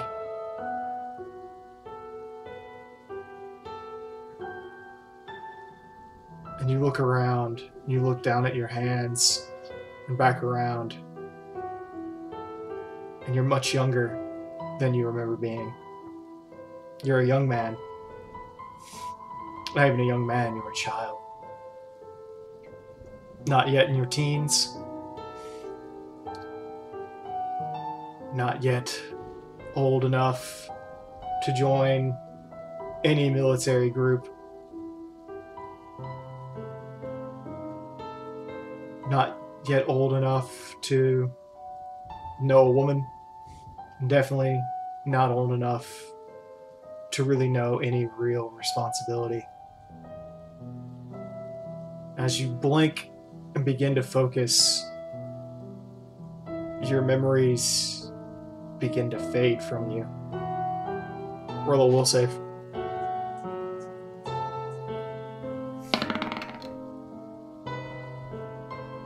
Your head hurts. It's very hard to focus on what's going on. The world around you feels right in every way. And your mind is cloudy. You have these visions of an older you performing heroic actions, standing beside a group of mostly women and a single uninterested male. You felt like you were becoming something. But then you look up and your mother's standing there. And she speaks and she says, "Are you going to sleep all day?"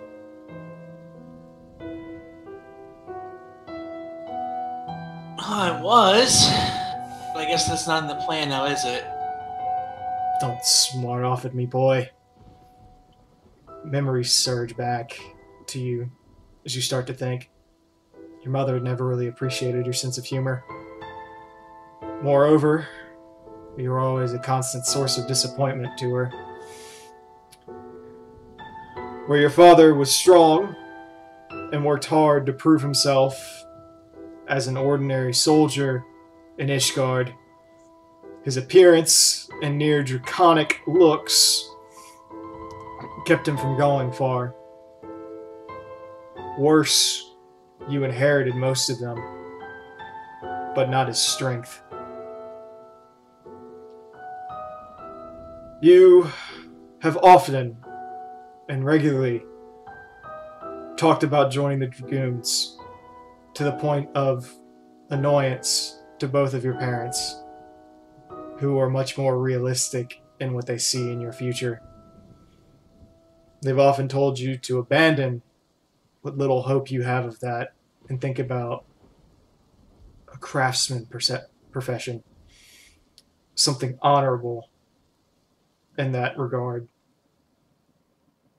But you'd always insisted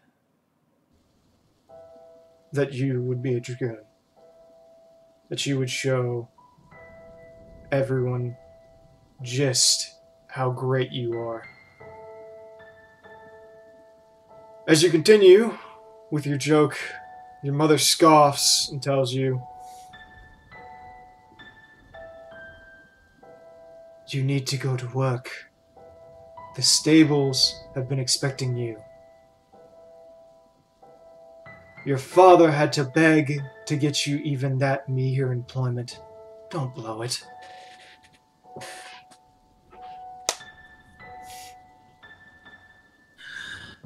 Well, it's kind of hard not to,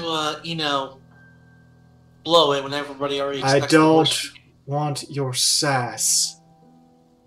Get dressed, Thanks, Dad, I get it eat, from him. and go. Yes, Mother. You eat. It's a poor meal. They always are. The gruel is watery, unfilling.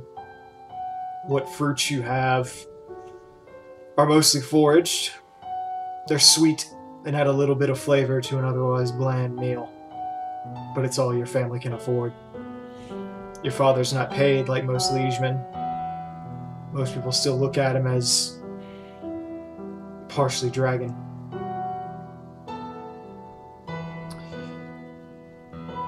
As you leave, your father comes in. He had the night shift and has spent most of the night watching the walls, watching braziers burn as he kept eyes out for dragons. Another brilliant black eye shines across his face. He doesn't speak, but you know one of his comrades probably did it. Either in a drunken fit, or because they thought it would be funny. Regardless, he looks at you with scorn and pushes you out the door. He calls after you as you head to work, and he says, "You were supposed to be there a while ago!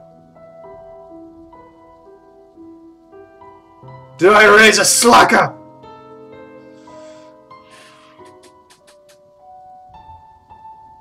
Just head down, keep walking. Roll another will save.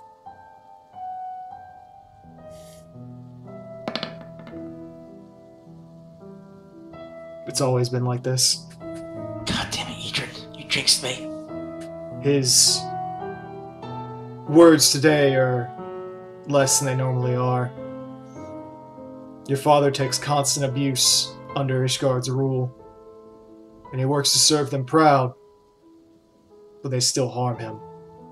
And in turn, he takes it out on you.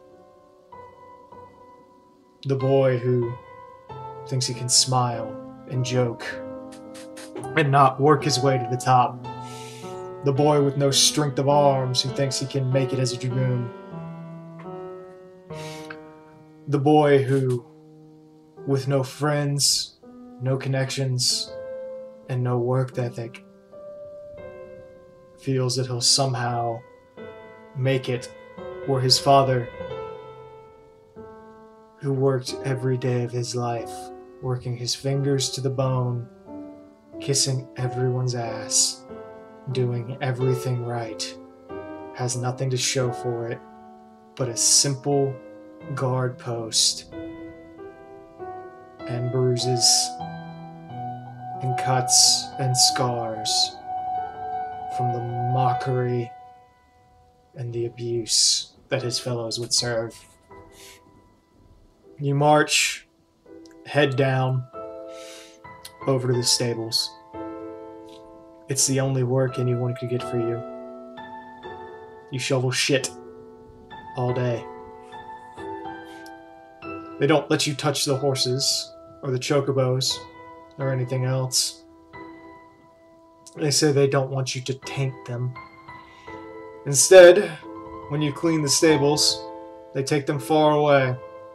They give you a shovel to rake up the muck and filth left behind and inspect it thoroughly. They beat you if you don't do it perfectly. Your back is already red with welts from the many whip marks they've lashed on you. When you complain to your father or mother about this, they tell you, grow up. It's the reality that you live in.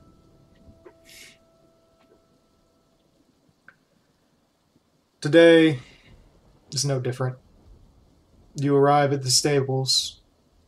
The quartermaster, a young man, no more than 17, an Elysian who's already proven himself out in the field of combat, and was given this post as a reward from his minor lord father, looks at you. He's 8 years older than you, and he takes to beating you with a riding crop as you arrive. He curses you for being late, and continues to hit you even after you begin working. Calls you worthless, Scum.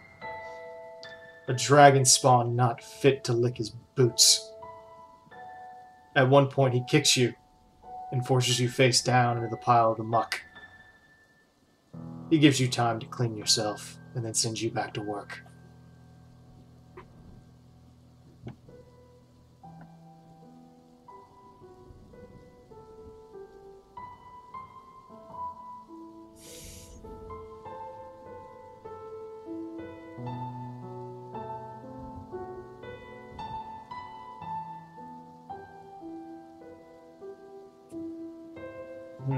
Any response? Trying to think of one that won't end a pile of deeper shit. Keeps shoveling away, muttering to himself about, you know, one day he'll be the respected one. My father doesn't know what he's talking about. Roll another will save.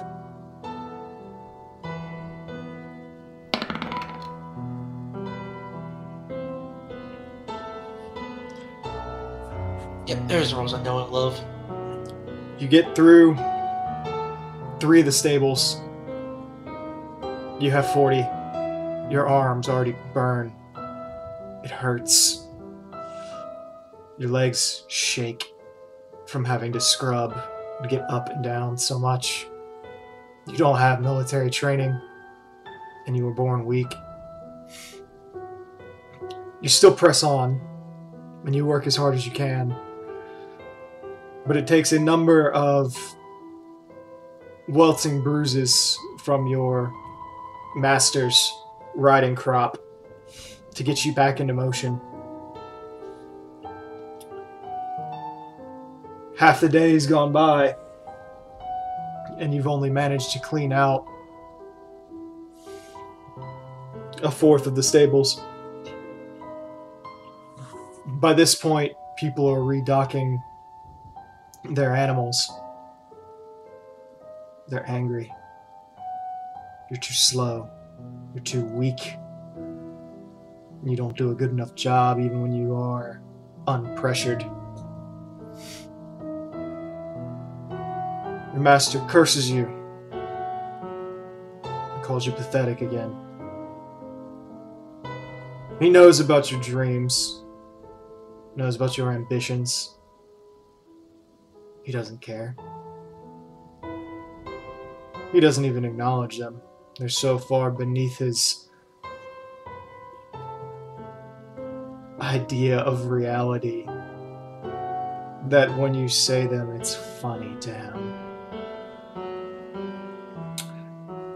Several of the patrons, finding their chocobo stables still muck-ridden and filthy, demand their money back. Instead, he puts you in a leather gamskin and tells you to walk out past the gates on shaky legs, already bleeding. You walk across the bridge out into the open fields, not knowing what to expect. 10 minutes later, 4 riders on chocobos with lances come by. They're the same men who were complaining about the muck earlier. They look down at you and say, "Since you're not good enough to clean shit, at least you'll be good enough for target practice.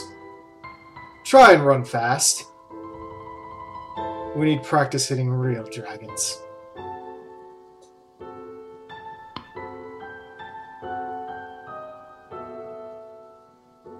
And they ready their lances.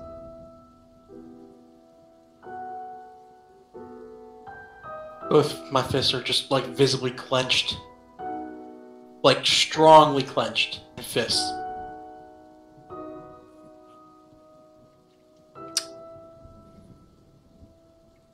There's a faint, very faint voice in the back of your head. It's trying to call to you.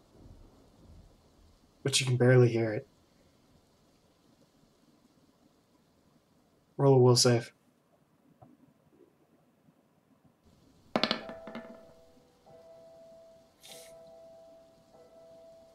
It is drowned and quiet. Your own self-doubt and fear choke it. This is reality. You're a child. You're weak.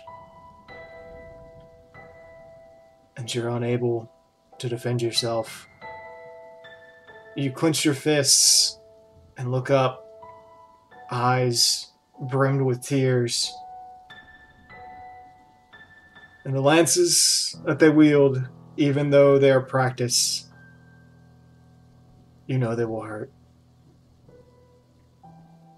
You know you will limp home tonight. You turn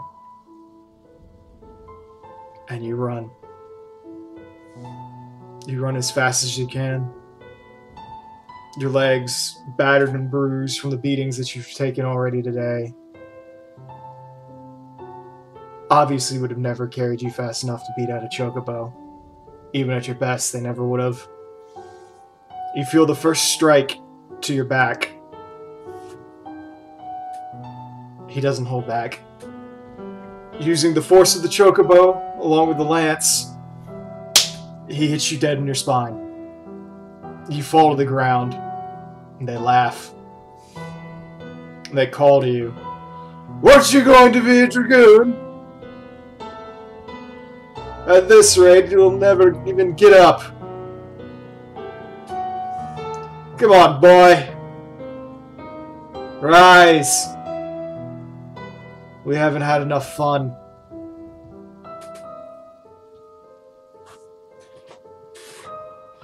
I get up and I turn to him and go, yeah, it's easy to run down a kid on a chocobo, but you're not man enough to fight me for real. They look over for a minute, and one of them gets off the chocobo and puts the lance down. And he starts walking towards you. Make a will save.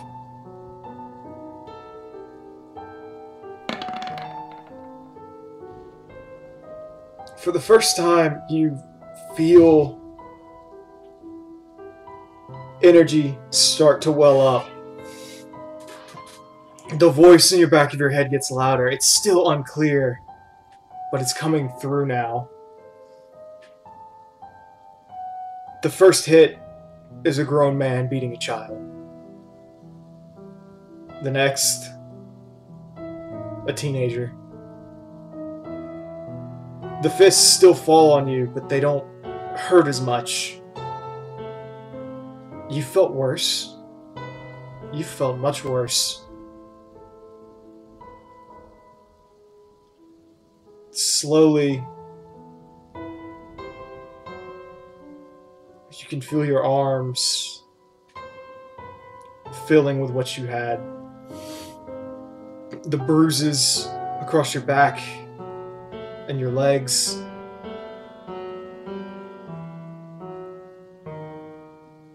They're not as bad anymore. And they're starting to fade away.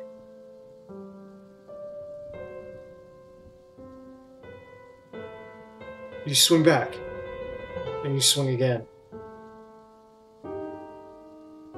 And you roll over, you get on top, and you start fighting. Now a wild, wet array of strikes fall. And then you look up, and Ishgard's gone. The people around you are gone. You tilt your head up, and Bahamut is lingering above you. Fragments of Dalamud surround you. Red on black, contrasted with platinum, and a deep, searing neon blue. His mouths open and close. His fists contract, his fingers slowly opening towards you. And he looks down, opens his mouth, and says, "It took you long enough."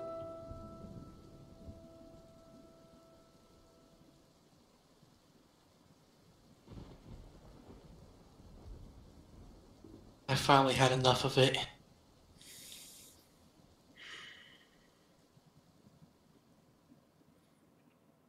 The dragon at that point reaches down and tucks you into his hand.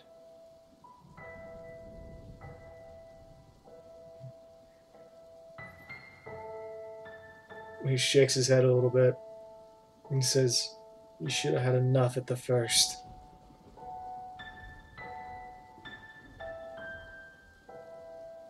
You haven't seen my mom angry.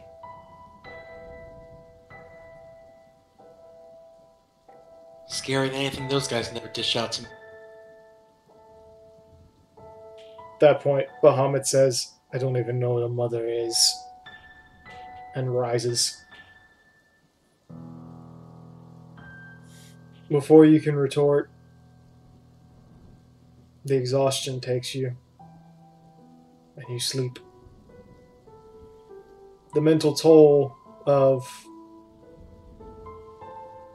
facing what could have been, what might have been, and what you never want to be, took its toll. It racked your mind. And obviously, it left a mark. You sleep. Restful, dreamless, empty sleep. You don't know for how many hours, and you don't care.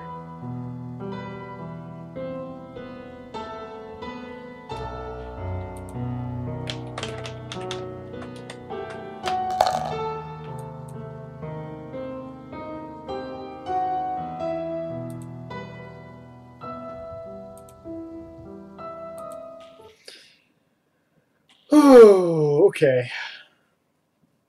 Dak. Yo.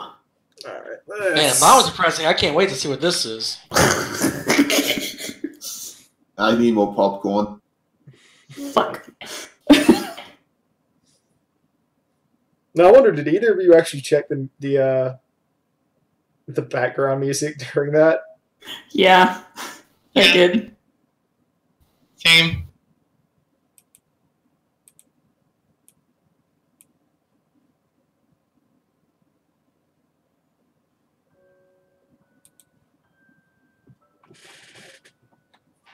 Dak, Mm-hmm.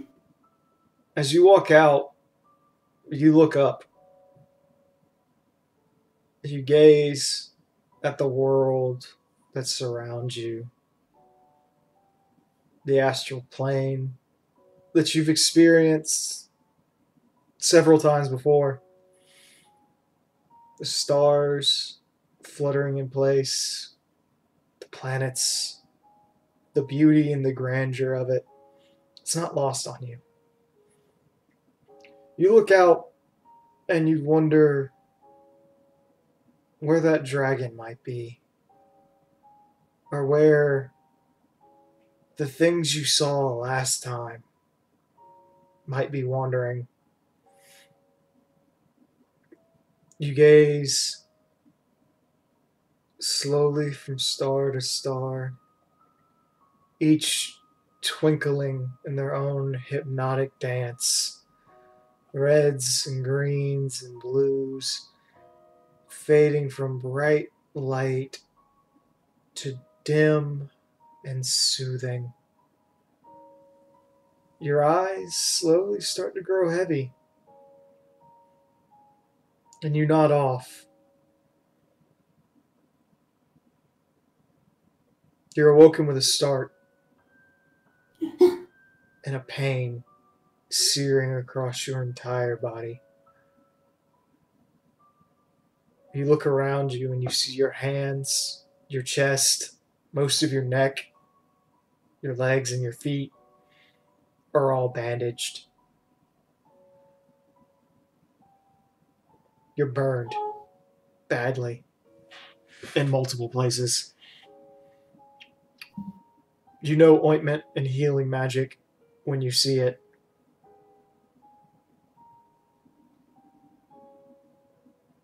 But you're not sure what happened at first. Everything's a fog. The smell of pine and oak surrounds you. You look around yourself and you realize you're in an infirmary. But most of the beds are empty. Crisp white sheets don't exist here. Only yours are relatively clean. The rest are stained crimson with blood. Several run over with the pus of horrendous burns. The few that are occupied, you can look at and see that no one living is laying in them. In one corner of the room, you see a single man sitting there. There's a cigarette in his hand, but he's not smoking. He's old. Hair is white, wrinkled. His hands are up against his head. The cigarette is pointed away, clutched between his fingers and burning slowly. You realize the acidic smell of it is what woke you up. The sound of your whimpering doesn't even cause him to move. You hear him sobbing. Roll a will save. Help. Did you hear me? Yeah, I was saying help. Oh, I was saying roll a will save. Oh, I didn't hear a world. I can talk today. Will save. Let's see. 23. Alright. You were an idol, and you remember that. You remember talking to the Mother Crystal. Her head throbs. Names pop in. Yedrin, Fionn, Ameline, Timaeus, Worksend, Rowan, Kato. They all ebb and flow. But every thought of them makes it feel like your head's going to pop. Like an overburdened zit. She knows that feeling well. This becomes worse and worse the more you try to think about it, the more you try to push away these invading visions of a false reality. And then you start to think, how did you get like this? And your eyes open. Cartonel. You were at Cartonel.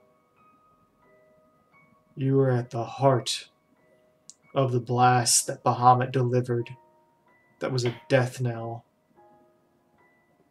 for almost everyone you ever knew. You start to think about it, and the more you think about it, the more it dawns on you, pardon the pun, your comrades are dead. You watch them burned to an utter crisp, annihilated by the forces of energy that Bahamut ushered out when he ravaged the plane. You remember Ark dying horribly. You remember even in your last moments of waking consciousness, crawling to his jet black corpse and watching the wind flake his flesh away like dust. What moments of lucidity that you have left over from what came next comes only in flashes. You remember a medical team spending weeks patching you back together, begging you to stay alive after what happened, crying over you and begging that they wouldn't lose another one. One of the orderlies, you recall vaguely, would come and sit by you and talk. Every day, he would tell your vaguely conscious body an update on the death toll. He would tell you how many people they lost and how they were hoping you, out of the 3,000 people that they came in with, might just make it. He cried over you several times, and then he stopped coming. Another orderly told you he killed himself out of pure grief.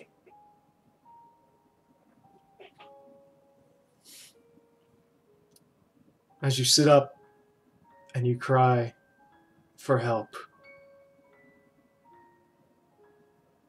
the man, the doctor, slowly turns.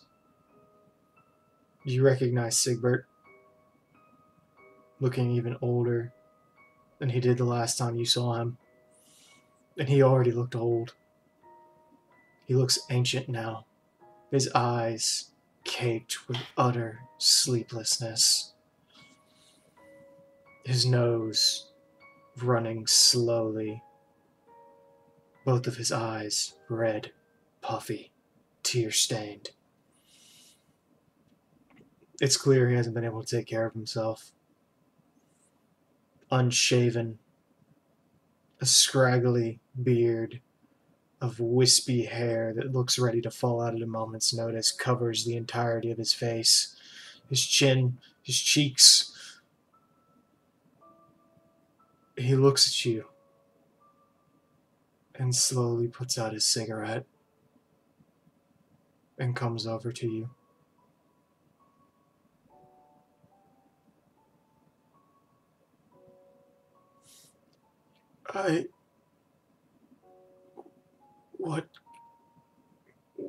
What can I do? It hurt.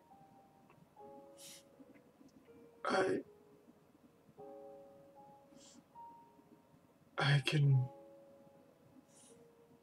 make you something. Hold on. I'm sorry. He gets up and he moves across the floor, going to get medication for you. Your eyes wander, barely unable to focus in the pain that surrounds you, but you can see a calendar. It's been 4 months since the Battle of Carteneau. And then you see a tally. Next to that,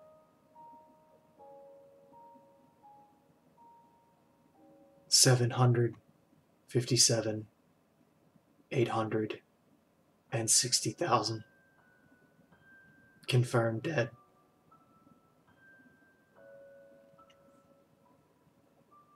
$1,225,873 still missing.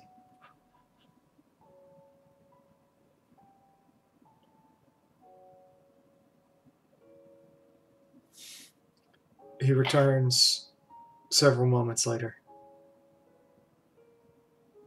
He makes you drink a potion. It makes you drowsy, but it numbs the pain. He asks if you can sit up. She tries to sit up. Roll a will save.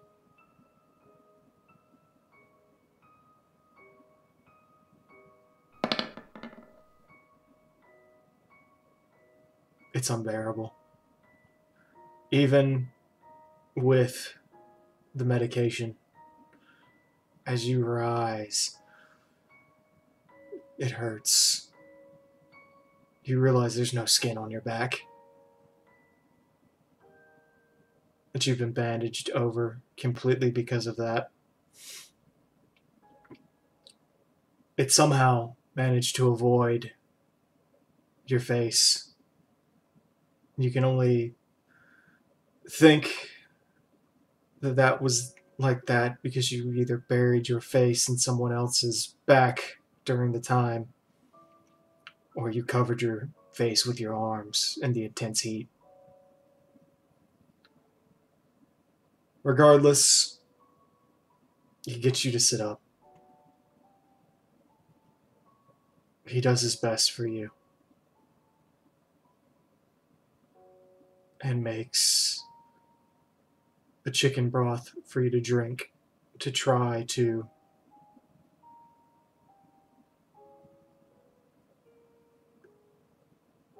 induce some form of appetite. The act of eating hurts. It aches. And the food tastes like ash.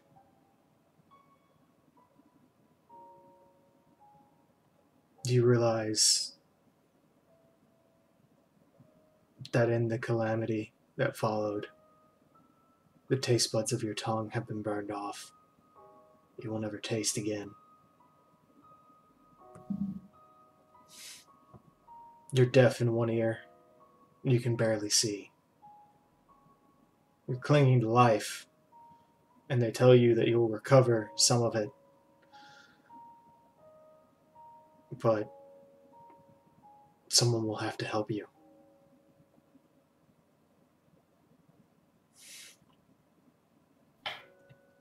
And during this entire time, the guilt begins to rack at you. All of those people died or have gone missing. Your entire squadron is gone. Your adopted brother died in front of your eyes. You realize, looking over now, your adoptive family hasn't visited you once. There's a single letter sitting next to the dresser by you. It's addressed to you, not from your biological father, not from Charlie, not from your biological mother,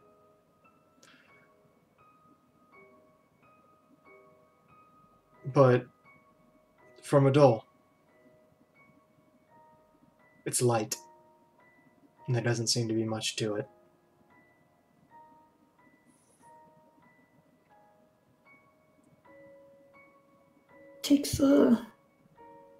Tries to reach for the letter and open it. Roll another will save.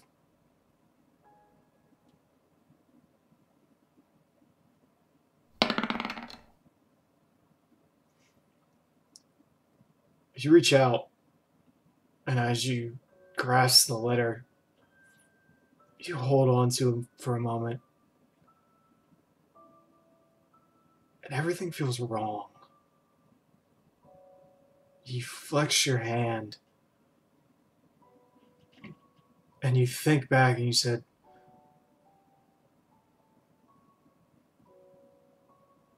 This doesn't hurt. And you start to sit up straighter. And all the color starts to come back. The taste of the soup runs down your throat. Your hearing refocuses. And you wiggle your ears slowly.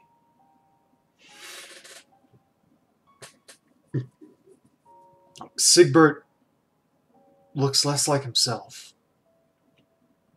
Almost shapeless for a moment. And you look down at the letter, and you're familiar with Adol's writing. This doesn't look like his writing. This is wrong. All of this is wrong.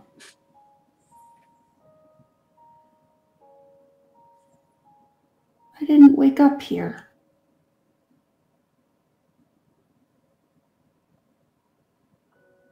What's going on?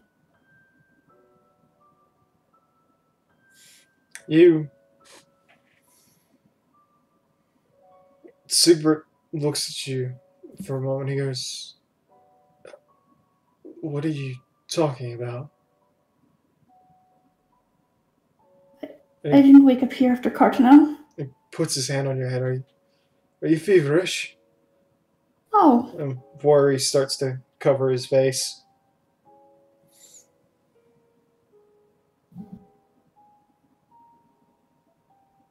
I didn't wake up here. I was near airport. How would you get to airport from Cartano? I don't know. That's where I woke up. He goes, "You must have been having a dream." She stretches her arms out, not looking frail like she did before. It doesn't hurt.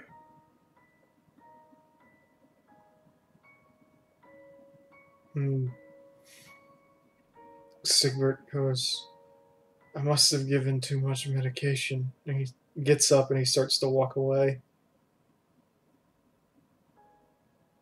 No. It tries to get up. You get up.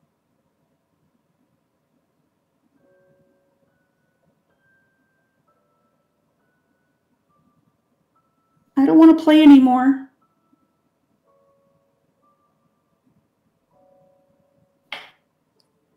Then the room starts to turn slowly white.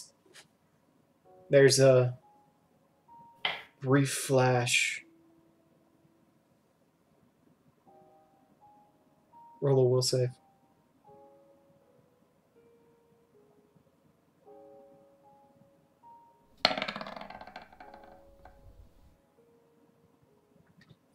You can remember clearly what's happening now. You remember Heidelin and what she said. You remember falling asleep in the astral plane. You remember the warning.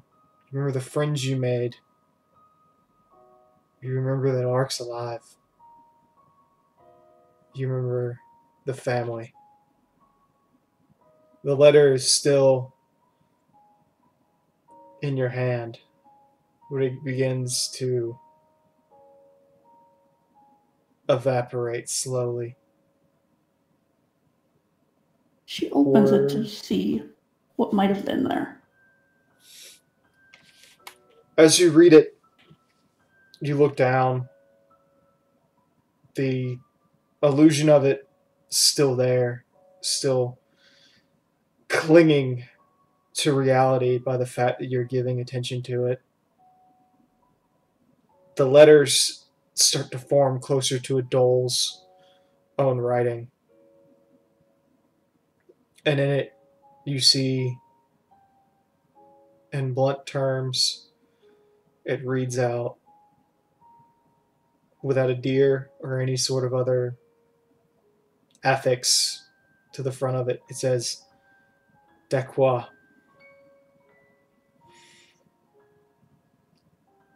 While I worry greatly for your health, and am glad that you survived at Cartano, know that I, nor my family, want to see you again. The injury of losing not only Arceus, but Ataphage, and a number of other people, not to mention the revelations of your horrific actions in aiding the Death Adders, along with not releasing our sibling, have led us to believe that you were using us for your own gains. And were manipulating us as if we were weapons of war. While we wish you a speedy recovery, we want you to know that you are no longer welcome near us or around us. And should we meet again, know that we will not speak.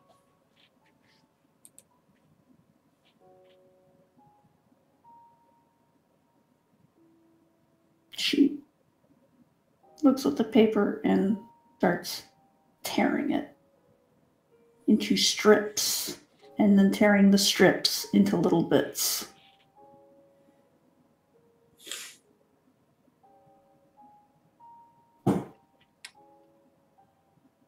It's around that time that you look up and you see the light in front of you,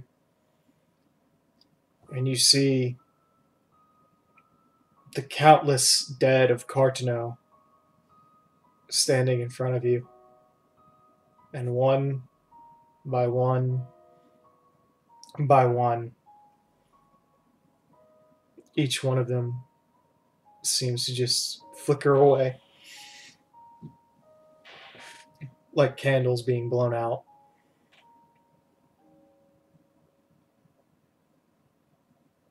And you're left alone. There's no force to uplift you. Nothing to worry about.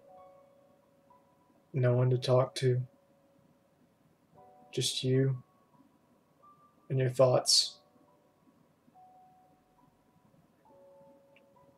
And as everything fades to white, you close your eyes. And you rest.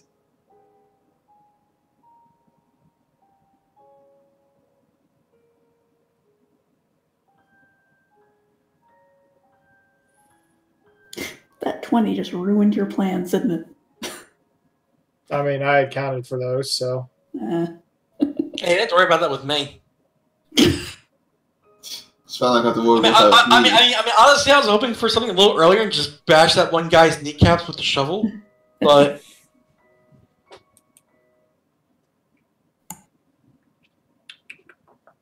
Without implementing my dice of being, I'm expecting to roll like straight ones until the last moment. I'll roll a 20 or something. Yeah, right before Dak closes her eyes and the whiteness comes. She almost thinks it would be nice to stay for a while because it's quiet here. But then she knows she has to go back. Because the group's waiting for her. The family's waiting for her. Ark and Adol are waiting for her. Yedrin, you walk across the platform slowly.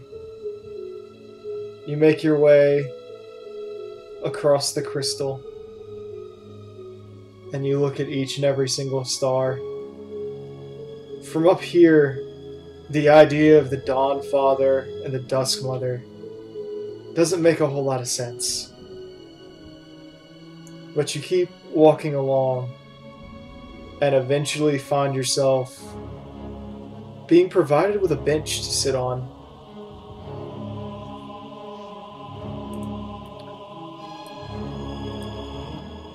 And as you do so, you look up and gaze across the stars.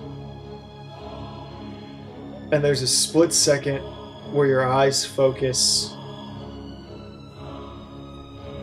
and you see a planet move in front of a star, eclipsing it. You blink again, and all becomes darkness.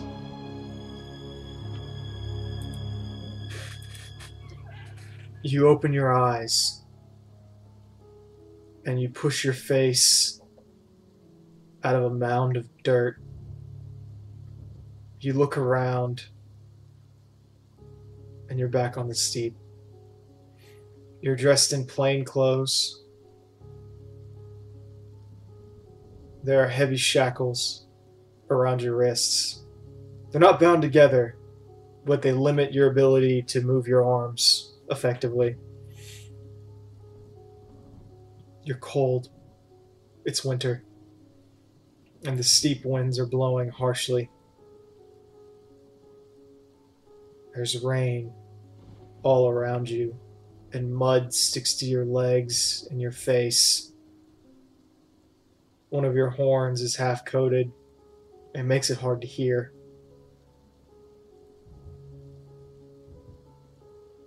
And you look around you. Roll a will save.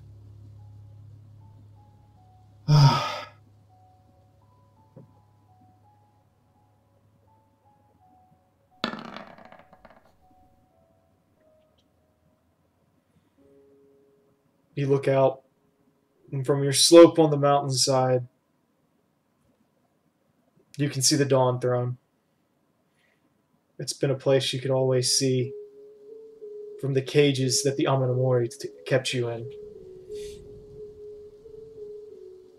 You remember leaving your parents and your sibling behind. You remember not being able to take it anymore. The constant beatings, the fear in everyone's eyes when they looked at you, and the helplessness of the rest.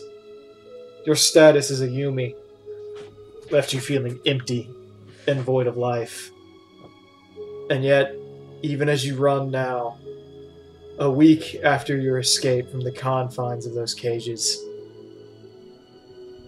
you still feel empty inside. You have no means to defend yourself, and you know you're being chased. How you managed to make it through a night of sleep without being caught, you don't know. But you're glad you're safe, for now. You push yourself up on your hands and turn toward the mountain and keep walking. Your feet, bare, are cut and bloody from the walk, but you've always been tough. You bite your lip, force yourself to bleed and drink the blood for hydration. It's another day till the nearest waterhole.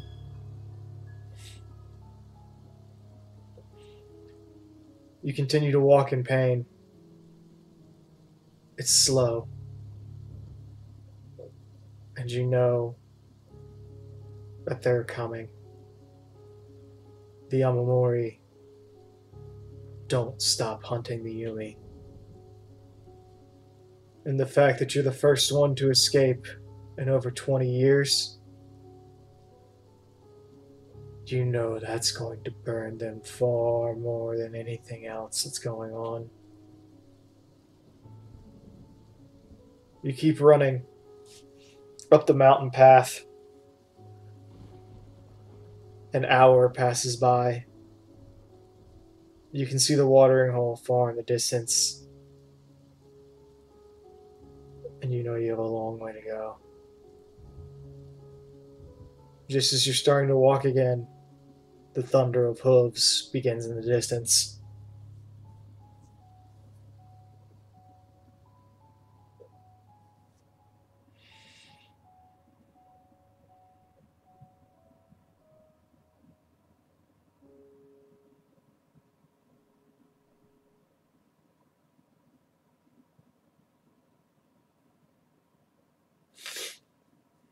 I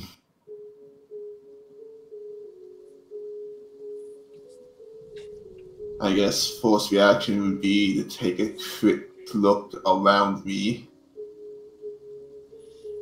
Okay. You look around you.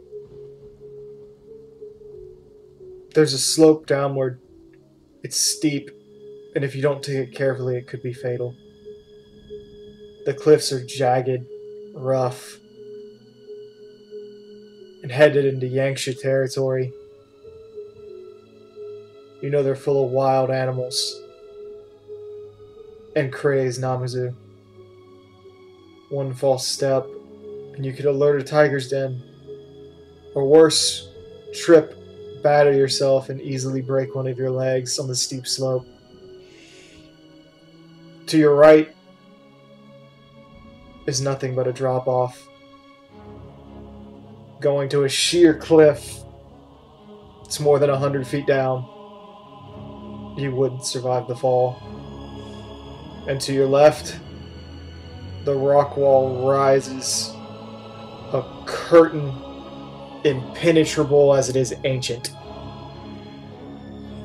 And behind you, the thunder of hooves closes in, and the shouts of Zalia war tribes come to claim their prize, their captive, begin again. You hear the guttural roars of the blood-crazed, the hound dogs sniffing out your scent. They're coming, and you have little time.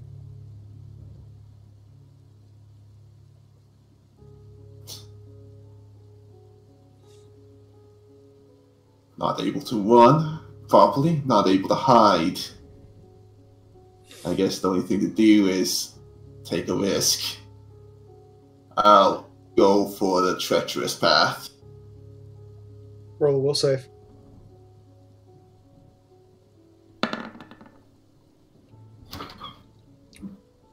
Your head pounds. Do you remember? No. I left with my family. We made it through Alamigo. This wasn't I. And you start getting visions of yourself. You see the axe on your back. You see your pockets full of gil. You see yourself on the other side of the realm. Your feet stop hurting. You dig your toes into the gravel and the sand, clutching, and you start to run. You move down the path, and it feels like your feet are floating on thin air. You run and keep running, jolting down the path, twisting around another rock face and another, and the thundering starts to dissipate. You look up, and you see yourself dressed in your usual attire. You're clean. You're safe. You gaze around and you realize that you're in a Kugane port now. And you look around you and you see a pair of Umamori standing in front. Your face is stark white with the mask of Yumi. And they're glaring at you. The katana on their hips, obvious signs of training. And they carry the chains so often used to secure your kind with them.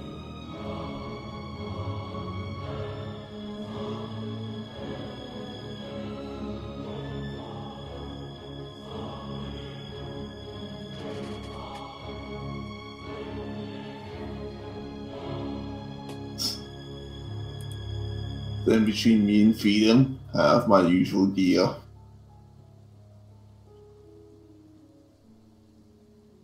I will move forward. Start moving forward. And as you do, you take another step. And they backstep slowly. The world around you starts to blaze red.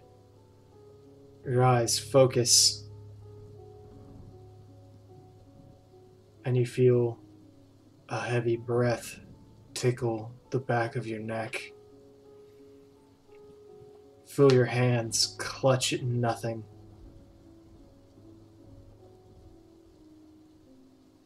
And slowly, the two begin to run. As you turn around, the beast, the only name that you know to call it, hovers behind you. It towers a full 4 of your body lengths above you. Its horns jagged, stretching in every direction. Its mouths open and close, ebbing poison out with it. It glares down at you for a moment. Roll a will save.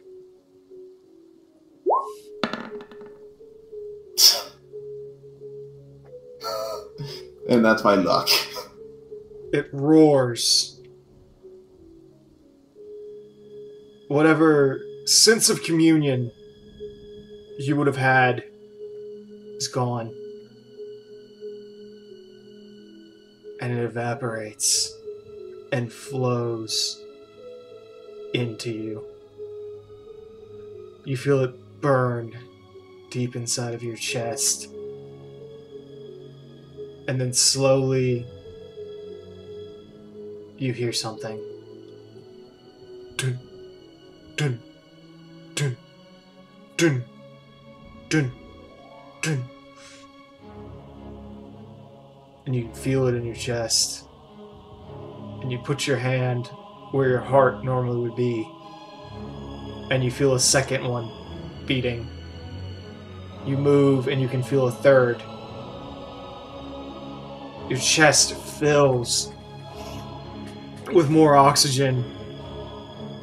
And as you do so, you realize a second set of lungs has formed. And you're breathing at double capacity. It doesn't hurt.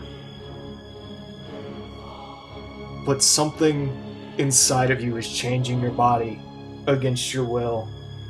It's making you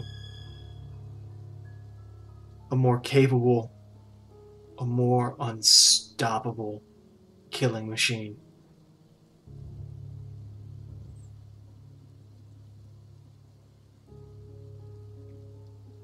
You close your eyes. The taste of blood still fills it. The world melts about you. But even as it melts, you can see blood following. You can feel anger and rage inside of you. And you can feel for a moment as the anger abates and your body goes back to what it once was. You close your eyes. You focus. And for that brief moment, you hear Heidelin's voice call out, "Are you still there? Where have you gone?"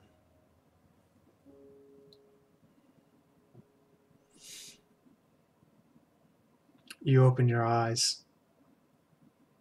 Your comrades are all waking up on the platform together now. Each is rested, but it's clear their ventures were not pleasant.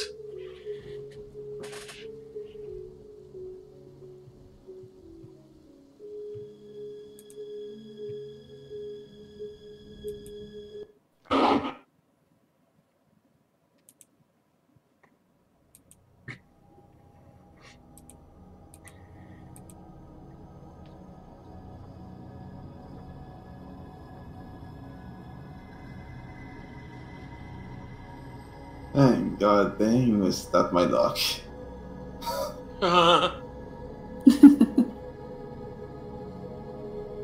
They both hate me and love me in different and very conflicting ways.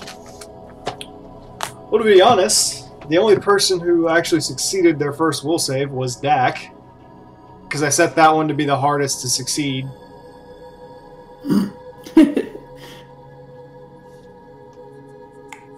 You actually needed a 23 to succeed the first will save. Wow. Yeah. On the money.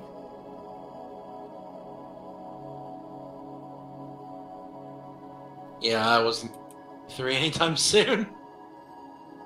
I'm sure there's going to be amazing factors that come out of the fact that I didn't do good on that last one. I mean, if you want to roll a perception now.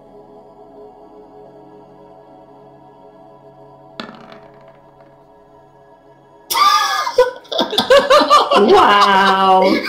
The dice just went eat shit. God. Yezrin, you like stop and you like basically like you look at Works and you're like, who gives a shit? You're like, you look at Kato and like, he don't care.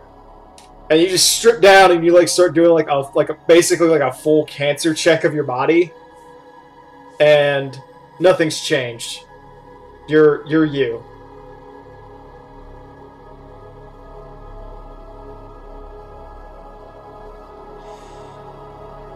There's no extra bits anywhere. There's no... You don't feel like an extra heart beating. It's just the one set of lungs.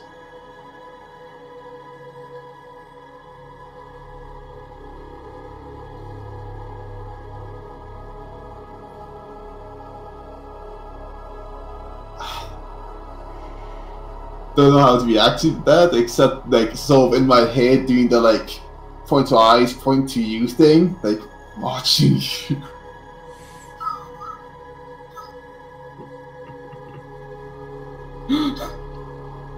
Theo, did you fall asleep? No, I'm still here. I just hold my hand up. So, anybody else have weird ass dreams? If it wasn't Like- obvious, yes. Keon looks away awkwardly. You know, life-altering, questioning all reality dreams? Dex just really quiet and sits, sits with her knees pulled up.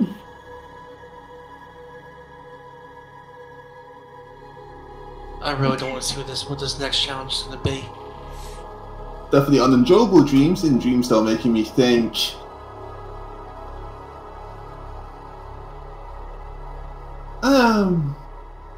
Not sure how to put this. Questioning everything you know? Well, like, how possible is it to win a fist fight with a god, or a godlike being? Well, you see, I actually have an answer for that. But in order to do so, we have to go outside our own universe. I might need to go hijack a robot.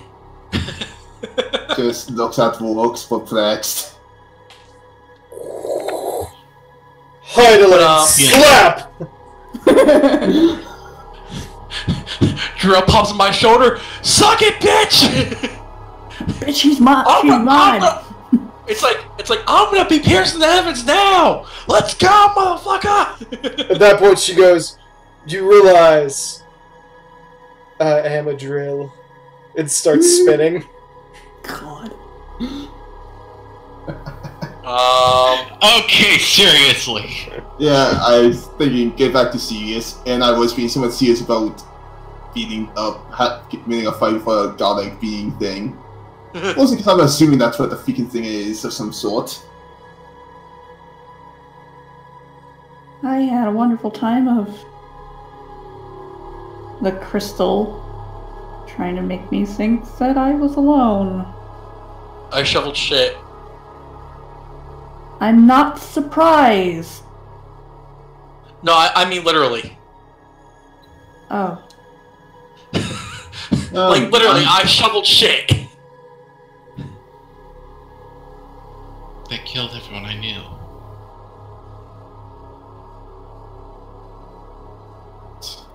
I was burned and mangled, and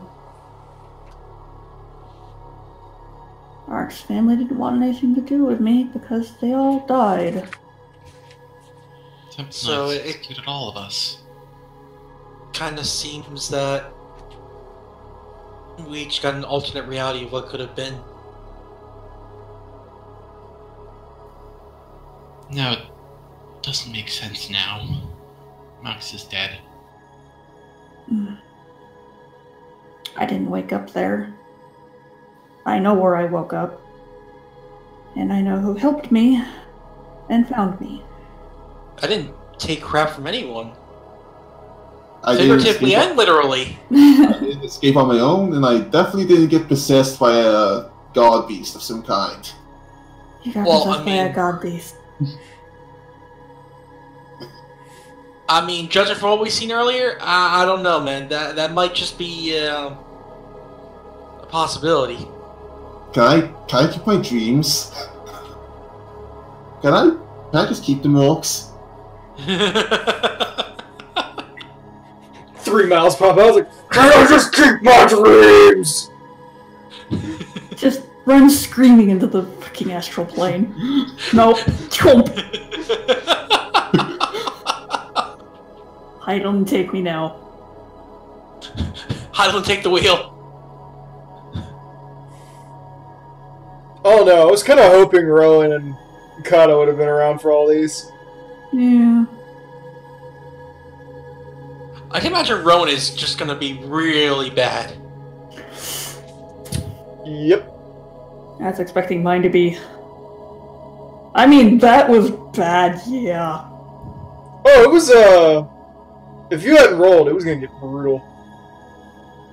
Now I almost wish it didn't go well. Because they would have, it would have transpired with you trying to go visit the family. Likewise, with, like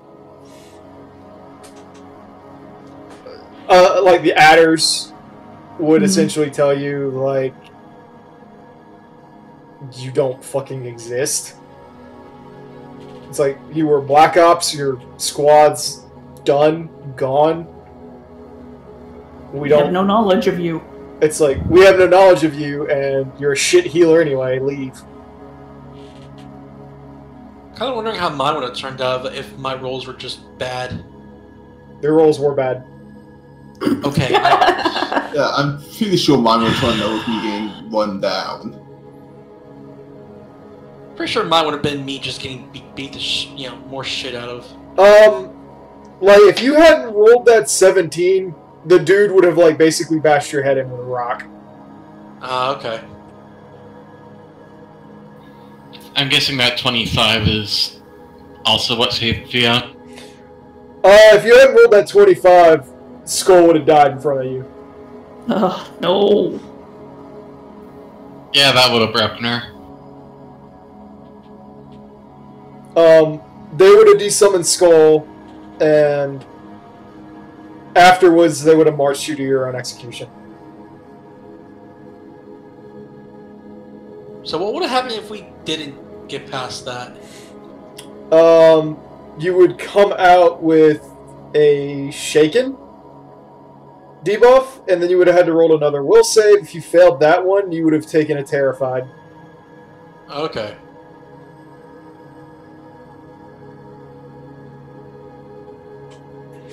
Also, to be honest, I have no fucking clue what to do with Katos. I mean, you can always do, he gets caught on his, on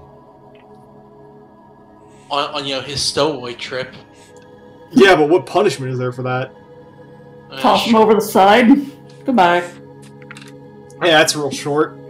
Like, Yeah. I want to do something with his family, but then I'm like, I don't want him to think that I'm...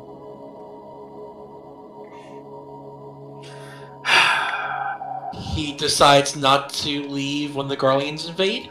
No, what I mean is, like... Let me turn X-Splitter off before I get into this.